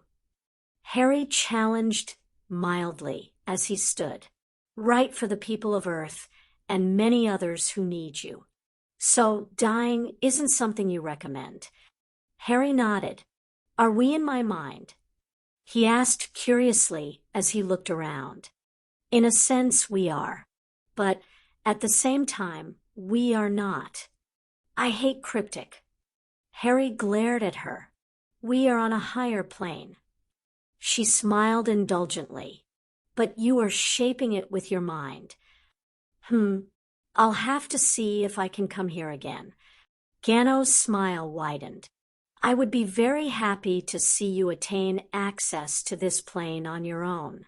It will mean a step closer to your ascension from the physical world." "But I like the physical world." Harry whined. "Eventually your body will wither and die, but your mind and soul, they can continue on just as I have." "Well, hopefully I have a good few decades before then." "Agreed." Ganos nodded. "So," Harry said as he looked around curiously, "I don't suppose there was an ugly evil baby-like thing around here when I arrived?" Ganos grimaced. "Yes, and I disposed of it quickly. I do not know how a sliver of soul became attached to you, but it was one of the most vile things I have ever seen, and I am millennia old." "You look good," Harry assured her. "Anyway, can you tell me what the situation is back in the physical world? Am I still tied to the gravestone? Your body was found by your sallow-faced friend, Severus, I believe. He managed to take you beyond the wards that prevented your Phoenix companion and myself from reaching you. Your body is fully healed, and your friends and family are waiting for you to awaken. Do you know what happened to Daphne? She is the one with the fair hair that was kidnapped." Harry nodded, and Ganos sighed. "She was rescued, but not before certain things occurred. She is unharmed," she said quickly as the chamber began to fill with fire. "I do not know exactly what happened, but I do know that aside from taking some blood, she was untouched. But there is more that I do not know. You are both in your castle, and I cannot enter there." "Why?" "Your wards are able to keep my kind out. It is one of the reasons why I didn't contact you until you made your first trip off planet. There are other reasons, but they are not important right now. You should wake yourself and reassure your friends." Harry did not look pleased, but he nodded. "Fine, but you and I need to determine a better method of communication," he said before turning and walking off to the entrance of the chamber. Harry was instantly awake. "Where's Daff?" Unfortunately, no one was expecting him to wake up like that, and everyone began screaming and panicking. "Silence!" Harry shouted. Everyone froze. "Now, where is Daphne?" "Green grass." "She. Ow. Is. Ow. Fine. Ow."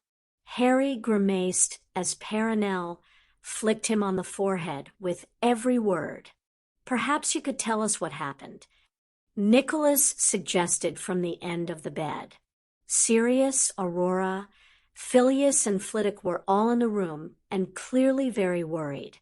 "Lord No Name is now Lord No More."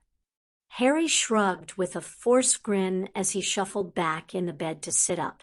It appeared he was in his quarters at Hogwarts.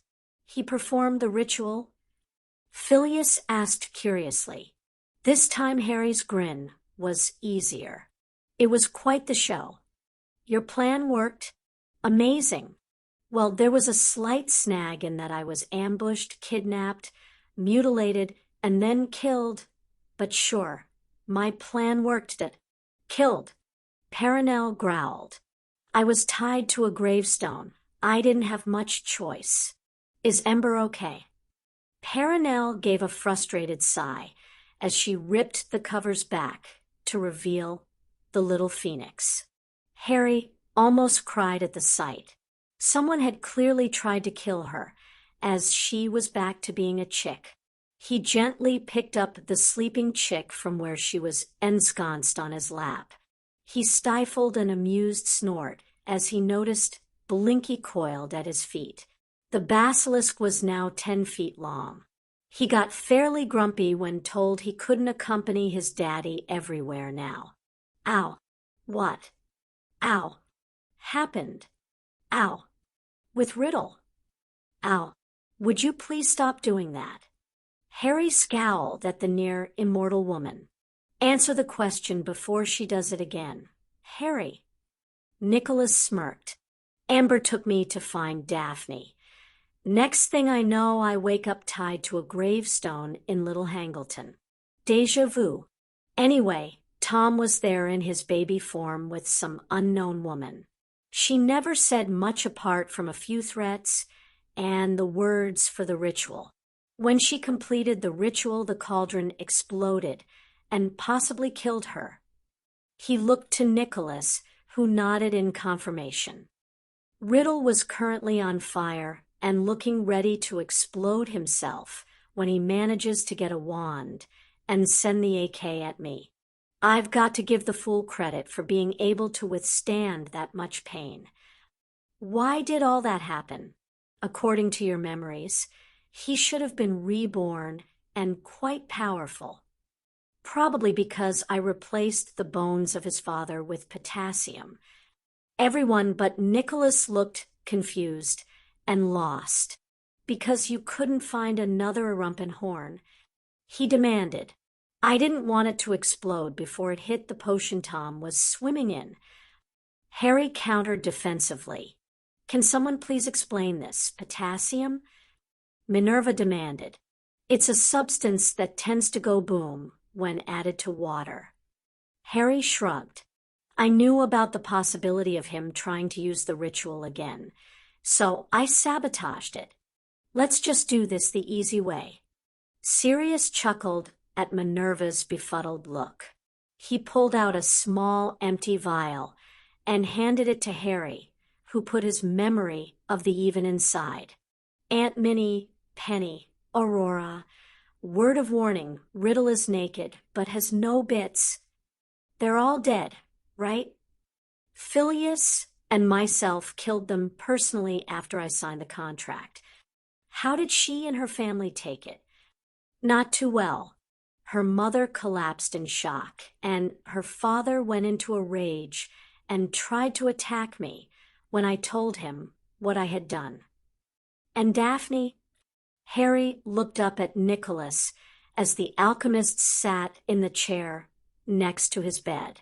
Nicholas let out a sigh, confused and distraught.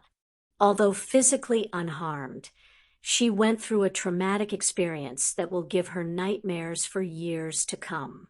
She seems to take solace that she is now, essentially, under your protection.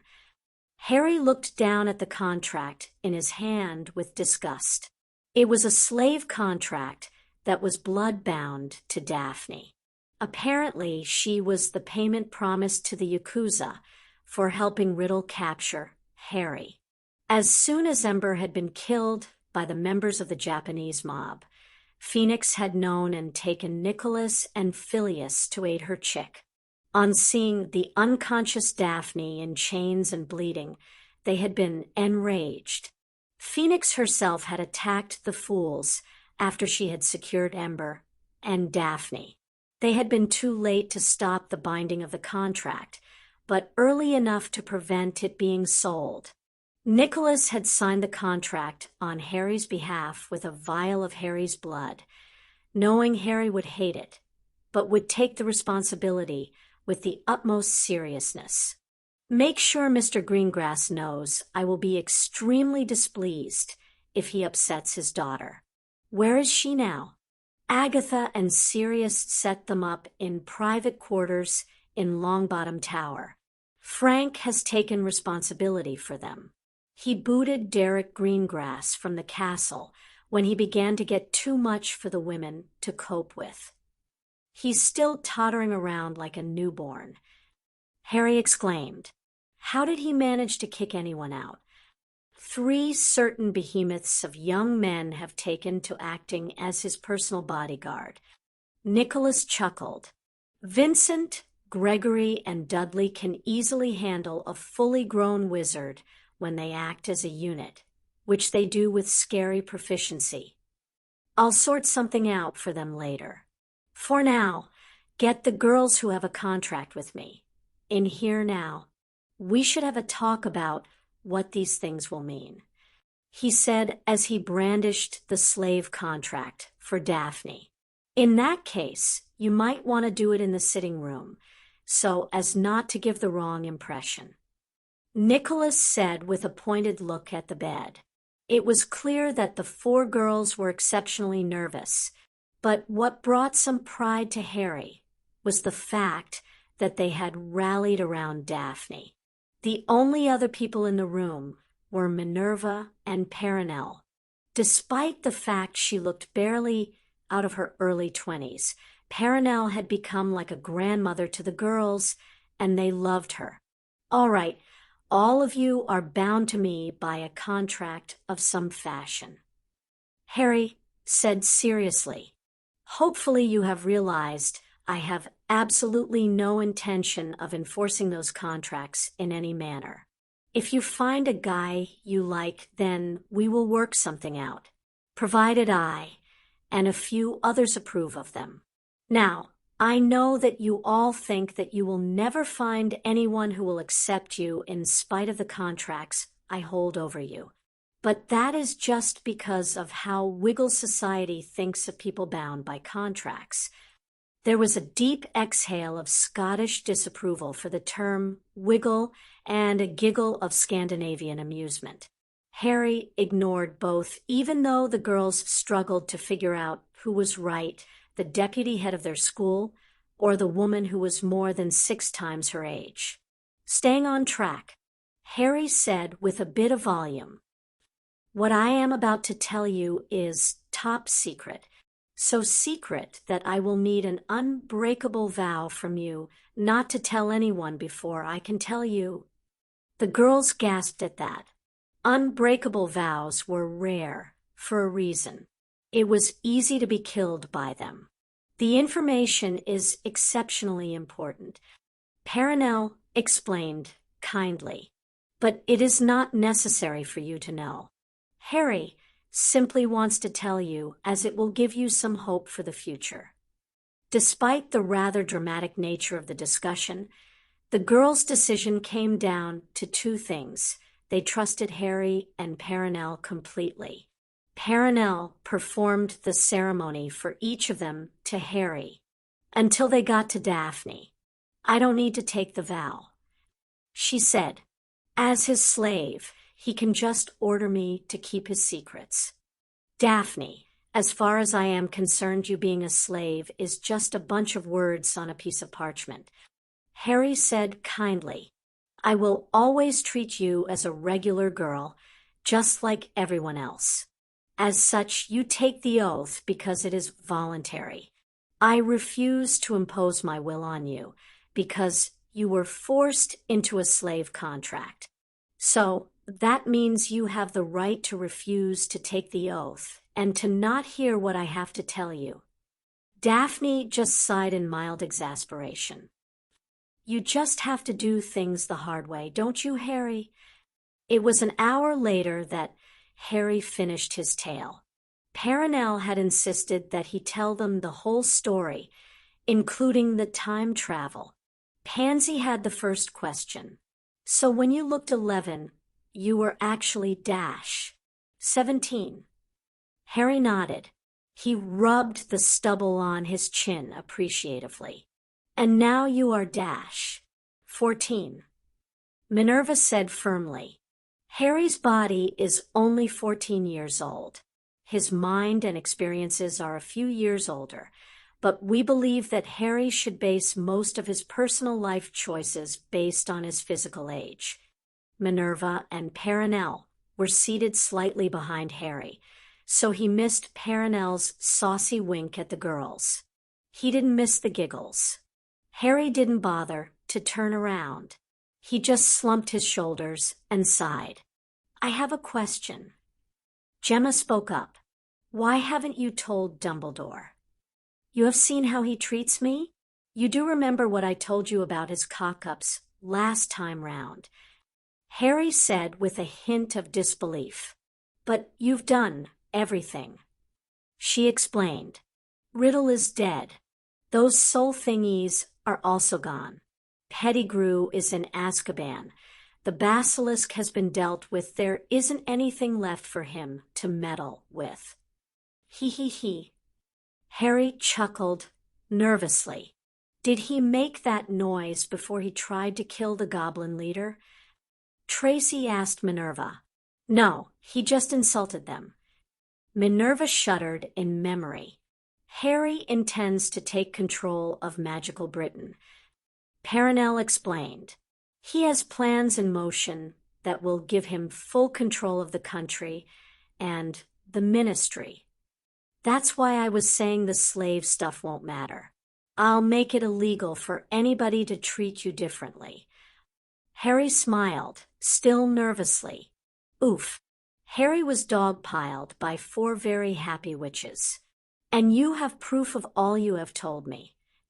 Albus asked the young lord as they sat in the headmaster's office. "By the gods, Albus, the boy just told you everything." The Sorting Hat exclaimed vehemently. "I can personally vouch for him, and so can Fawkes. You can consider this your final test. If you make the wrong choices here, then you will be obliviated of this knowledge and fired as headmaster." Albus was a bit peeved as he turned to the Sorting Hat where it sat on its shelf. "I have just been told that a student of mine has been transported through time. Regardless of what that student has revealed, it is still going to take a fair bit of time, and perhaps proof that he is correct and telling the truth. Now, considering he took an oath stating that he would tell me the truth before he began, I can believe he thinks he's telling the truth. But at the same time, there are other considerations. Perhaps it was a dream, a hallucination, or even a prophecy. Alastair Moody was your choice of defense teacher for the 4th year. The first task of the Triwizard Tournament involved getting a golden egg from a nesting mother dragon. The second was rescuing something from the Black Lake, and the third was a maze. Barty Crouch is hiding his son at his home and using the Imperious Curse on him. Albus looked at Harry with narrowed eyes. Whilst I have no need to currently hire a new defense against the dark arts professor, I had planned on having Alastair on site as extra security. He admitted, Mad Eye knows more than you do about my knowledge and history. Harry shrugged. How much more? Harry rolled his eyes. He knows more because he has been heavily involved with what I've been doing. Various topics and events eventually get discussed. You could have been involved as well if you hadn't screwed up everything the last time round. Stop being so defensive and suspicious, Albus. The Hat scolded. Why are you telling me this now? Why not tell me when you arrived during the sorting? Because you were the cause of most of the problems last time. Harry snorted. You were so focused on the greater good, making sure no one else knew of the dark depths Riddle had gone to and ensuring that your plans went in order that you ignored important things. You left me alone and helpless for years. You gave me nothing but cryptic clues about how to possibly defeat Riddle. You refused to punish people for misdeeds, and it led to them believing they could do what they wanted. My first time through Hogwarts was a bloody nightmare. Harry scowled. Is it any surprise that I've taken every opportunity to have some fun? Perhaps if you were to dash, thud. Albus jumped as Harry placed a small chest on the desk. That was another one of your problems. You were too predictable. I'll see you later, Albus. Just remember the contract is still in effect. Harry operated on the spot, something that annoyed Ember as much as it did Albus. The thought that someone could operate in Hogwarts. Fortunately, it was just Harry. Albus opened the chest carefully and was surprised to see vials of memories. Was he really that predictable? Harry and the girls had returned to Japan to continue their holiday. Sirius and Remus had done a good job of keeping up the spirits of the rest of the kids. They arrived to find them all handing out potion vials to various Japanese people. Are those pranks? Harry asked with a raised eyebrow that begged the question, Am I going to have to tan your hide? It's Severus werewolf cure. Remus chuckled.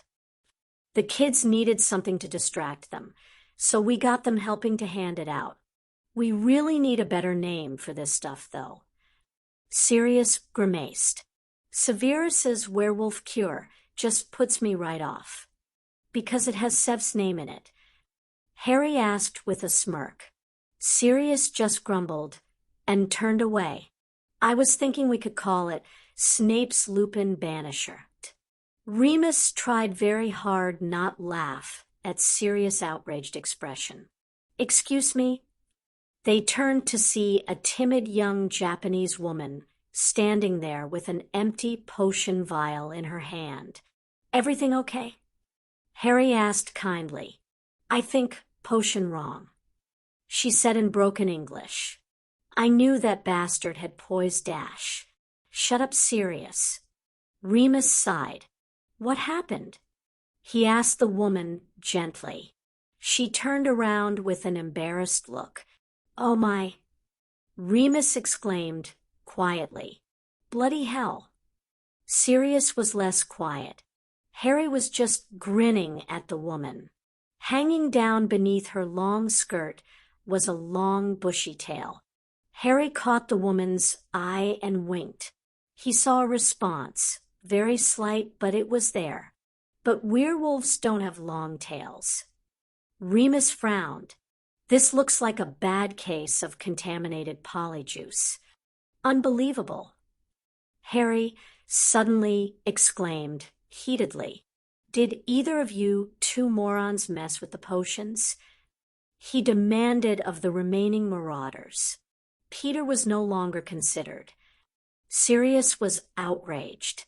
"We would never do something like that. After all Moony has been through. Then I will have to go and deal with Severus." Sirius brightened up at that. "You two help this young lady until I can get details from Severus." Harry turned to the woman and gave her kindly smile. "These are good men." He then lowered his voice so only she could hear. "Have fun, but not too much fun." He gave her another wink before marching off. "Sev, how would you like to beat the marauders at their own game?" The smile on Severus Tobias Snape's face made every ghost in the castle head for the highest tower. "Of all the incompetent, I would expect this lazy sort of behavior from Black, but I thought you were better than this, Lupin." Harry stood back from the ranting and practically frothing Severus Snape as he laid into the two marauders.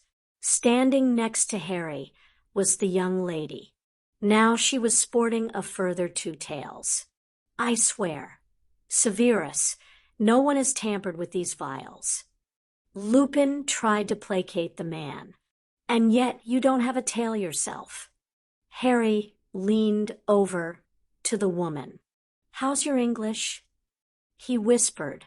Keeping her image of a timid young Japanese woman, she responded, "Pretty good. Foreigners are the best targets." Harry was impressed.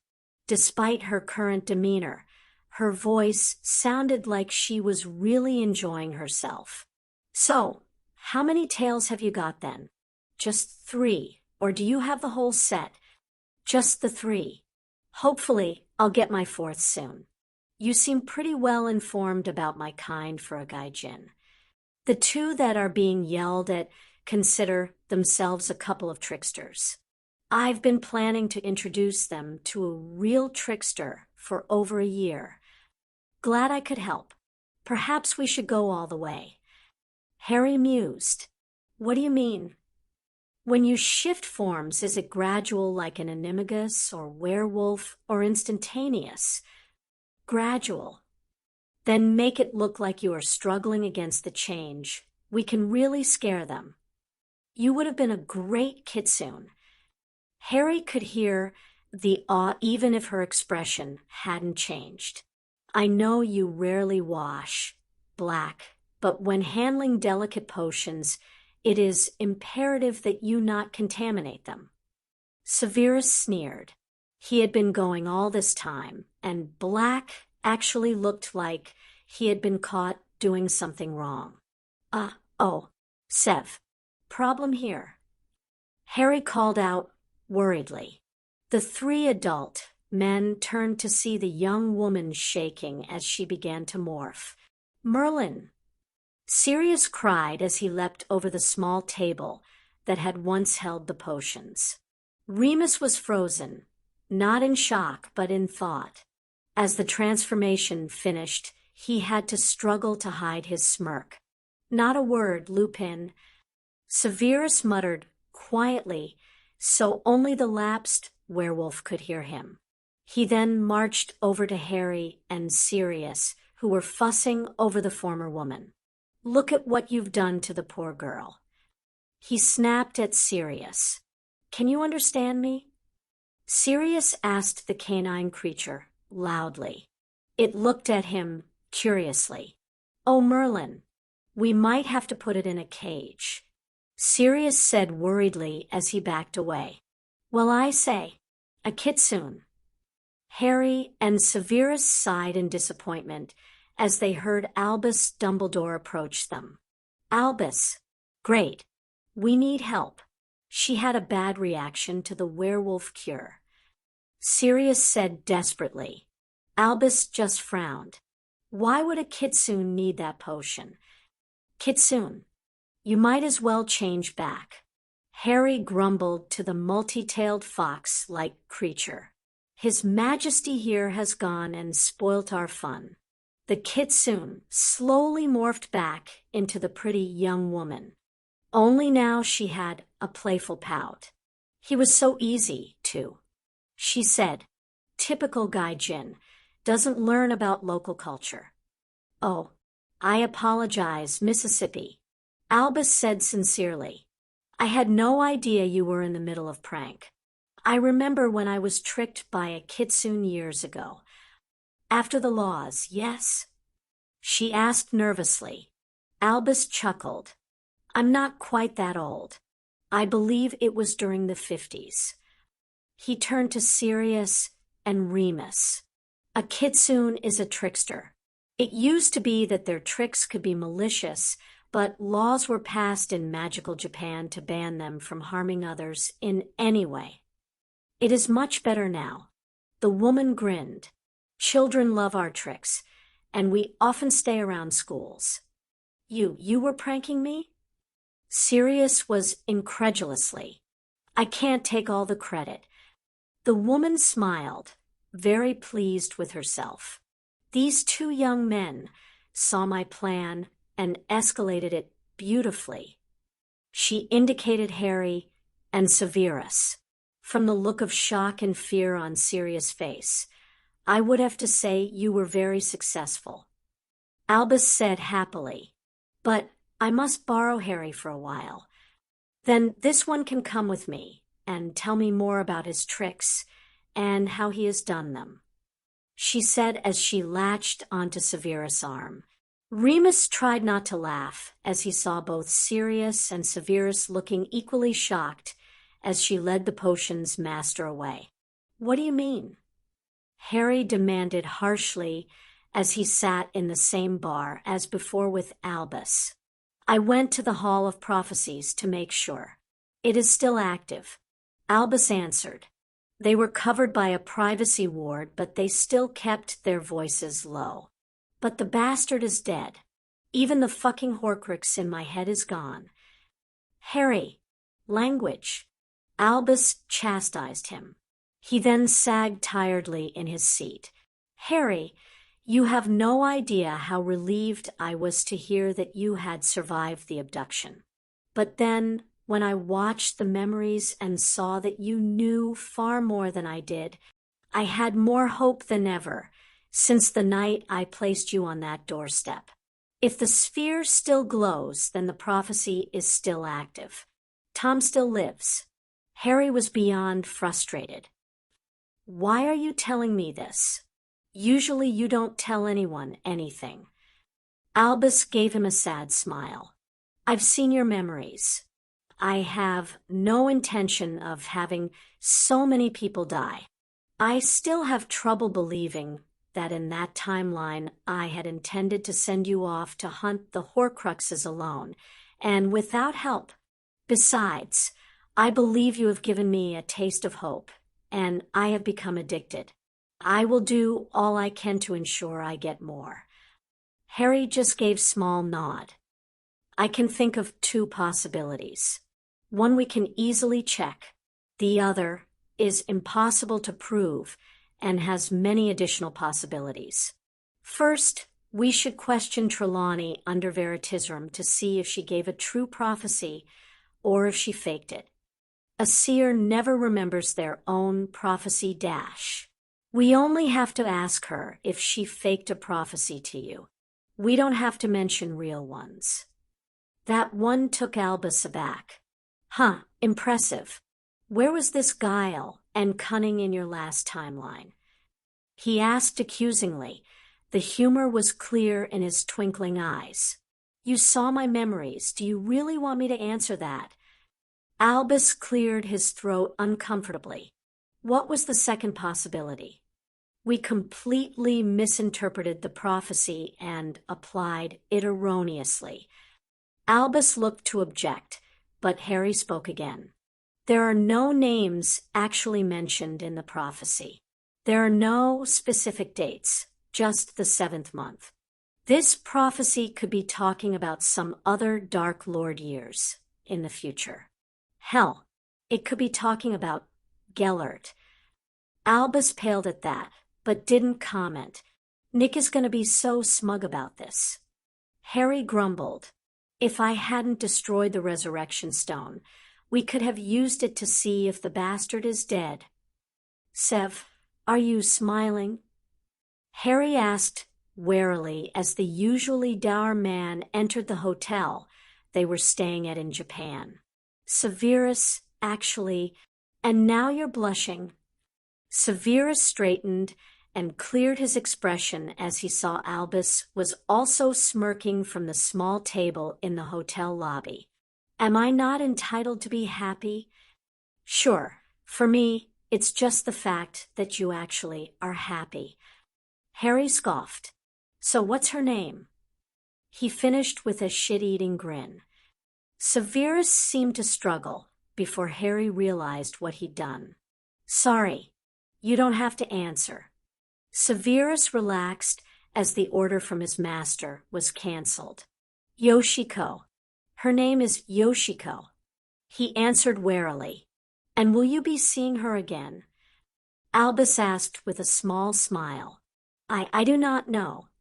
He admitted, I have no means of contacting her, and I am unsure if I would be able to do so.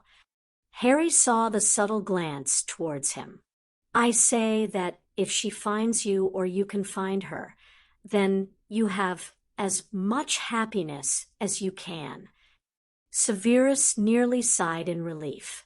But Severus stiffened at the warning tone. If you hurt her, I'll make you pay myself. Severus straightened and gave a nod before heading for his room. I can acknowledge that you have a different relationship to Severus compared to other students, but he still deserves your respect. Albus chided. Harry just smirked. He might have told Albus everything about his last time through, but he certainly hadn't told him everything about this time, especially the fact that Snape was essentially his slave, or that he was planning to overthrow the Ministry of Magic. Chapter 17. Unlike the last time, Harry didn't stay in a tent at the campsite for the World Cup. He hadn't really wanted to attend, as he had already seen it once before. But he had something he needed to do, and so he had acquired tickets that would put him back in the top box. All right there, Tracy? Harry asked his companion for the evening. Tracy was the only one actually interested in Quidditch. The rest had begged off and planned on enjoying a nice night with some sappy movies. He really regretted buying that house in Glasgow, just so they could have electronics. It would be even worse soon, as some of his fellow Slytherins had teamed up with a few Ravenclaws to try and create a magical television that could receive the transmissions like a non-magical one. Yeah, I'm fine, she said, but it was clear she wasn't entirely happy. Don't you pay any attention to our git of a baby brother. George Weasley told her firmly as he sat in the seat next to her. If he keeps up that attitude, then pretty soon he's going to find himself in really hot water. Ron Weasley had seen Harry and Tracy in the top box. His father had managed to snag the tickets, just like the first time. Normally, Ron simply ignored Harry. Not in a malicious way, but it was simply the fact that their paths never crossed, so he didn't really have a reason to consider him. As long as Ginny wasn't gushing about him, which really annoyed Ron. But every other Slytherin was on his radar, and he sneered and insulted the members of the Dark House. Ron hadn't had to say anything as his family had walked past Harry, Tracy, and Sirius, but the expression on his face was beyond insulting, and it was directed straight at Tracy. Harry leaned into Sirius and whispered, "Sirius, do me a favor. Go and buy some omniculars for Tracy, Fred, and George. I think the git needs to have his nose rubbed in the mud a bit." "Merlin, Harry, that's damned petty." Sirius frowned.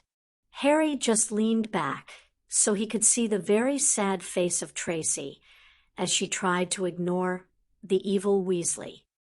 Forget I said anything." He scowled before leaving. Harry looked over his shoulder to the row behind. "Would you like some company?" he asked as though talking to a child. Winky, the house elf of Barty Crouch, was sitting on her chair with her hands over her eyes. "Winky is a good elf," she squeaked nervously, her hands never leaving her eyes. "Winky must stay here like Mr. Crouch says." Harry just gave a sad sigh.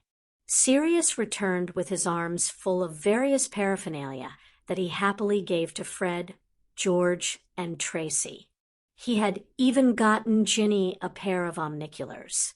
Despite Winky sitting there with her eyes covered, shaking like a leaf, she would occasionally look to her left at the empty seat. This was the reason that Harry had decided to attend the match.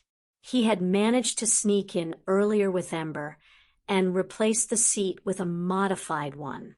There was no magic involved in case Winky detected it, but its effect would be interesting when one Barty Crouch Jr. finally broke free from his father's imperious and tried to steal his wand.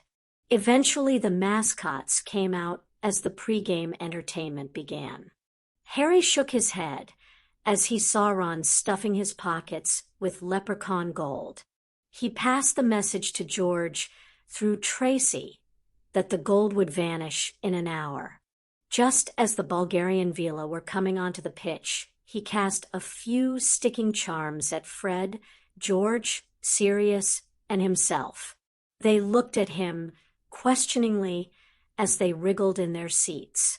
"Trust me," he said as he nodded to the beautiful women who began to dance. Harry felt the allure of the Vila as it washed over the stadium, but he was able to push through it when it began to remind him of the Imperious. It was lucky he did, as he realized that Tracy was in her own trance and headed for the railing. He quickly summoned her back and held her in place. When the Vila stopped, she looked very embarrassed. Harry just patted her hand and said nothing. Fortunately, no one else had noticed. That was when Harry felt it. His wand was removed from his back pocket. He never did that nowadays. He had a standard wand holster that was covered in runes added by his own hand. There was a shout of pain from behind him. "Master Barty! Master Barty!" Winky cried frantically. "You must stay hidden." Barty Crouch Jr. had stood up quickly, but his invisibility cloak had stuck to his chair thanks to the flypaper that Harry had covered the edge of the seat and the back and floor with. He was dancing around as he tried to avoid being bitten by a rather angry-looking snake. Stupefy. Incarcerus. There was a massive commotion in the top box as Sirius was found standing there with his wand out and pointed at a man who was supposed to be dead. That's Barty's son. Ludo Bagman, the games announcer and head of the Department of Magical Games and Sports, declared in shock. He was jumping about like he was being attacked. Sirius explained, his wand never moving. "Elf, what is he doing here? Why isn't he dead?" The little thing looked like it might have a stroke as it pulled at its ears. Winky cannot be saying. Winky is a good elf, and Mr. Crouch is saying Winky is to keep quiet about Master Barty. She said quickly. She then proceeded to repeat that over and over again. Stupefy. Winky fell to the floor from serious stunner. Somebody should find Crouch and take him into custody. We have thousands of wizards and witches here from around the world. Fudge exclaimed, "We can't just arrest the man in front of all of them. Think of how it would look on the ministry." "Right, so we should leave the man who tortured two of the war's greatest heroes into insanity there on the floor whilst his dad, who probably helped him escape, gets his own chance to escape. I will not run from justice." The group, except Sirius, turned to the new voice to see Barty Crouch Sr. standing there looking resolute as he held his wand out to a nearby oar. The wand was quickly taken, and a messenger spell was sent off to Rufus Scrimmager and Amelia Bones. Not only was this above their pay grade, but they also needed someone to come and take over their duties or take custody of the Crouches and their elf. Things were forcibly calmed down, so they could return to the game. Ludo Bagman was the commentator after all. The game went pretty much the same as last time. The twins managed to help Tracy enjoy herself, and soon they were all cheering as Crumb caught the snitch even though Ireland were too far ahead. Much to Fudge's annoyance, Harry had eventually swapped seats with Sirius as he had struck up a conversation with the Bulgarian minister.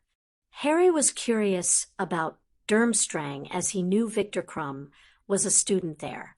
He managed to learn that it was in Northern Europe and that it was considered the best place for families who had political aspirations. The minister was a former pupil of Durmstrang himself. There wasn't too much to tell, but the minister was able to disabuse Harry of the idea that it was a dark school. The match finally ended, and Harry, with the help of the minister, was able to get Tracy a personal introduction to Crumb. Fortunately, she was used to famous people, so she didn't gush. Ron didn't help himself any when he tried to push Tracy out of the way, so he could get there. Fred and George grabbed him and dragged him away as Arthur glared at his youngest son. Harry had no intention of hanging around for the after-party. He had only attended so he could deal with Crouch and his son. If any Death Eaters decided to celebrate that night, then he would deal with them in the morning, possibly permanently. Fortunately, the Death Eaters had no leadership with Malfoy now dead, and the dark mark a mere outline with Riddle's demise. The after-party passed with nothing more than a few arrests for drunken misdemeanors. School started up again, and that was fine for everyone else. But Harry was getting fairly bored. He still didn't attend classes, but he had taken his OWLs over the holidays. He honestly couldn't be bothered to sit for the newts. His OWL results were good, but not perfect. He spent his time traveling back and forth between Earth and the Moon, setting up larger buildings, and the like. He did get a fairly pleasant surprise when he found the recent school leaver, Terence Higgs, sitting at the staff table. Sirius had recruited him to take his place as the Slytherin male chaperone. It was something the other chaperones were also considering for recent leavers. The news of the Triwizard Tournament went down like a ton of bricks for the Quidditch fanatics. Normally Albus would be able to pass off their outrage with some benign, comforting assurances. But his reputation in the school had taken a hit, and it took Harry's intervention. Silence. The entire occupancy of the Great Hall obeyed. Even Peeves. "All right then." Harry nodded approvingly as he left his seat with Dudley at the Slytherin table and marched to the dais and the staff table. "I forgot to talk to the headmaster about this, but I can't honestly see the logic in canceling the Quidditch tournament because of the Triwizard Tournament." Harry had his back to the staff table, so he missed Albus' glare. "However, it would be unfair for us to have a tournament, but leave the other schools wanting." He turned round to Minerva. Professor McGonagall, could you arrange something for an inter-school tournament? Maybe allow each school to have 4 teams like Hogwarts does. Mr. Potter, you do realize that the Triwizard Tournament is very intensive. Albus argued. Harry tried not to roll his eyes. There are 3 competitors taking part in 3 events that last less than 4 hours each. The events are held over the course of a 9-month period. So, what exactly are the rest of the non-competing students supposed to do for the rest of the 8 months and 20-odd days when the Triwizard Tournament isn't running? Albus floundered for a mere moment. There are preparations that will require staff assistance. The only participation that the school staff are allowed is to provide judges for the events. Everything else is handled by the ministry. Harry countered.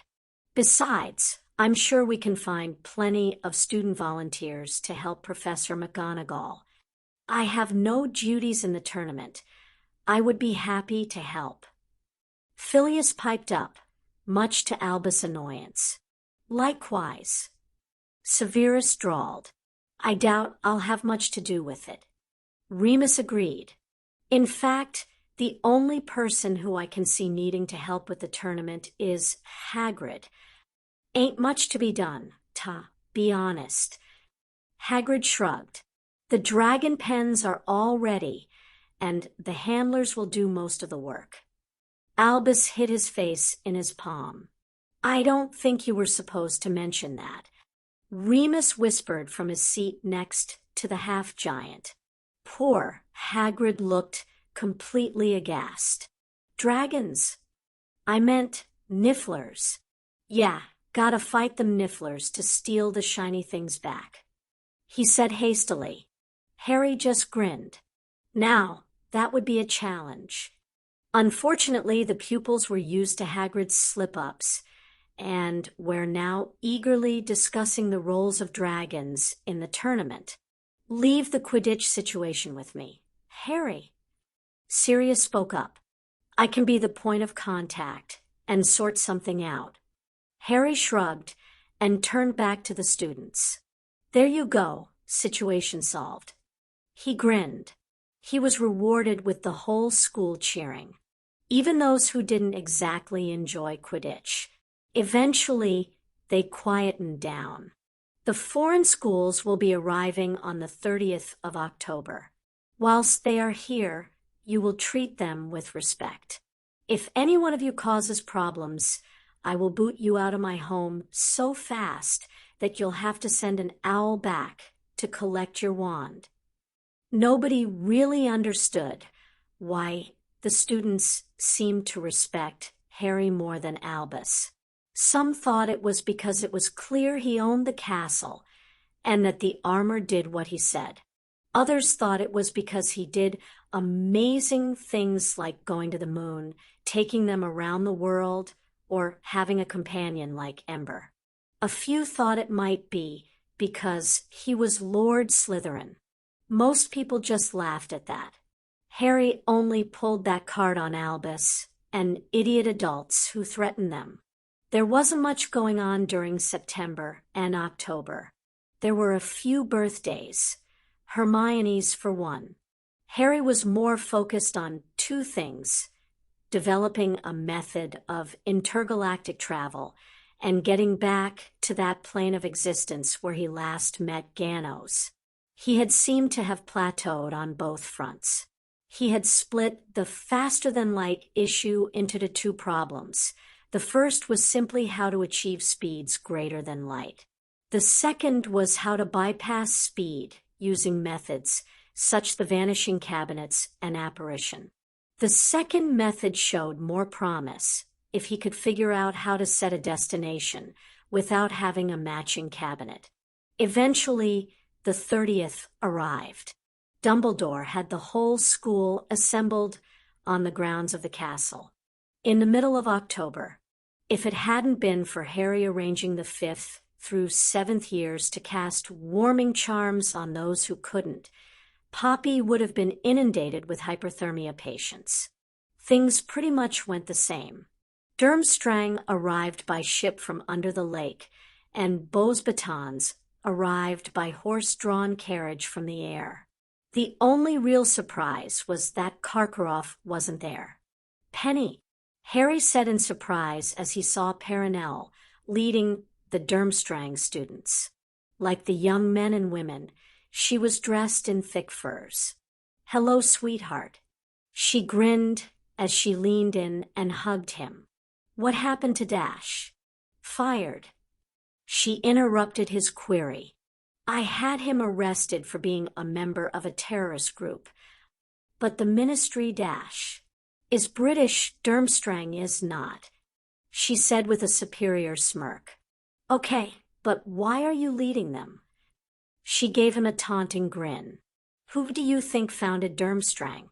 I needed a place to send rescued slave children to safely learn.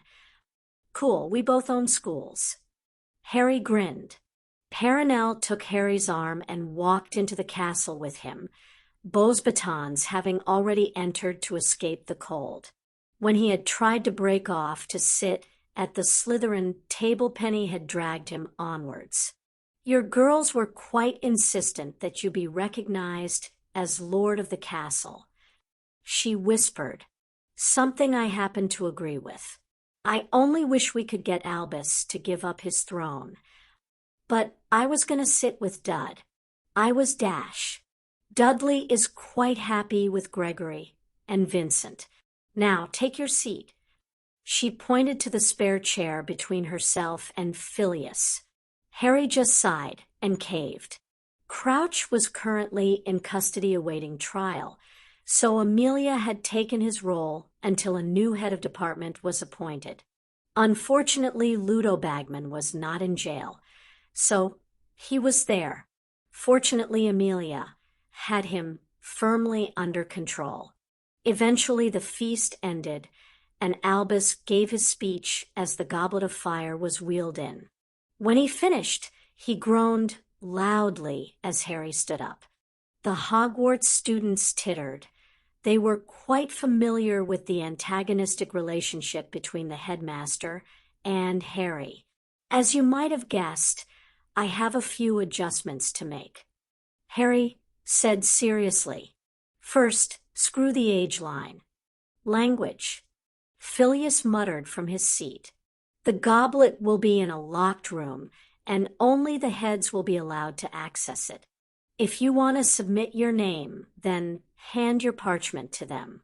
The age limit still stands, but your heads will be able to advise you if they think it is a bad idea. But don't let that stop you from entering. The cup is supposed to be able to pick the best for each school from the names submitted. In case you are wondering why I am doing this, it is because I don't want people putting others' names in." "Right, I think that will do. We'll see you tomorrow night for the choosing." To the surprise of the visiting students, the Hogwarts pupils took Harry's final words as a dismissal and began to leave. Harry was pleasantly surprised to see Victor sitting with Tracy and the others. A glance at Ron saw he was clearly not happy about that. The following day, the students of Hogwarts began handing their slips to Headmaster Dumbledore at either breakfast, lunch, or dinner. At the conclusion of the evening meal, the goblet was brought back in, and the heads placed the final slips in. Then came the inevitable wait and showmanship from Albus. Harry wished he was sitting at the students' table, but he wouldn't object to being seated with Penny and Phil. They were each eagerly awaiting the results, mainly because they wanted to see if the same names were picked. Things went much the same as last time. Victor and Fleur were both chosen. Harry was confident that all his extra precautions would prevent his name being called. More on. The champion for Hogwarts School of Wizardry and Witchcraft is Lord Harry James Potter of Slytherin. Harry just sat there numbly, staring at Albus, who looked at him expectantly.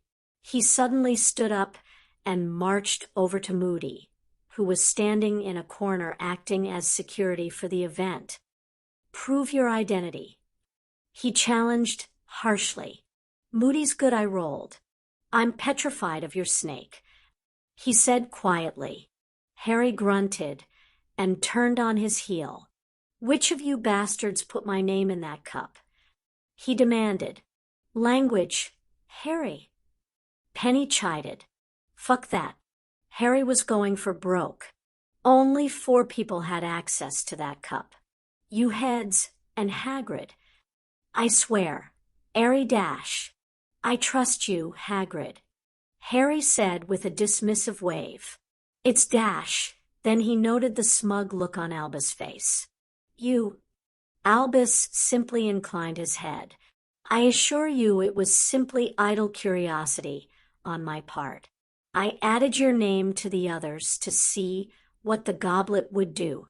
You are the lord of the castle and have a fair amount of achievements under your belt already." "Albus," Minerva screeched in disgust. Harry just sneered at him.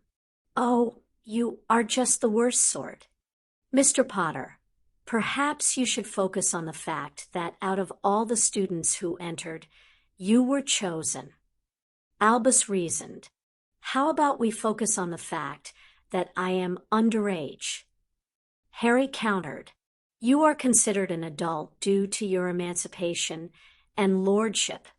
Albus shrugged. "I was entered against my will. Hogwarts deserves the best it can provide. The goblet considers you to fit the criteria. This all just a big dollop of revenge for you, isn't it?" "Oh no, my lord," Albus said, his voice so patronizing a 2-year-old could hear it. "It is far more than that." He finished with a grin that unnerved the first years. "Harry, just go into the antechamber." Phileas sighed. "We can torture Albus later. We need to wrap this up for the night." Harry sent one last glare at Albus before he stomped off. Albus watched him go with a smile on his face until he saw the glares of his professors. "I hope you haven't gotten too comfortable back in the head's office," Phileas warned. Harry banged into the room, causing the 2 foreign champions to jump. "You are the Hogwarts champion," Harry grumbled in answer to the French witch. "Bloody Albus Dumbledore put my name in. Are you not too young?" she asked cautiously. Yes, I am. But the bloody git doesn't care," he said as he walked up to the fire where Victor was standing. "Tracy say you are very skilled," Victor commented. "Is it really a trouble?" he asked, searching for the foreign words. "I can handle the tasks," Harry confirmed. "I can even provide you with a bit of competition to keep you on your toes. But I am very busy. I have projects and plans that I need to handle, and this tournament was not one of them. You can really keep up with us?" Fleur asked doubtfully. Harry turned to answer and frowned. He took 2 steps towards her, so he was nearly in her personal space. "This is wrong," he muttered. He began looking her up and down as if examining her. "This is very wrong." Fleur was beginning to look nervous. Neither of them noticed that Victor had drawn his wand. The doors banged open again, and the 3 heads walked in with Amelia and Ludo. Harry made a beeline for Penny. "This is wrong," he declared as he dragged her over to Fleur. "Look, see? Wrong." He gestured to the beautiful, who was quickly beginning to take offense. "Is there a problem with my student?" Madame Maxime demanded dangerously. "Her? Probably not." Harry wasn't really paying attention and didn't realize people were ready to hurt him. Harry, what is the problem? Penny asked. Well, look at her. Look at me. I'm bloody taller than her. I can see the top of her head. This is wrong. He was gesturing so wildly between himself and Fleur that she took an involuntary step back. There was silence for a good 10 seconds. Thwack. Ow. Harry rubbed his shoulder from where Phobias had sent a stinging hex. Stop messing around, Harry. He glared at his adopted nephew. The three champions listened whilst Albus and Ludo informed them of the first task. Albus had wanted to keep to the tradition of maintaining secrecy, but Harry had said he would just tell the champions anyway. This was before Albus' treachery. It was clear that the two foreigners were shocked by the news that they would face dragons. Relax, you know what the challenge will be. It will be easy to try and work out a solution.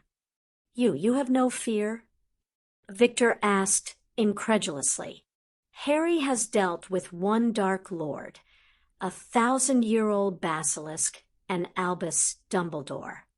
Perenelle said dismissively.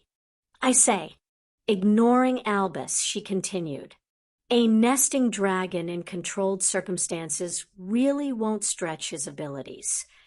Says you. Harry grumbled. It doesn't matter. There will be safety measures in place. Hagrid will be there, and dragon handlers. The most that will happen is you get a few burns or broken bones, or a spike to the shoulder.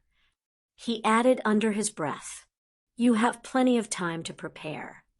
Penny assured them, whilst the champions are not allowed assistance from others, the wording is such that there is no reason for you not to collaborate amongst yourselves. She gave them a knowing smile. But this is a competition. Madame Maxime objected. A competition designed to promote relations between the schools. Harry added with an agreeing nod to Perenelle. I have access to plenty of resources, and you are welcome to use them. Harry told his fellow champions. VE champions must discuss something, privately. Victor said with a dour expression. Of course. I'll see you back on the ship, Victor. Gentlemen, I expect you to see Miss Delacour to her carriage. She informed Harry and Victor before she took Madame Maxime by the arm and led her away. It was like watching a little girl lead her mother, with the height difference. The half-giantess was clearly too befuddled to object to her pupil being left to the mercies of the enemy. Come along, Albus. Amelia ordered. Our work is done. Phobias ushered Ludo out the door, as Albus was nearly dragged along by Amelia. Once the door was closed, Victor immediately moved between Fleur and Harry, keeping the French witch behind him. He looked at Harry challengingly. You have problem with Vila? Harry was a bit surprised by that. No, I know Fleur is one. I can feel her allure, but it is much easier to ignore than the Imperious. Harry mused. Sacre Bleu. Fleur swore. What Phil's depute used that disgusting curse on you? She demanded. Meh, old Lord No Name did it a time or two. Harry shrugged. But it's not really important. He ignored Fleur's look of disbelief and turned to Victor's look of disbelief, which he also ignored. I assume you have no problems with Fleur being a Vila. Have Vila in family. He nodded as he stood up straighter, clearly proud of his family's diversity. Any werewolves? We have a cure for that now. Victor actually smiled brightly at that. Mistress Flammel says it come from Hogwarts. Yeah, Professor Snape created it. Our defense against the dark arts professor was the first to use it when our ministry tried to arrest him for being one. Are you not scared? Fleur asked with concern. There has been word that rogue werewolves are seeking revenge. Harry just scoffed. What are they going to do? Bite us? Kill you? Victor's serious face was back. Sure, if they can get past our protections. Even if they do, they will get themselves killed. We put anti-werewolf wards up on the school. If they want to get in, then they have to take the cure. Harry said firmly. There was a few moments' silence, as none of them had anything further to say. Right. Well, if you are convinced, I don't care about your heritage. He nodded to Fleur. I guess we can head off. Besides, I need to see my half-goblin adopted uncle. I'm sure my half-giant friend will want to congratulate me and assure me again that he didn't put my name in the cup. My former werewolf dash. I believe we understand your point.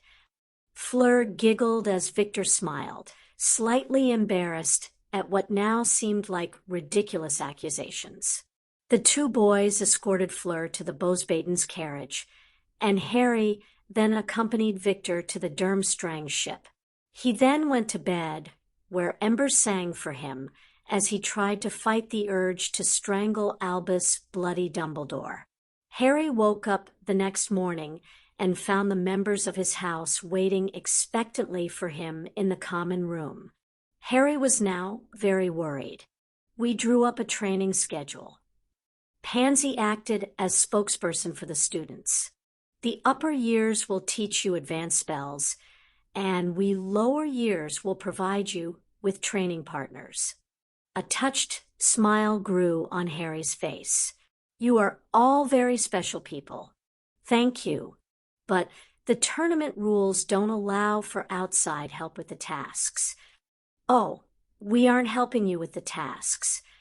Gemma grinned. We're just helping you with your education. You are all very devious Slytherins. Harry said in the same tone. The older students chuckled. I will appreciate the help, but I warn you now, my current education level exceeds 7th year. Oh, we know, Terry said ruefully. He was dressed casually, but smartly. He was also someone that Harry had helped a time or two with his newts. Well, I appreciate this very much. But just so, in the spirit of cooperation, I have offered access to all my resources to the other 2 champions. Doesn't that make the idea of competition pointless? A 7th-year boy asked. Not really. You all know that the first task involves dragons, right? Well, we will each have our own dragon. That means that each champion will have their own response. Then there are the differences between we champions specifically. My dad was supposed to have excelled at transfiguration. Mom was a charms prodigy. They would both rely on their strengths as they faced the coming tasks. The same will be true for the 3 of us. If we gave the other 2 champions the same help we give Harry, then we might actually learn something from them. Daphne mused. Harry just chuckled as he headed for the door and breakfast. They were definitely Slytherins. The following day, Harry continued his habit of not attending classes. Much to the annoyance of his fellow students, he wasn't even preparing for the first task. Instead, he was focusing on reaching that higher plane again. This really sucks. I don't know how to suck. Harry ignored Blinky's common response to Harry's oft declaration. What is it that sucks now? The basilisk in disguise queried. I still can't reach that other realm. I can feel I am leaving my body dash. You didn't leave, you just began to glow. My mind, Blinky. The young basilisk sighed. He still didn't get the human expressions and such, but he loved his daddy, and his daddy loved him, so he indulged the old man, as he often called him. something that Ember and Hedwig agreed with. I am going to hunt, Blinky declared as he uncoiled himself from his nest of pillows. If you are trying to do what Ganos did, then you are an idiot. Gee, thanks, Harry said sarcastically as he watched the snake head for a nearby hole in the room that acted as a portal for the snake to the forest. You said that Hogwarts prevents Ganos from visiting you here. It makes sense to me that the reverse would be true, Blinky explained before vanishing. Harry sat there, crossed-legged on the floor, running his long and slinky friend's words through his mind. Then it hit him. Mother Foo dash. Prek. Harry had forgotten that Hedwig was still in the room. Chapter 18. After the evening meal, Fleur and Victor met at the entrance to the Great Hall. I cannot see Lord Harry, the Bulgarian seeker commented in French. He was much more comfortable using French than he was English. He only started to learn English when he entered the professional circuit. Perhaps one of the professors can help us, Fleur suggested. Excuse-moi, vous êtes, dash. V can speak some English. Victor smiled at the bushy-haired girl who had approached them. Thank goodness. She laughed. I spend some holidays in France, but I am still learning. I'm Hermione Granger. Are you looking for Harry? We are looking for Lord Harry, Victor said formally. Hermione just giggled. Don't use titles around him. He gets annoyed. If he is with the headmaster or government officials, then you should use them. He really likes to annoy those sorts of people, she said with an exasperated roll of her eyes. You are a, first family witch? Fleur asked with interest. Hermione blushed. What gave me away? Fleur just gave a small laugh. You called E.T. a government. Not many magicals use that term. Can you lead us to Harry? Victor looked like he struggled to not use a title. Of course, follow me. He's probably in his lab. Hermione led them to the third-floor corridor. All right, now, just be very still. Don't be scared. The two champions thought that was quite amusing, but they held their tongues. But then the door opened, and they nearly bit their tongues. Lying in a giant dog bed was an even bigger Cerberus. At the opening of the door, one of the dog's 3 heads rose up lazily and began moving to Hermione. Victor made to move forward and pull Hermione back, but Fleur held him in place.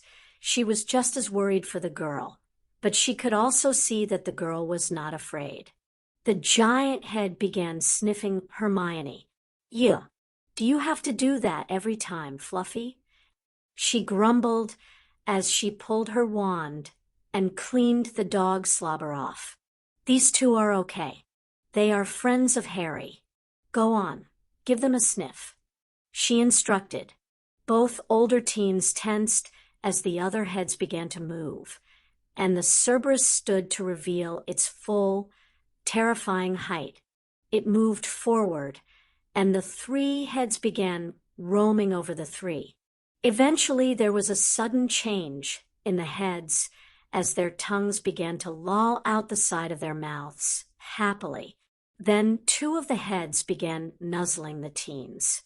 All right, that's enough, Hermione sighed as she put her hands on the side of one, the giant muzzles, and pushed it away. Not that she could actually physically move it, but the canine liked to play along.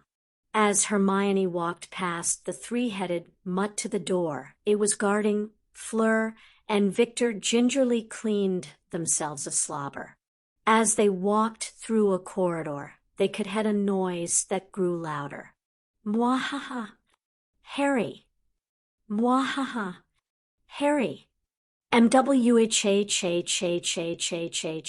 Gurk. Damn it, Dud. I should never have made that thing for you. The three students walked through a doorway into a very large chamber, filled with all sorts of objects. Standing near a large cabinet was a drenched Harry Potter and his clearly unamused cousin, Dudley Dursley. You didn't make it. Terry and Andy did. Dudley retorted as he patted a leather wristband on his right arm. Oh, they actually got one working. Hermione exclaimed excitedly as she rushed up to the young Muggle. Harry pouted as he was ignored in favor of his cousin. He sighed and approached Fleur and Victor. Welcome to the lab. He smiled as water dripped down his face and onto the floor. You vet, Victor commented dryly. Yes, I am. Harry nodded. I can dry you, if you want, Fleur offered as she pulled her wand. Harry chuckled. You can try, but it probably won't work. The device Dudley used was designed for emergencies. The water is actually more of a potion that won't dry up in heat or due to magic unless a special counter potion is introduced. It was designed by Professor Snape. Why would you make something like that? Victor frowned. To deal with certain fires that might be too widespread for simple water to handle. The gauntlet is really first step to giving Muggles access to magic. He gestured to where Hermione was examining Dudley's wrist. Muggles can do magic? Fleur asked in shock. There was a small pop as Dobby appeared. Master Harry Potter, sir, I have prepared the special bath. Harry's shoulders drooped and began to shake as he nearly sobbed. He then abruptly turned to Dudley and Hermione. I'll get you for this, Dudley. He then stomped off towards the back of the large room.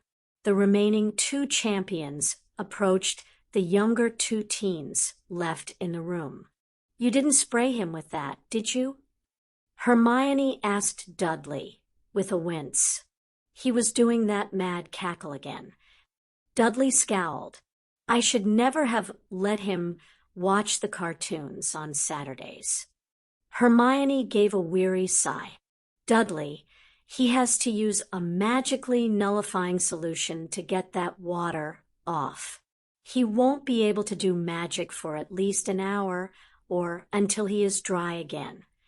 Dudley smiled proudly. I know, but this way he can't do something stupid before Uncle Phil or someone else gets here. He then scowled again. The only good thing about his cackle is that it means he is about to do something stupid. It's an early warning system. You are Aries family? Fleur inquired. And Muggle-born. Me? I'm just a regular Muggle. But I am Harry's cousin. His mom and mine were sisters. But you did magic, Victor pointed out. Dudley showed them the leather wristband. Harry had the idea to store magic in crystals or something like that. Harry heard some Muggle-borns talking about Muggle magical lore and gaming. Hermione said with a hint of exasperation.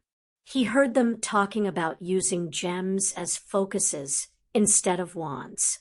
He then decided that he would see if certain gems or crystals could channel magic. It turns out that they can. Dudley chuckled. Aunt Minnie was so mad at him for blowing out the wall of the castle. Yes, Hermione said dryly. They don't just channel it, they can amplify it. But that didn't interest Harry. He still wanted to store spells or magic. Hermione moved over to a nearby cupboard with glass-paneled doors, those typically found in school laboratories. She opened it and removed a large white stone that was glowing. The same nullifying powder that Harry is using to get the water off is now coating this piece of quartz. It is preventing the magic from escaping. How much magic is in there? Fleur asked. Both she and Victor were in awe of what they were seeing. And what spell is it? Victor added. Apparently you can't store individual spells. Dudley shrugged. That crystal contains raw magic or energy, but it can be used to power this. He unclasped the leather from his wrist and turned it over. He then pulled open a small flap to reveal a fairly flat piece of crystal that was glowing. Leading away from the crystal were various glowing runes. Harry made this. Fleur was near flabbergasted. Victor was. He made the crystal. He was too busy to be able to make the actual bracelet, so he just explained it to some older students. And now they are guaranteed an A+ in ancient runes. And oh, Dudley. Dumbest system ever. Dudley declared in a nasally voice. Do you do anything but watch cartoons at that house? Hermione grumbled. Of course. Harry bought a few computers, and we are trying to figure them out. He grinned. I need to sit down. Fleur muttered. Hermione drew her wand and summoned 4 50-centimeter cubes from the corner that she transfigured into comfortable armchairs. It was Harry's rule. Unless you were working on something very sensitive, you had to create your own chairs and desks. He had placed the cubes there for people like Hermione, who couldn't handle conjuration yet. VHY no have these? Victor asked hesitantly and with confusion. You mean this? Dudley asked as he strapped the leather band back on. For starters, it's not for Wiggles. It's for Muggles. Wiggles? Fleur asked. Dudley just grinned as Hermione huffed. Harry has decided to try and get everyone to call magical humans Wiggles. He says that if non-magicals have to have a ridiculous name like Muggles, wizards and witches should have one too. Fleur and Victor shared a look and a shrug. EET must be an English thing. She said, We do not have those words in our language. We simply call them people. Victor explained. Yeah, but do you still call yourselves that? They turned to see Harry walking up, rubbing his wet hair with a towel. Of course. Fleur nodded. Harry gave an impressed nod. Then he turned to Dudley with a serious look. Why do we still live in this God-forsaken country again? Because you own the castle and don't want to give it up. Dudley replied. And you can't stand the thought of abandoning all your friends. Goddamned morals. Language, Harry. Hermione admonished the grumpy young lord. So, what brings you to my evil lair?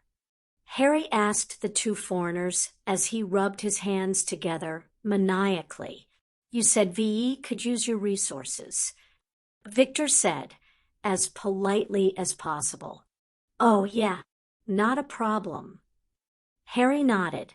What were you thinking of? Perhaps VE could use your library, read about dragons. Victor suggested.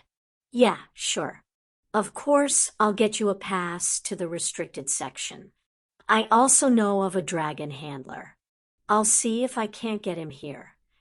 Harry said thoughtfully. Harry, you moved the restricted section. Hermione reminded him. Oh, yeah. Never mind. Dudley can show you the way. I have a meeting I have to get to. The four stood. Harry was between Dudley and Fleur. He looked at Fleur and frowned. This is very wrong. He muttered as looked at the top of her head before storming off. I do not understand. Fleur frowned. Why, yes, my height wrong. I don't know. Maybe someone in Slytherin can tell you. Hermione said apologetically. Are you coming, Hermione? Dudley asked. No, I have my own homework to do. I'll see you all later. It was nice to meet you, she told Victor and Fleur. Ah, so these are my future minions. Harry was about to cackle with glee when he heard a wand being tapped on the palm of a hand. I'll be good, he said quickly. Minerva just expelled an annoyed breath. Ladies and gentlemen, thank you for agreeing to meet us here. She addressed the various adults with children ranging from newborns to 10-year-olds. I realize that you have all been given a rather nasty shock when we came and told you that your children are actually capable of magic, but it was felt that it was necessary for you to be made aware as soon as possible before your children started performing accidental magic. Then why were we only told a few months ago? An annoyed father asked as his 10-year-old son sat next to him. Because the idiots who were in charge decided that you shouldn't be told until you were about to enter Hogwarts. Harry snarked. Still not sure I like the sound of that place. The man grumbled. Then leave the country. Harry challenged. Just remember that your son will still be a wizard, and he will still need to be registered in a magical school. Can't they just not do magic? A young woman of Indian descent asked worriedly, as she held tightly to her 2-year-old daughter. No, if she hasn't started already, then she will eventually begin performing accidental magic. Minerva said compassionately. Harry was becoming annoyed and exasperated. It was something Minerva hated, as it led to excitement, like declaring war on the goblins. Look, stop thinking of magic as a bad thing, he said heatedly. These are still your children. They are innocent, but they are gifted. Harry drew his wand and waved it through the air, creating a rainbow of multicolored sparks. All of them were in awe, but Harry could still see some fear. Magic is capable of so much if you know how to use it. If you don't, you can do some serious damage. Harry lectured. In my first year, I knew a boy who managed to literally blow up a feather because he screwed up the spell. I personally teleported onto the roof of my school building by accident to escape bullies. They had to call the fire brigade to get me down. If you want your children to have happy and fulfilling lives, then you will start trying to treat this with an open mind. Minerva grabbed him by the shoulders and spun him, so they were face to face. Sit, she ordered. Harry's shoulders sagged, but he turned and conjured a fully reclining armchair before slumping into it, crossing his arms and pouting. A few of the assembled parents and older children found this funny. Now then, all of you have seen examples of how useful magic can be, but you have yet to see that it can be destructive. Bang! Every jumped, including Minerva. She turned to see Harry sitting in his armchair and twirling his wand. Sitting to his right was a smoking wooden log with a hole the size of his hand in it. Bottom line, if your kids don't get training, then they could end up doing that accidentally. Minerva sighed. Harry could be so impulsive. Don't worry, Blinky is harmless. The words of assurance from Daphne Greengrass did not, in any way, help the two frozen champions as they stood nose to nose with the now 20-foot-long basilisk masquerading as a python. As long as he doesn't try and curl up on you. Tracy grumbled as she pushed past the two petrified students and tapped the large snake on the nose. Go on, you're scaring them. She shooted off. Is Ember here? I think we might need her. Pansy frowned as she prodded the Bulgarian seeker on the shoulder. She got no response from him, but Ember ever alert for her name to be called, flamed in and landed on the ebony-haired girl's shoulder. "Mon Dieu," Fleur muttered weakly. "Was that the effect you were hoping for?" Tracy asked curiously. "Let's just leave them there till they snap themselves out of it." Daphne sighed. "Merlin knows how they will cope when facing a dragon." Harry returned to his quarters just before curfew to find them packed. Dudley, Vince, Greg, Neville, Hermione, Luna, Daphne, Tracy, Pansy, Gemma, Fleur, Victor, and that was just a fraction. "What the hell?" Harry asked calmly. All of the students looked up from their text and notebooks. "Harry, grab a book. We're looking for information on dragons." Padma smiled. Harry sighed. "Of course you are." "Oh, wow. I didn't realize we had let so many people up here." Harry turned to see Terence standing in the doorway, looking a bit sheepish. "Maybe you should keep a pencil and notebook nearby so you can keep a tally." Harry snarked. Terry cleared his throat authoritatively to hide his embarrassment. "All right, you lot. It's nearly curfew. Back to your dorms. I'll speak to someone about getting you a classroom or something to study in." The students began closing their books. Hermione and Padma stood by the table and began putting them back into their assigned spaces on the library shelf. As they left, Harry stopped one or two of the girls and boys. He would grab them by the shoulder and look them up and down with a curious look. Most of them looked at him slightly confused, but they were used to the madness of Lord Slytherin. Gemma, Tracy, Daphne, and Pansy just giggled. They didn't leave the room, but went and sat on the couch. It was something they always did before going to bed. They wanted to make Harry feel like he had family, especially after the way he treated them so well. Victor and Fleur were the last to head for the door. They had tried to help Hermione and Padma. They felt it was the least they could do, as this whole night had been dedicated to helping the champions. To Victor's surprise, Harry actually grabbed him by the shoulders, but he gave them the same look he gave the others. When he did it to Fleur, he scowled unhappily. "What ESE problem?" she demanded as she shrugged out of his grip. "You say you do not 8 Vila, but you look at me like you do." "You're too short," Harry exclaimed. Fleur flushed a bit. She had never had her appearance criticized by anyone except her mother and grandmother. The 4 girls on the couch broke down into laughter. "Honestly, Harry," Hermione admonished, "Fleur is the perfect height for her age and weight. It is also very bad manners to comment on a lady's vitals." She blushed as she tried to think of a word other than attributes. She asked. Harry defended himself. "It's not my fault one of us is the wrong height."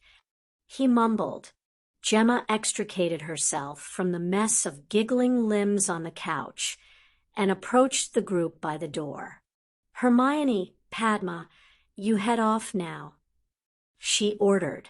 "Fleur, we'll have a little chat with our Lord and try and sort him out.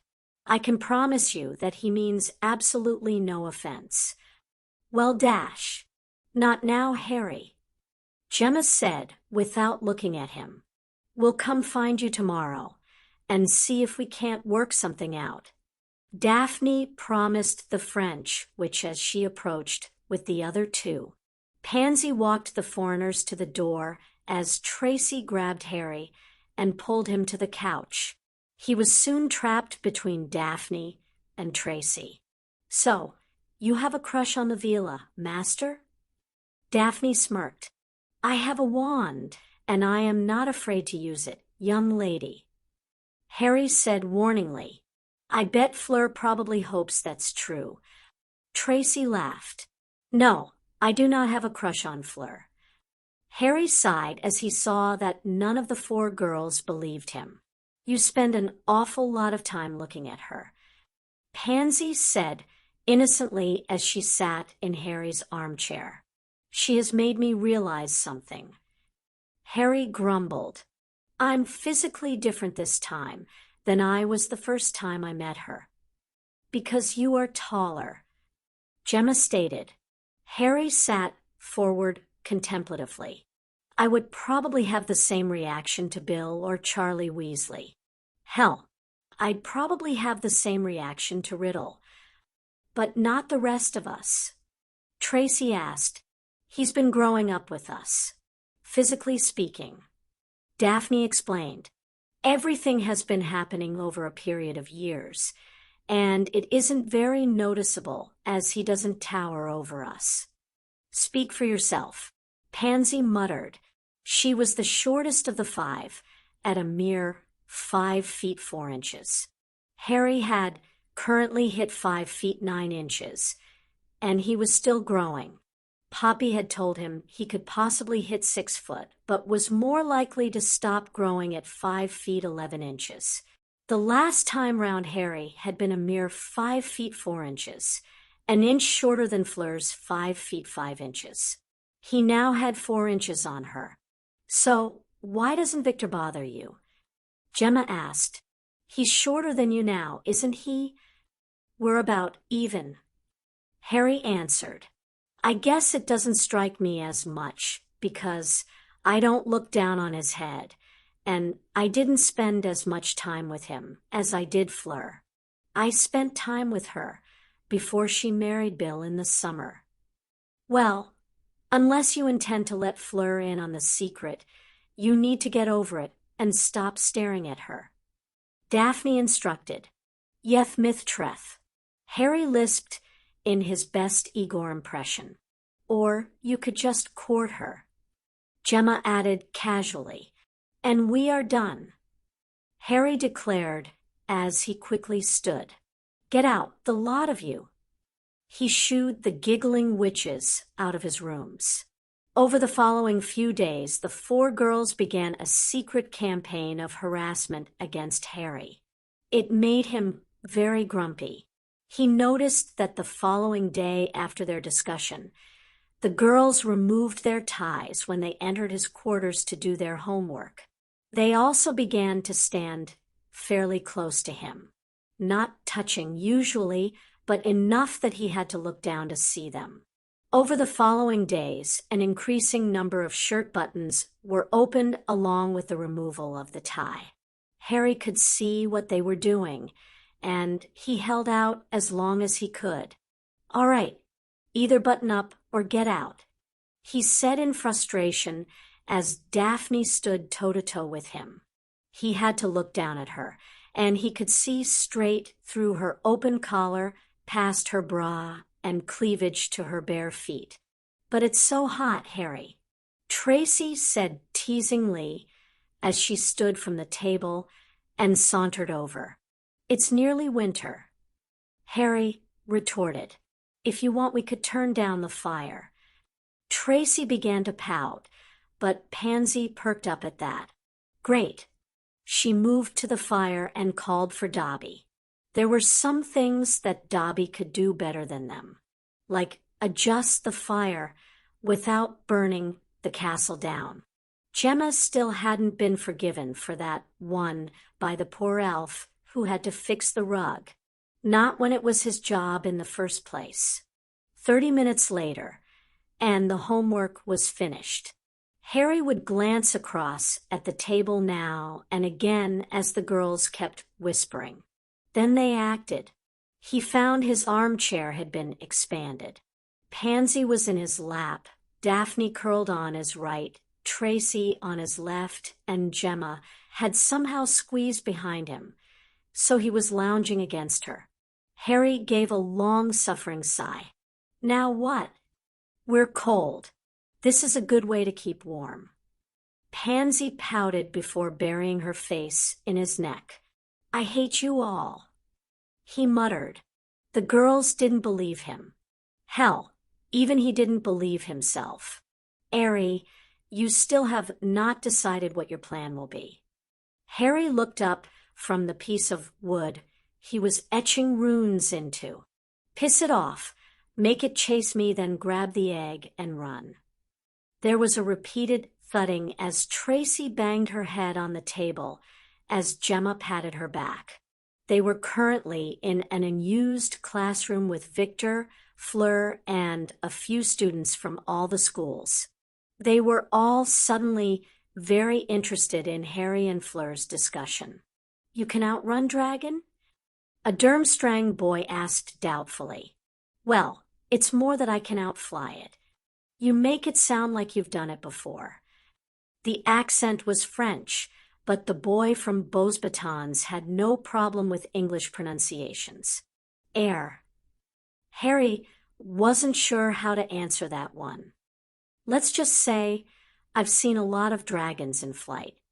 I am best seeker in Europe.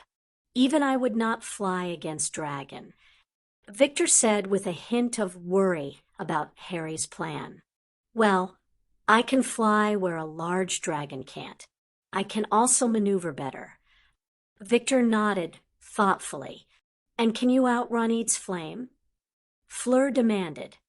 Harry, maybe you should leave that as the backup plan. Dudley suggested from where he was working on his non-magical homework. You know enough about runes, dragons, and spells that you can find another way. Harry was about to object, but then he saw the glares coming from the four girls. He had to do a double take at Fleur, as he was sure he could smoke coming off her hands. Fine. He capitulated with a pout. I'll make another plan. With that, he leant his chair back and closed his eyes. VA-. He's thinking. Dudley assured Victor with a chuckle. He was used to Harry doing this in the lab. The door to the classroom slammed open, startling Harry, who fell backwards off his chair. Harry, come quickly, Phobias said frantically as he rushed over to his nephew. Are we under attack? Harry asked in annoyance. Boom. Students fell from their chairs, books off the table, paintings off the wall, and dust from the ceiling. Lead the way. Harry gestured. Wonderful. Wonderful.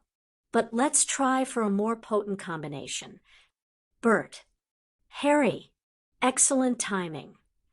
Cuthbert Binns exclaimed as he turned from a soot-covered Argus Filch to Harry and Phobias in the doorway. We were just scaring every living thing in the castle. Not to mention the rest of us. Came an irritated female voice from a painting outside. What the hell are you doing? Harry asked in disbelief as watched Argus pour white powder into a cauldron. We are preparing to demonstrate the power of Muggle bombs, Cuthbert declared proudly.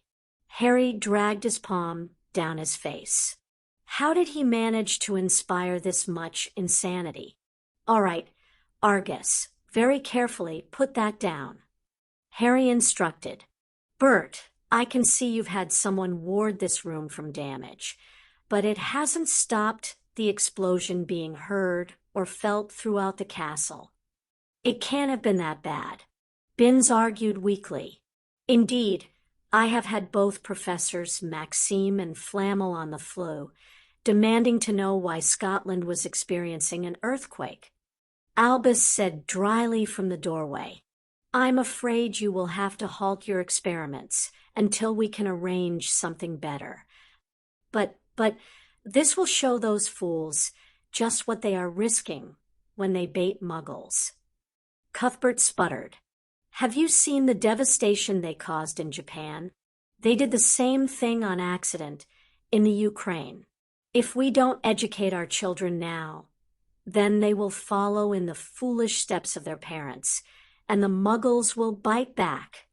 Bert, relax, Harry ordered. Leave it with me, and I'll sort it all out. I'll just need a week or so. I suppose I'll just have to make do with the photographs I obtained." Bert mourned.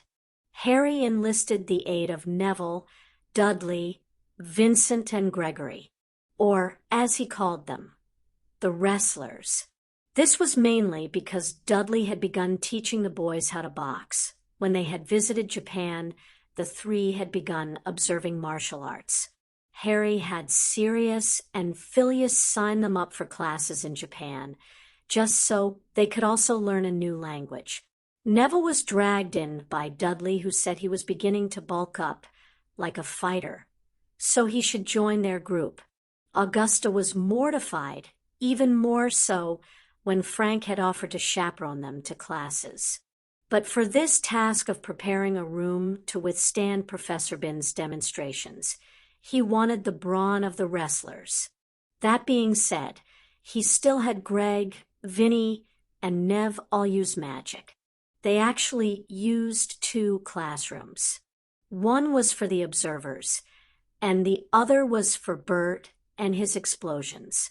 In the end, there was too much for just Harry to do in carving runes, so he enlisted a few 6th-year students with the understanding that Professor Vector would count it towards their end-of-year marks.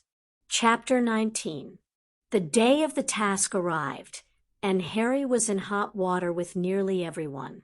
He refused to tell them what his main plan was: to get the egg. Fleur had been coached into a repeat performance of her sleeping charm, with added fire protection this time. And Victor was encouraged to use transfiguration as a distraction to avoid breaking eggs. Harry had listened to all the ideas, from trying to learn to become a dragon animagus to bribing it with gold.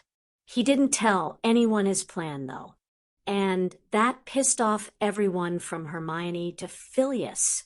Fleur was also annoyed, but Victor found it amusing. They were in the champion's tent. Fleur and Victor were a little nervous, and Harry was reading a book. Then the heads entered along with Amelia and Bagman. "Excellent," Bagman exclaimed in his annoyingly jovial way. "You're all here. Now, in this bag are identical miniatures of what you will face in the arena. They will also determine the order you go in." "Non," Fleur said defiantly. "Harry goes last. That way, Victor, and I can watch him. BBB dash. That's perfectly fine," Amelia interjected, whilst Bagman tried to remember how to talk. "The order you go in doesn't matter.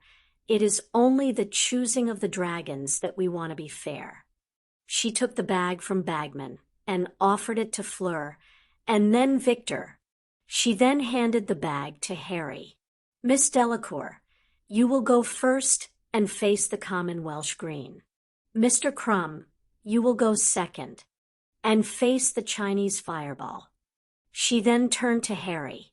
"Harry will have to go last anyway, as he will be facing this." Harry looked up from the empty bag he was peering into. Sitting in Amelia's hand was a pale blue wingless dragon, a Japanese water dragon. Amelia smirked. "That bastard Albus arranged this, didn't he?" Harry scowled. "Actually, it was a recent acquaintance of yours." She gestured to the mouth of the tent. Harry turned to see a very smug Yoshiko standing there in a knee-length skirt and t-shirt topped off with a light jacket. "What the hell did I do to you?" Harry asked indignantly. "I'm a trickster, Harry Cohen. You couldn't really expect me to turn down the opportunity to play a prank on the son of a prankster, could you?" She pouted. "I am going to learn some nasty words in Japanese just so I can call you them." Harry warned her with a maniacal glare. "I would be happy to teach you some." She smiled. "But I must go and find Severus Cohen. It is cold, and he needs to keep me warm," she said as she left the tent. "I didn't need to know that." Harry called after her. Amelia had been tempted to alter the tasks after seeing Harry's memories of them. But she decided that it was hard enough for the teens to face down a nesting dragon on their own when even an experienced dragon handler wouldn't try. Fleur's attempt went much the same as last time. Only she dodged the snort of flame that the dragon let out in its sleep. It wouldn't have mattered, as she had charmed her outfit to be flame-proof. Victor's was a big improvement. No eggs were crushed. Instead, he transfigured one rock into a tasty-looking cow and another couple into wolves. The result was that he was able to slip past the dragon and take the egg whilst it fended off the wolves so it could take the cow. Then there was a half-hour wait whilst they set up the arena for the water dragon. Harry had no idea what to do, so he spent the time meditating and trying to reach the other plane. Eventually, he was roused from his peaceful contemplation. Amelia sent him out into the arena. The arena was now a small lake. "Do I still have to get the egg?" He sighed. "Yes. I trust you've been studying the bubblehead charm." She asked, "You are enjoying this far too much." Harry grumbled. "Consider it payback for all you put me through."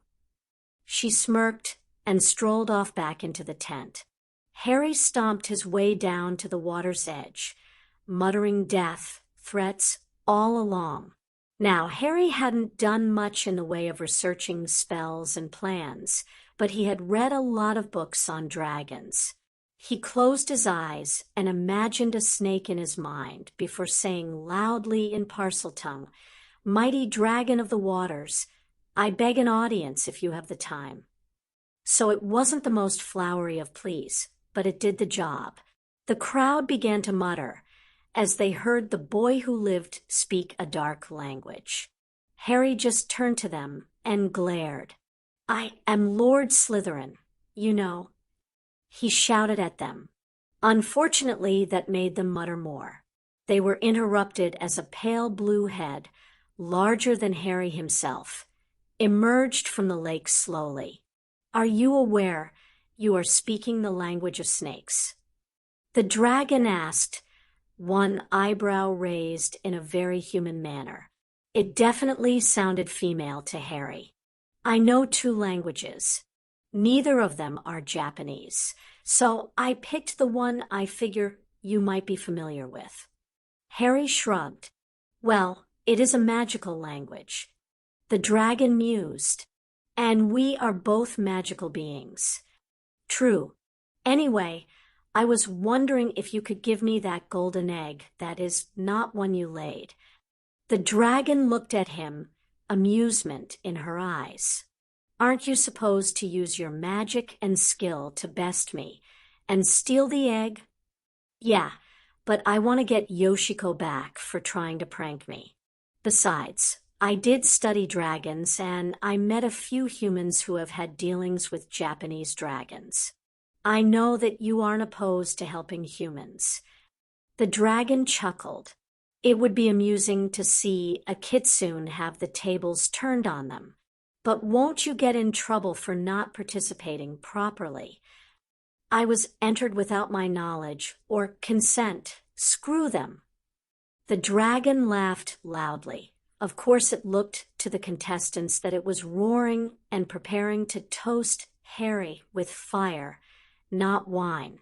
She dipped her large head beneath the water before re-emerging with the golden egg in her mouth that she dropped on the shore. "It has been far too long since I birthed my only child," she sighed. "Still, it was fun to be amongst you humans again." Harry picked up the egg and bowed very low.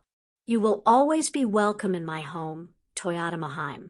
I invite you to stay and dine with us this evening, and perhaps you might stay a few days. I believe Yoshiko will be staying a while." The dragon froze and stared at him. "You are far too perceptive, little one." It muttered, "As I said, I researched dragons for this task," Harry said as he rose. The dragon seemed to become incorporeal as its blue scales became less defined and faded. Its being swirled smaller and smaller until it was replaced by a short Japanese woman in her early 20s wearing a pale blue kimono. "I accept your gracious offer, little one." She gave a small bow. Harry offered her his arm, which she took, and walked her back to the tent. The crowd watched in shocked silence that wasn't broken until the pair disappeared into the tent. Then they broke into loud arguments over what they had seen. Some claimed that Harry had been given a false task and there never was a dragon. Others said he had managed to transfigure the dragon into the woman. There were a host of other theories being bandied about as well. "What is the meaning of this farce, Dumbledore?" Fudge demanded as he sat in the top box with the judges. The boy was supposed to defeat the dragon, not seduce it for his bloody harem. "I would be very careful, Minister." Phileas scowled at the portly man. "Harry has taken every care to ensure that the girls that he is responsible for are treated with the utmost respect. Harem is a term he finds offensive when used by the English for his family." "Irrelevant." Fudge waved dismissively. "The boy has multiple concubines. That is the very definition of a harem." "And just how, pray tell, do you know that?" Perenelle asked with a smirk. Cornelius blushed and began to stammer. No one had ever actually used the term harem around or about Harry in public. The knowledge that he had several concubines was not a secret, but it certainly wasn't spoken of or announced in public. Fudge certainly didn't want to admit that he had been investigating how to get his own harem. "That has nothing to do with this farce you call a tournament." He deflected.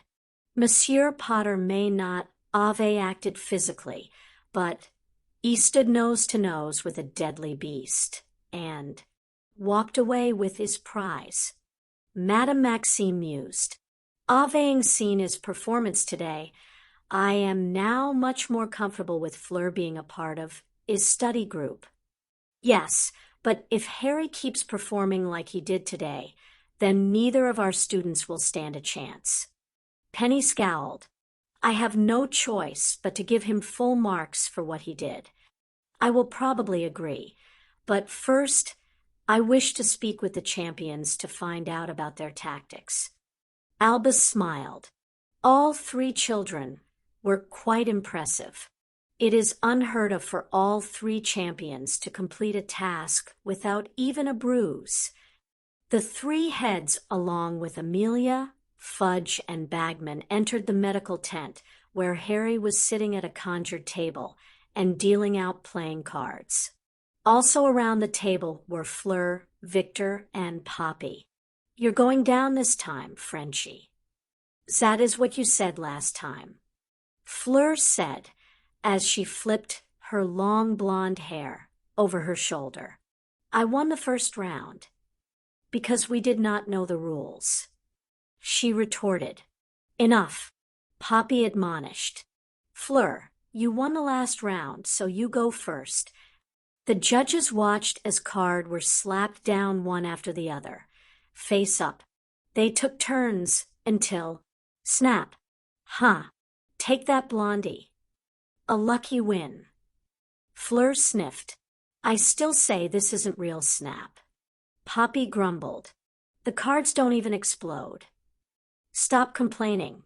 It's not our fault you haven't won yet," Harry admonished her.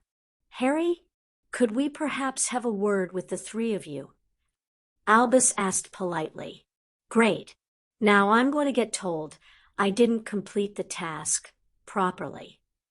Harry muttered as he tossed down his cards. "Actually, Monsieur Potter, we merely wish to discover how you all completed Z tasks so we can assess you better," Maxime assured them. Harry gave a nod that showed he understood. "Well, ladies first, I guess." But all we have is her, so go on. Fleur glowered at the insolent Englishman before turning her ire on the snickering Bulgarian. You should not be so tense. Victor was unfazed by the glare. It is good to laugh. Do not take things badly from Potter. Give them back. Fleur frowned, not understanding. Give as good as you get. He explained in French.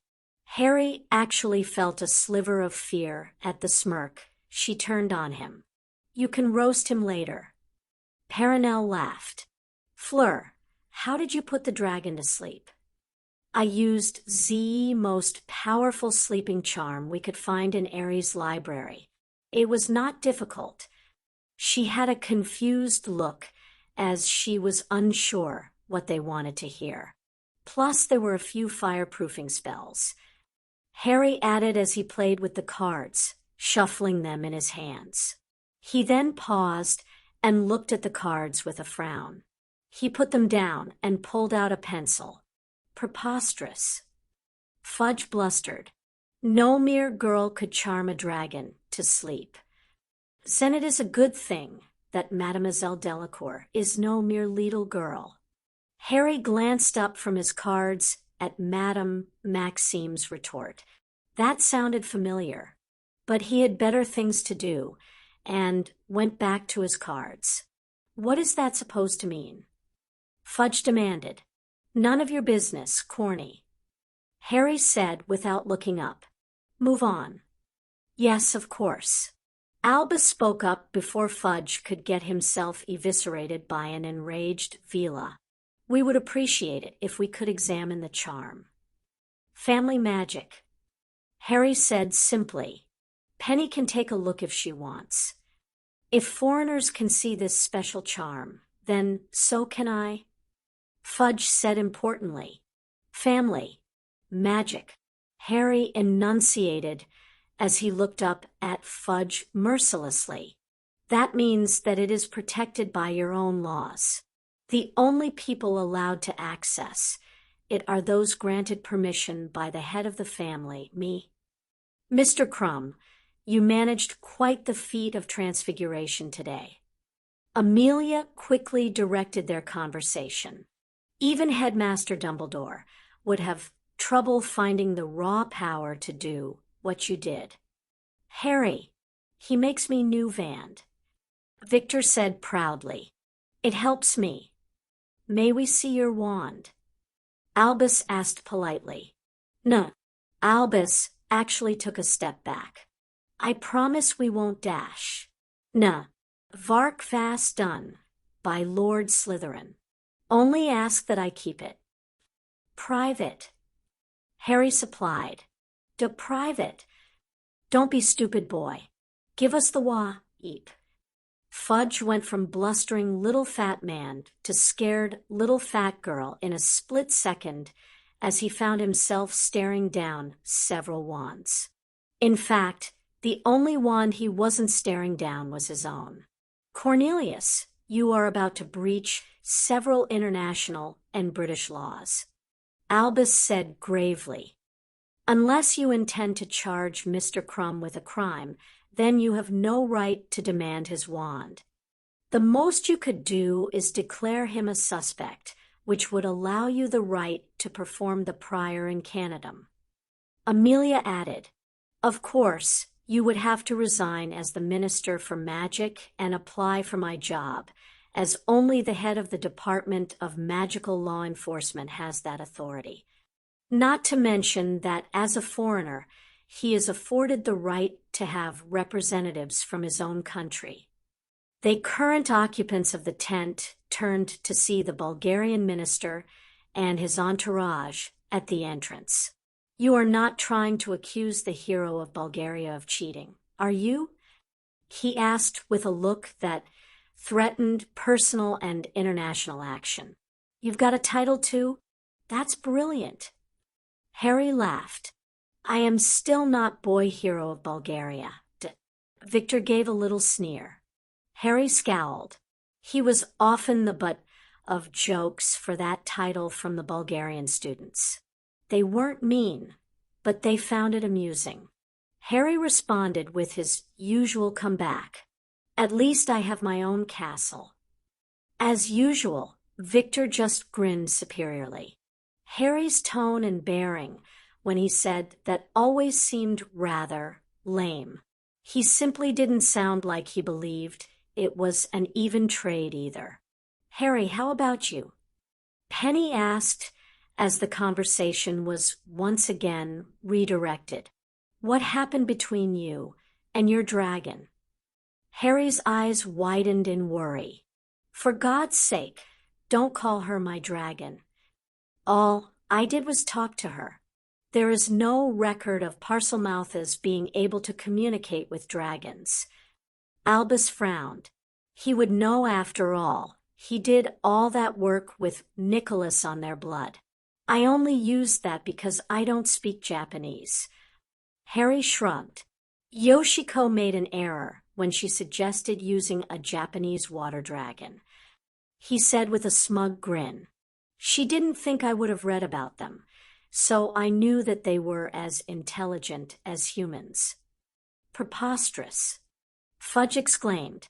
Dragons are mere beasts.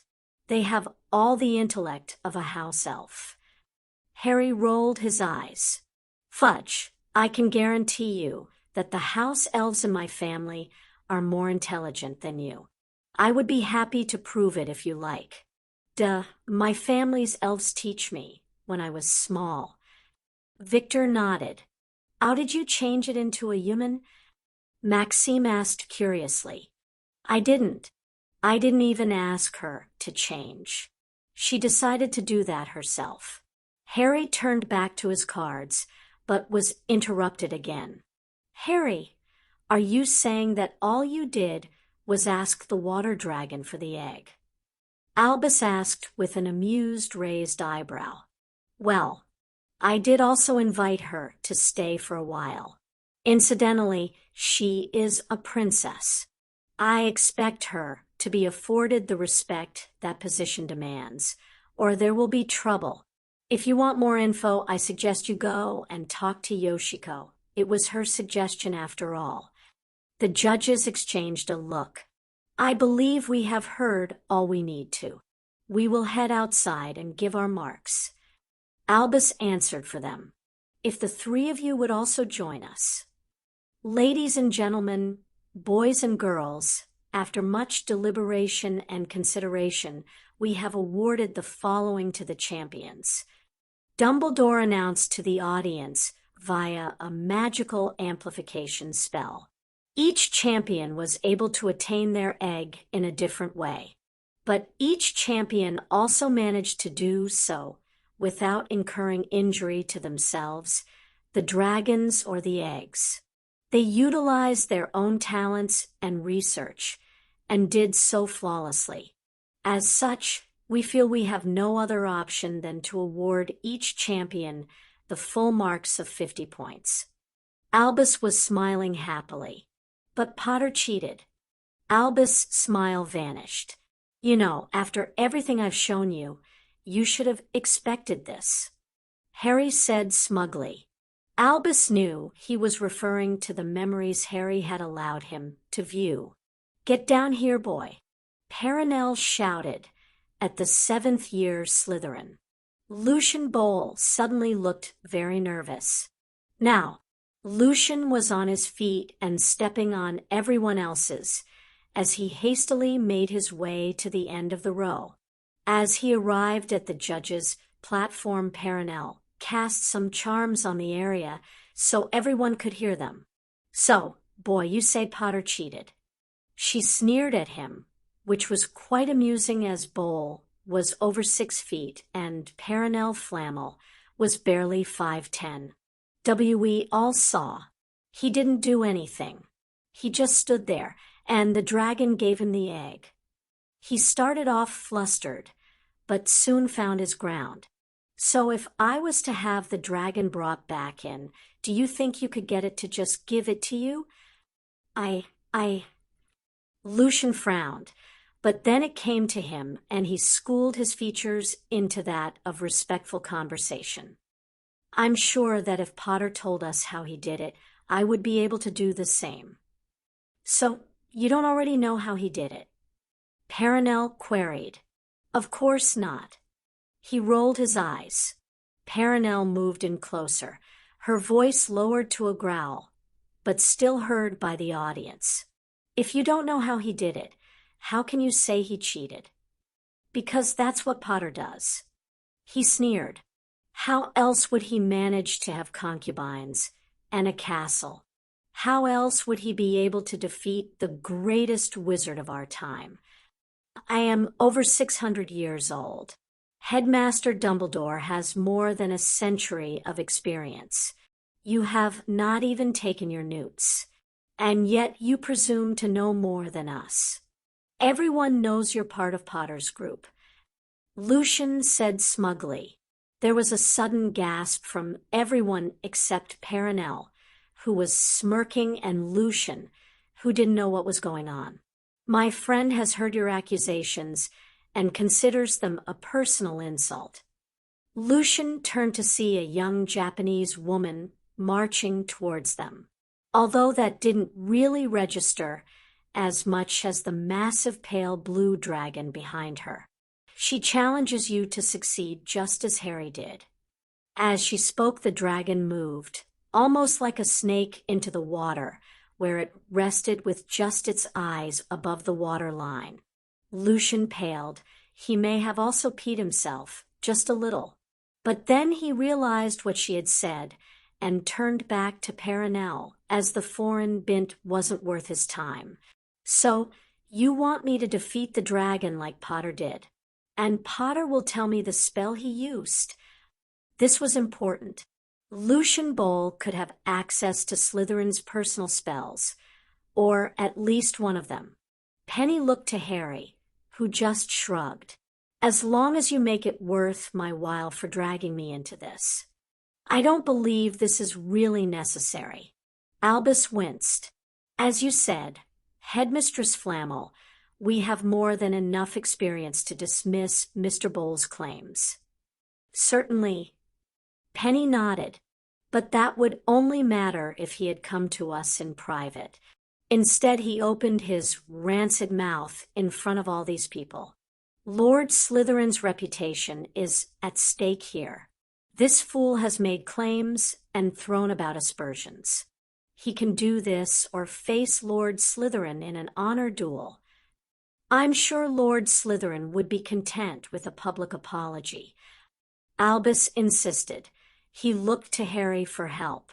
As long as it appears in the Prophet, and he makes it in person on the WWN. Harry was pretty apathetic. He didn't really care. Lucian meant very little to him, and so did the opinions of the public. Lucian Bowl was a proud pureblood. Sure, his name wasn't listed in the Sacred 28, but his family went back for generations with only pure bloods, not half-bloods and mudbloods like Potter. Of course, this was all very evident from the way his mouth would open and get him in trouble. Apologize? Before the hour is up, Potter will be shown to be the cheat he is. He turned to Potter, still sneering. Well, Potter, are you going to tell me how you defeated the dragon, or will you let the world know you really are a cheat? Harry looked at him, unimpressed. I asked her, in Parseltongue. At this point, Lucian began to get irritated. A cheat and a liar. There is no way a dragon would do something like that. Besides, Parseltongue is for snakes, not dragons. Well, that's what I did. Harry responded with a calmness that was annoying Lucian, but worrying Albus. Swear it. Lucian challenged. Now Harry was getting annoyed. Look, I honestly don't care what you say or think. As far as I am concerned, you are leaving the castle once this is settled. I've had it with you. You heard Perenelle. We can settle this with an honor duel. Every second you stand there hurling accusations at me is another second that an honor duel feels more and more appealing. Of course, this is the same Lord Slytherin who defeated Marcus Flint Sr. in a previous duel and managed to vanquish Lord Voldemort twice. Amelia had a vicious-looking grin. Lucian swallowed. He'd forgotten about that. Still, it won't clear the taint from his name. He will still be a liar and a cheat. Can I just boot him from the castle? Harry whined. He's worthless. He barely passed enough OWLs to sit newts. How dare you? So you can insult Harry, but he can't insult you? Perenelle asked archly. Now, we could easily prove Harry's claims. Can you prove yours? Monsieur Bole, EET would appear you have 3 options. You can face ZE Dragon, face Lord Airy, or apologize. Aunt Maxime was irritated that this boy would behave so disgracefully. Monsieur Fudge, you have nosing to add? Cornelius Fudge was caught off guard. He had been too busy watching young Bull put Potter in his place. Well, that was his delusion, and he was sticking to it. He certainly wasn't expecting to be dragged in himself. But still, Mr. Bole makes a valid point. He tried for wisdom. He achieved gas. Unless Potter can prove he did not cheat, then at the very least he should be disqualified from the task. Harry sighed before he stomped off to the water's edge. He paused after a few steps. Are you coming? He asked testily. Perenelle was curious. Olymp was confused. Albus was worried. Lucian and Fudge were hopeful and pleased. Either they proved Potter a fraud, or they learnt ancient magic from the founders. When they were all assembled behind Harry, they heard him begin to hiss. Then the dragon growled before hissing back. Harry stepped to the side as the dragon raised its upper body out of the water and used its front claws to snatch up a screaming Fudge and Bole. Like I said, I asked the dragon, and she agreed. Harry said loudly over the shouting and crying of the 2 men. He hissed at the dragon, who dropped the screamers from over 10 feet. They landed in the water with a splash. Then the dragon did something that had everyone gasping in fear and amazement. It spoke. No one could understand what it said, but the words were fairly easy to hear. There was a small puff sound, and Yoshiko appeared next to Harry. She began conversing with the dragon, rapidly. Harry knew it was Japanese, but it was too fast for him to pick any actual words from his limited vocabulary. Of course, even Harry was surprised when Perenelle and Albus joined in the conversation. Albus was clearly stilted and, at the very least, out of practice, but Perenelle was as fluent as Yoshiko. Aurors! Aurors! Destroy that monster. Fudge cried as he struggled to exit the lake. Stand down. Amelia countered as the men fingered their wands nervously. She turned to Fudge angrily. Did you really just try to order my people to engage in a suicidal attempt to kill an endangered and protected animal? The dragon morphed back into the beautiful Asian woman and stepped out of the lake completely dry. She turned Yoshiko and spoke primly before she glided to Harry and took his arm, leading him away. Yoshiko looked at Dumbledore with disdain. You understand? I will leave it to you, then. She then vanished. Dumbledore, who was that woman? Was she responsible for that creature? Fudge demanded, still dripping. Miss Yoshiko is a friend of Harry's and Princess Toyotama. You are less than a hair's breadth from starting a war with Japan. Albus answered sternly. Preposterous. The dash. Albus, I recommend you use your position to deal with this imbecile."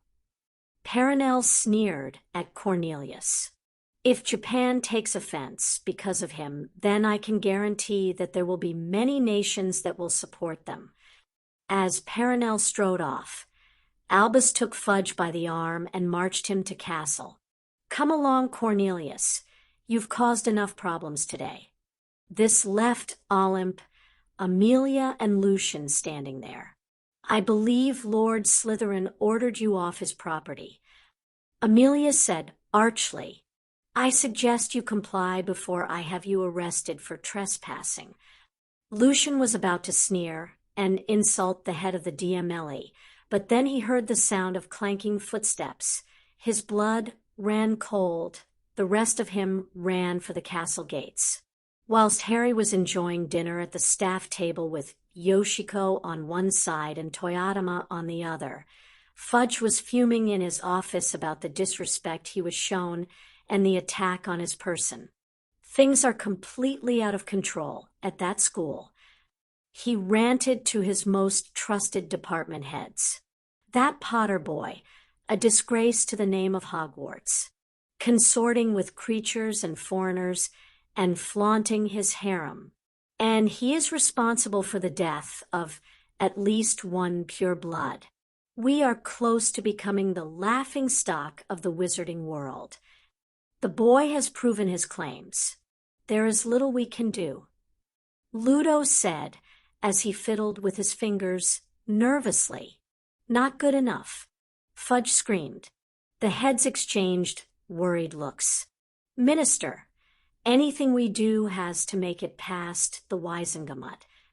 An older lady tried to reason. "If it doesn't, then the members will have you out of office before the end of day." The solution is quite simple.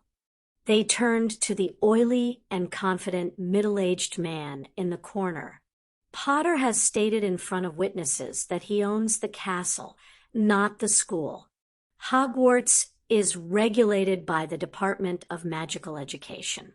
It shouldn't be too hard to declare the need for tighter control and the assignment of ministry moderators." Cornelius sat down in his chair with a thoughtful look. "It sounds promising. What sort of role would these moderators take?"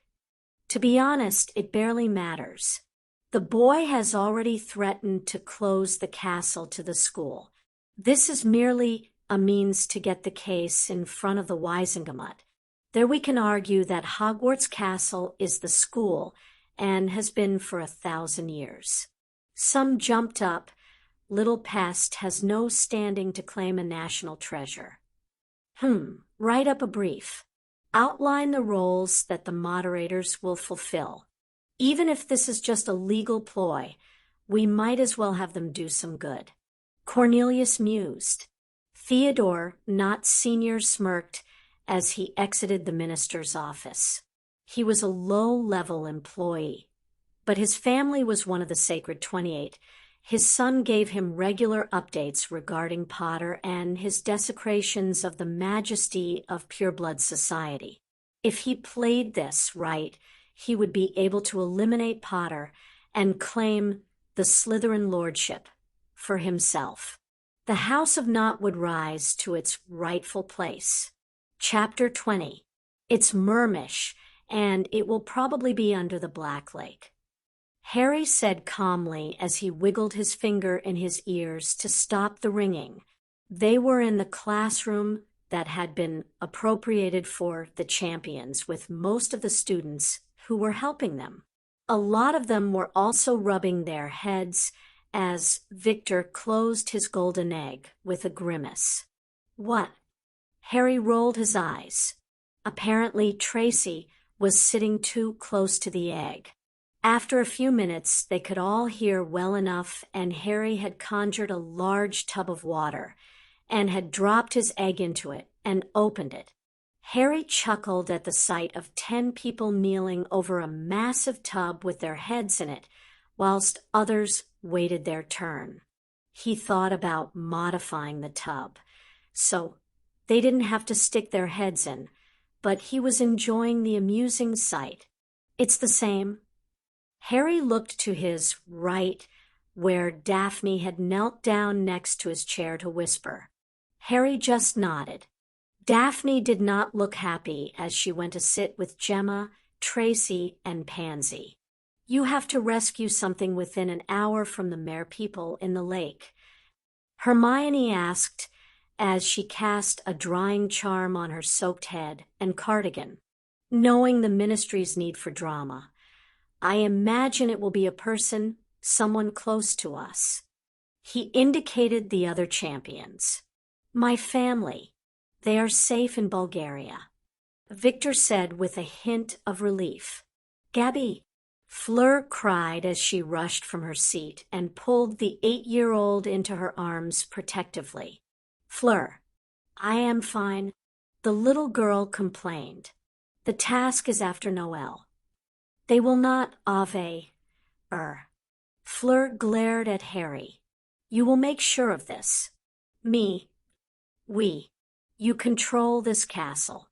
You can keep Gabrielle away from them, she said adamantly. Harry really didn't like that look. It spoke of retribution on him. I'll speak to Albus and Penny. He agreed reluctantly. But at the end of the day, it might end up being safer for her to spend the month of February back in France, up until the day of the task. Non. Gabby cried. I want to stay. Fleur grabbed her by the shoulders, sternly. Think of Maman. Ow, it would upset her if something appealed to you. You are doing dangerous stuff. Gabby countered. You stole from a dragon. At this point, the pair devolved into an argument in rapid French. PHWET. Everybody winced at the loud whistle. You bastard. Harry just grinned at his cousin. Best thing you ever taught me. You bastard. Harry chuckled.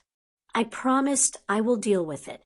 If necessary, I will have a suit of armor follow her around.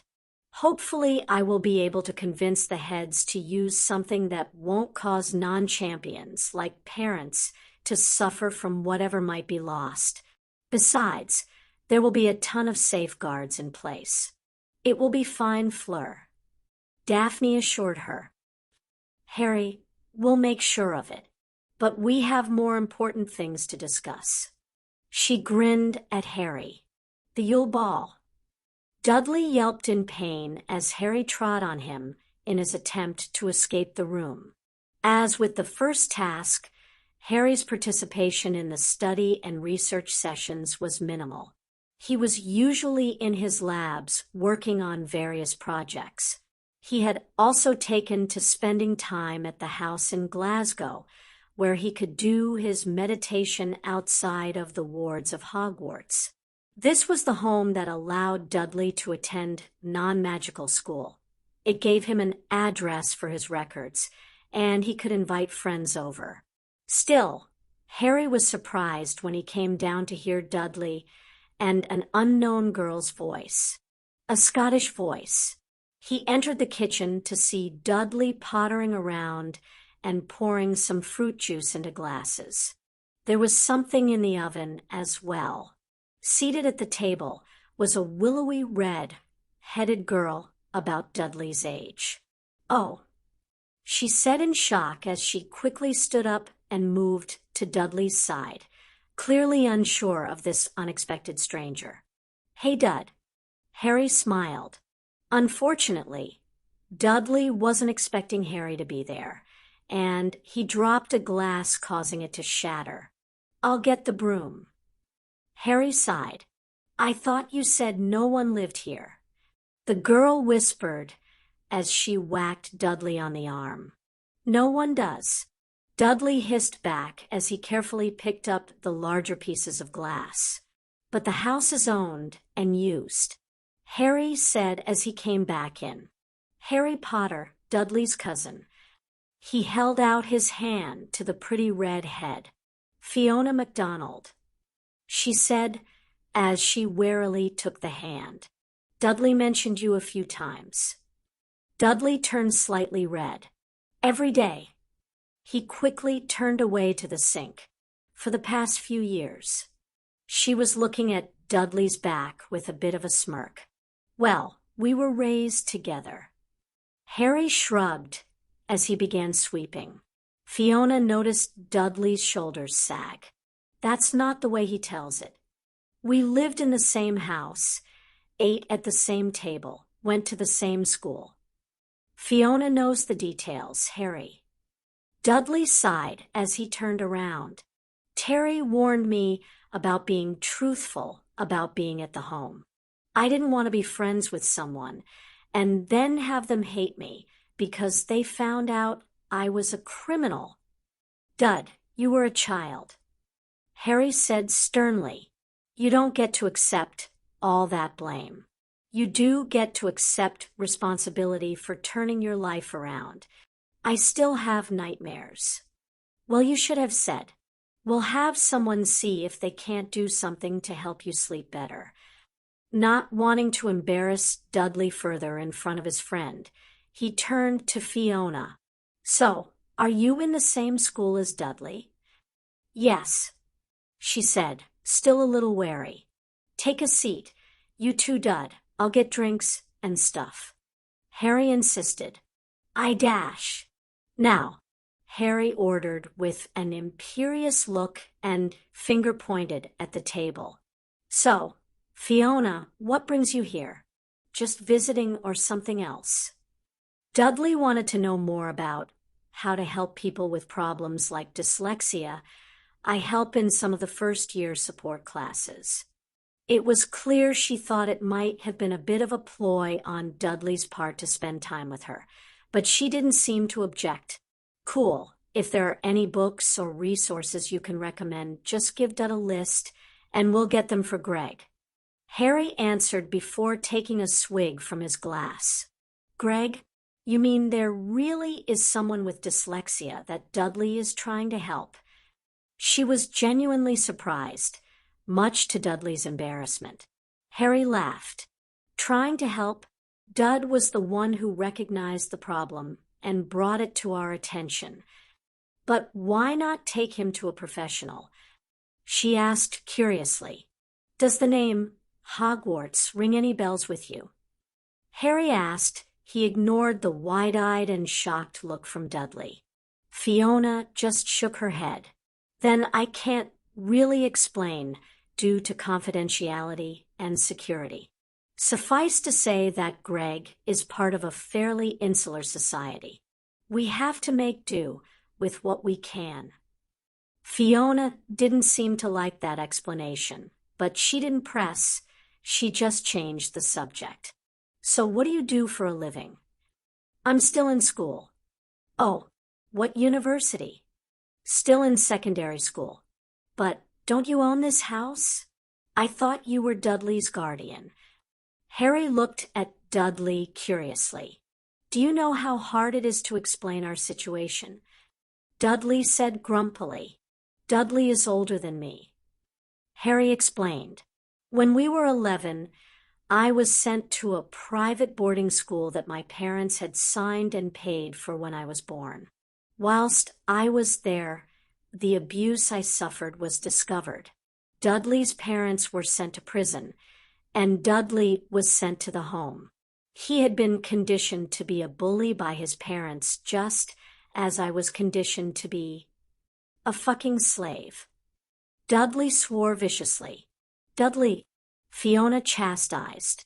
The important thing is that both Dudley and I have broken our conditioning. We are both well-rounded individuals. Harry said firmly. So what about you? What does Fiona MacDonald do?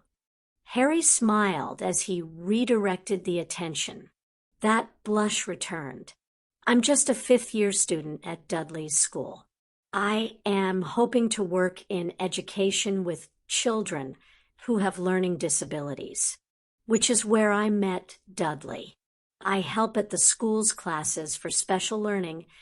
I was assigned to help him when he came in last year to ask for information. At first, I thought he had come in just to flirt.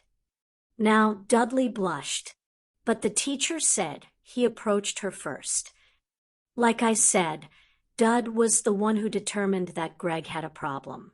We've consulted professionals around the world, but Dudley and Gregory are good friends, and Dudley is a good man. Harry said with clear pride, I agree.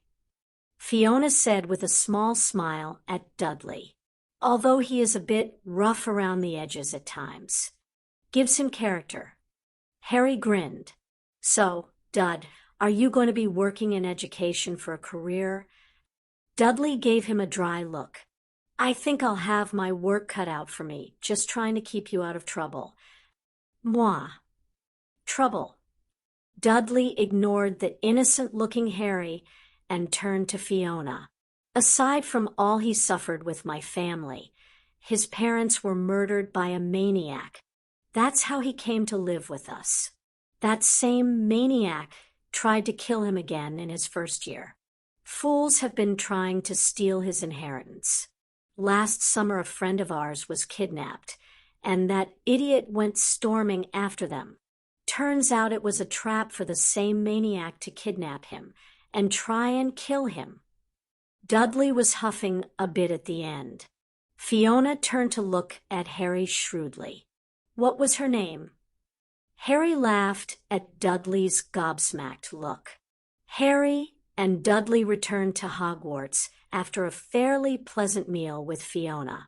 Harry was able to determine that, whilst they were not currently in a relationship, they were clearly engaged in the mating dance that teenagers often performed. The male would be fairly calm and placid, often relaxing against walls, fences, or tables. He would be serious, funny, whatever the situation called for. The female would spend a fair amount of time on the border of the male's personal space. Often she would encroach by simply standing next to him. Shoulders would touch, and neither would look at the other.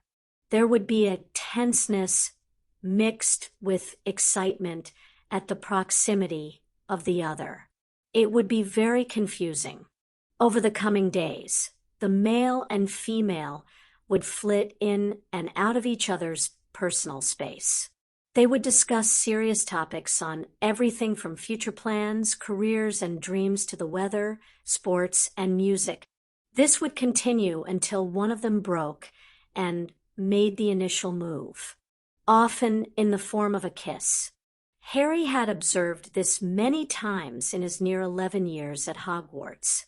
He also knew to keep his bloody mouth shut.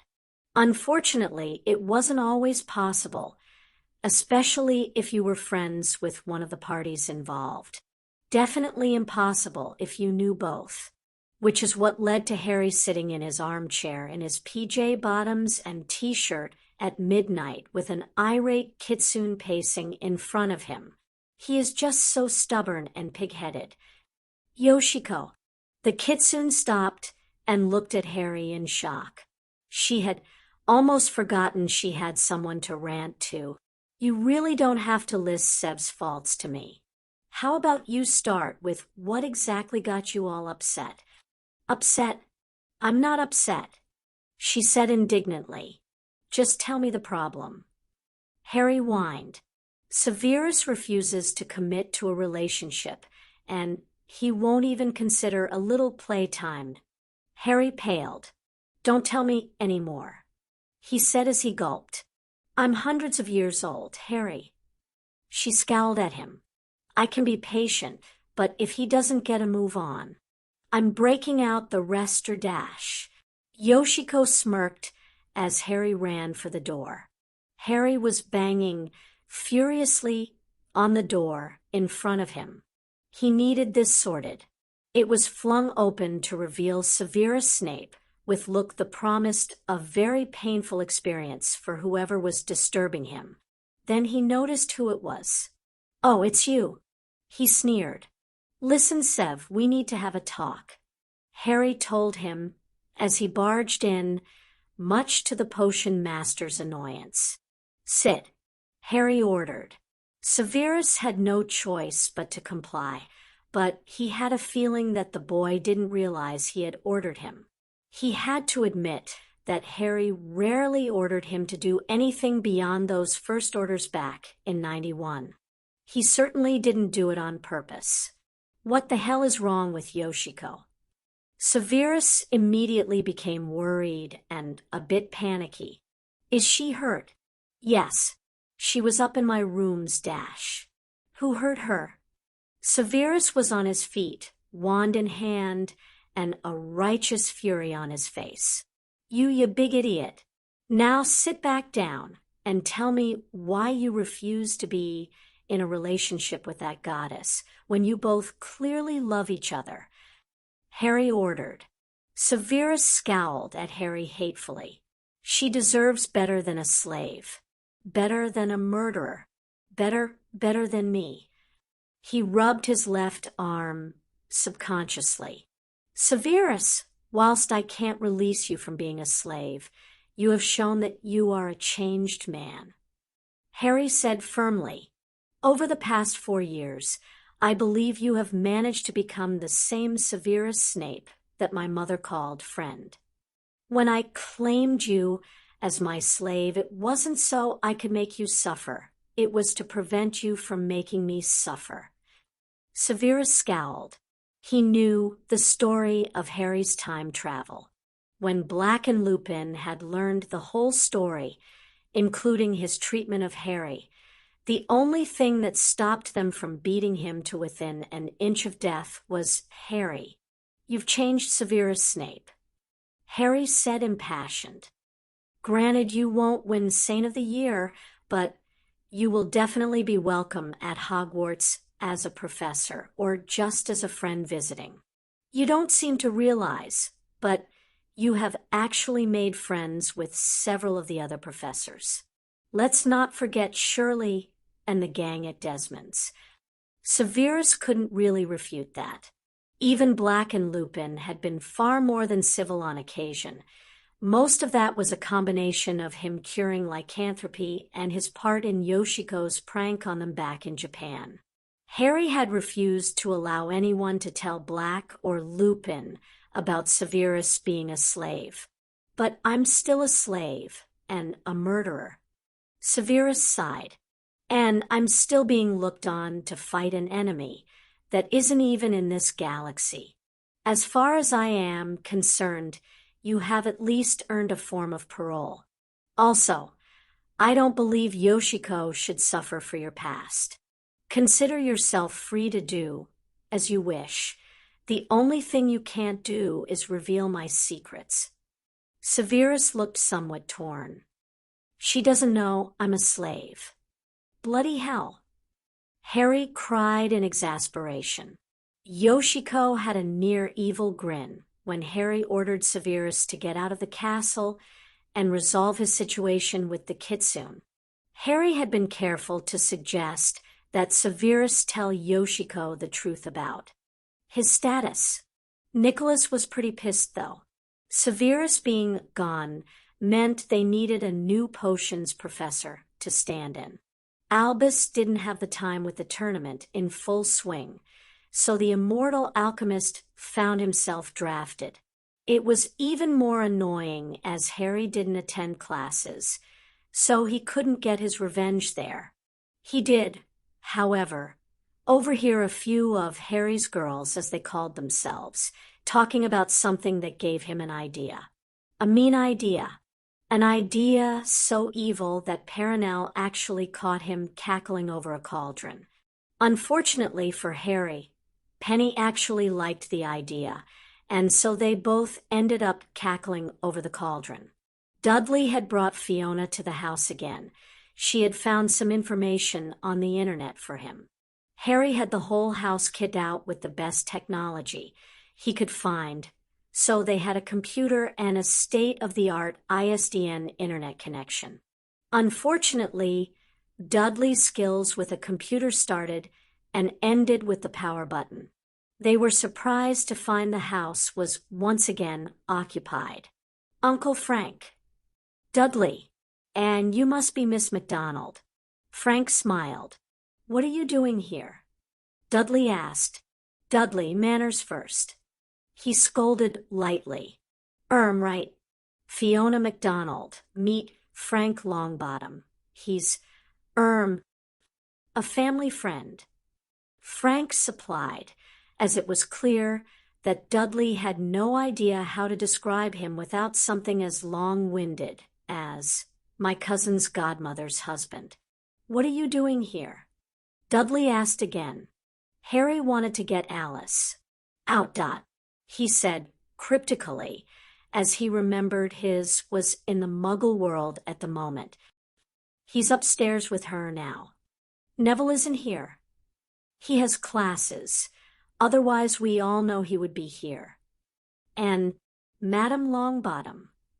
Dudley asked with a wince. Frank just grinned. The animosity between Harry and Augusta was still going strong.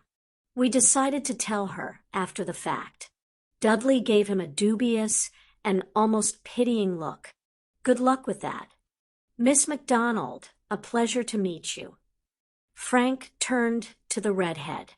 I understand you are responsible for much of the knowledge Dudley acquired to aid his friend Greg. You know this, Greg? She asked skeptically. I do. Gregory Goyle has been a friend of Harry's since they were about 11. Regrettably, Gregory's intelligence isn't very high. Quite frankly, it is a miracle that Dudley sussed out the problem. Greg's smart enough, Dudley said defensively. It's not an insult, Dudley. Frank assured him. We all expect him to do well when he finishes school, but he will never be able to handle a job that requires an intelligence like, say, Hermione. No one is as smart as her, Dudley said with fond exasperation. And who is this Hermione? Frank picked up his drink and hid behind it as he tried not to laugh. Dudley had been adamant that they weren't dating. Frank was beginning to wonder which of them was deeper in denial. She is a friend from. Dudley sagged in defeat. She's like Greg. We're not supposed to talk about them too much. I might be able to arrange for you to meet a few of Dudley's friends. Frank offered. Unless it's Hermione or Terry, that would be a bad idea. Dudley said with worry. Let me work on it, Dud. Frank assured him. Work on what? Harry. Any luck? Frank stood quickly and eagerly. A bit. I think we made our first big step. The Lord of Slytherin smiled as he led his docile godmother down the stairs. Ganos? Dudley queried as he saw a familiar brunette descend the stairs behind Alice and Harry. Greetings, Dudley Dursley. She smiled at the boy. She was quite familiar with Dudley as it was easier for her to approach Harry when he visited his base on the moon. Dudley often accompanied him, and Harry insisted on introducing them. Where did you come from? Frank asked in surprise as he took Alice from Harry and seated her. I came to aid Harry as he seeks to heal his guardian. She informed them. You remember me mentioning Ganos, right, Uncle Frank? Well, yes, Harry. I just didn't think I was ever going to meet her in person. Frank was a bit flustered. No one doubted Harry's tale of the glowing woman in white, but they never expected her to actually appear to anyone but him. I am limited in what I can do and who I can appear to, but I have decided to take Harry as my apprentice. An apprentice of what? All eyes turned to Fiona, the one they weren't allowed to tell certain things. They were given a reprieve when Alice walked over and began stroking her hair. Lils, she said fondly. Frank breathed in sharply as Harry just smiled sadly. Lily Potter, my mother, had red hair. She was also Alice's best friend. Alice is suffering from a form of brain damage and is essentially in a fugue state. Harry explained. It was a credit to the girl, that she didn't even flinch from the strange woman. Instead, she took the woman's hand in hers and placed it on her chest. "Fiona," she said firmly yet softly. Now, ain't this a touching sight? Everyone but Alice spun to see 3 large men standing in the hallway leading to the front door. "It's taken a lot of work to track you down, Potter. But you were sloppy. You thought we couldn't find you in the Muggle world." Dudley and Frank moved over to Alice and Fiona. Ganos had seemed unconcerned. She just watched Harry carefully. Harry and Frank both recognized the signs in these men. Haggard, scarred, manic. They were werewolves. As such, Frank went for his wand. Fiona's presence be damned. The lead man warned Frank as his hand reached for his inner pocket. The man had his own wand out along with his 2 cohorts. "Let me guess you want to cry and moan because I've been curing werewolves," Harry said mockingly. They scowled. "We are going to spend every day from now until the full moon torturing you before we eat you," the man on the left snapped. "And we'll make you watch whilst we play with the women." Fiona gasped, but Dudley just pushed her further behind him. "Harry," Frank said warningly. "Relax, Uncle." Harry tossed a grin over his shoulder. These sons of bitches seemed to have forgotten one very important fact. "Yeah, what's that?" the third man asked sneeringly. Harry turned his grin on them. "I'm Harry Potter." Behind Harry, Fiona was incredulous. Frank was keeping his focus on the men.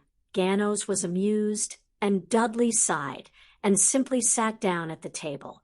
In front of Harry, the 3 men were speechless before they burst out laughing. "All that fame's gone to your head, boy." The first man roared in laughter. "You walked into the home of the Lord of Slytherin and thought you could do as you wanted?" Harry asked, unconcerned by their reaction. "I have defeated people in duels. I have outmaneuvered some of the greatest minds in the British magical world.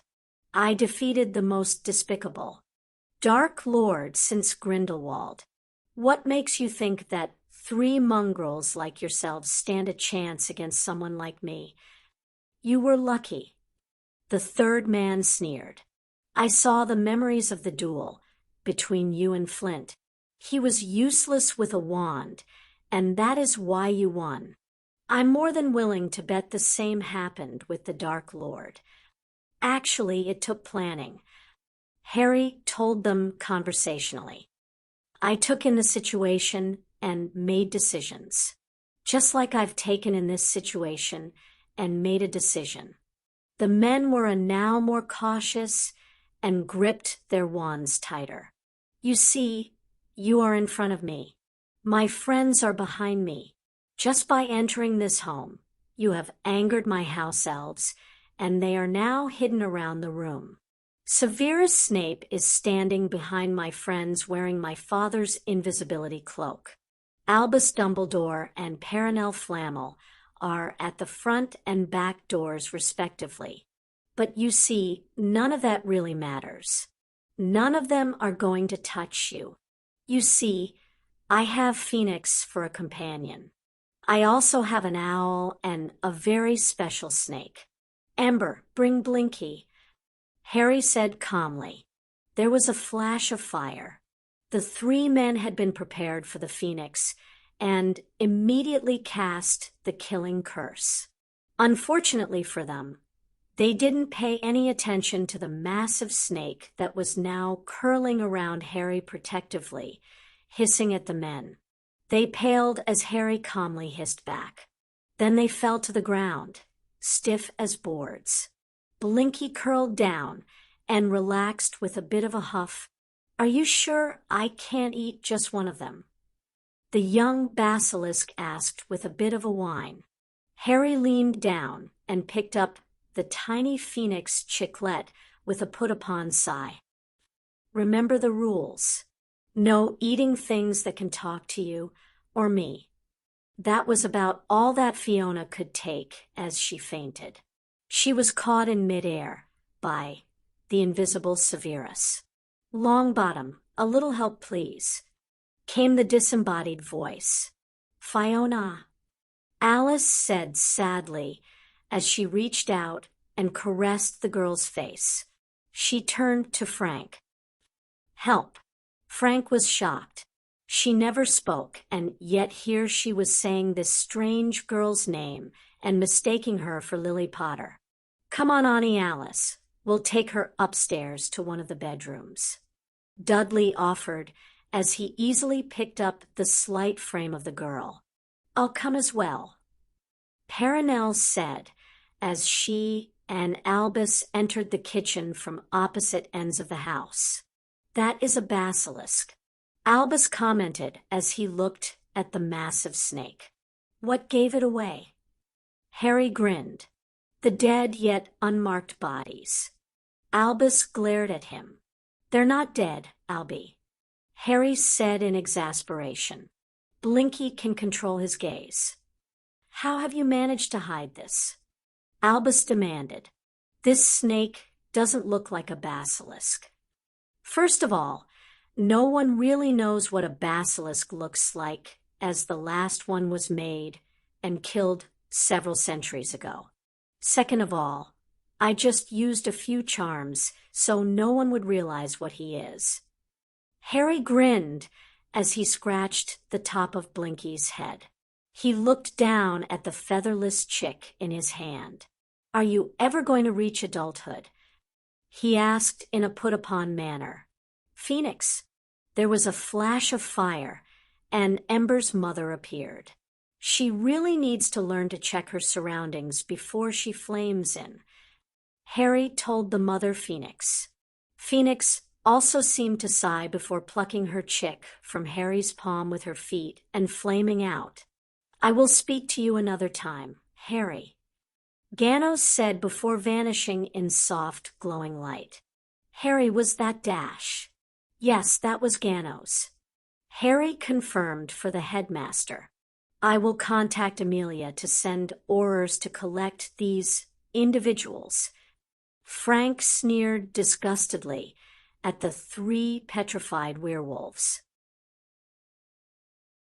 Thank you for listening to part 2 of Screw It. Harry's journey continues to throw punches, sometimes magical, sometimes verbal, and the best part? He's not apologizing for any of it. What moments had you grinning? Which character got exactly what they deserved? Share your favorite scenes and hot takes in the comments below. We're loving your insights. Be sure to like, subscribe, and share this with fellow Potter fans who love when canon gets flipped on its head. And to our wizard army, you're the real MVPs for making these audiobooks possible. Did you know? Fans often call Screw It a spiritual sibling to Make a Wish and The Lie I've Lived, as it captures the same cathartic theme of Harry seizing control of his own destiny, but with a sharper edge and a ton of humor. We'll see you soon for part 3. And until then, if you want real change, sometimes the first step is saying, screw it. Stay clever, stay fierce, and keep the magic real.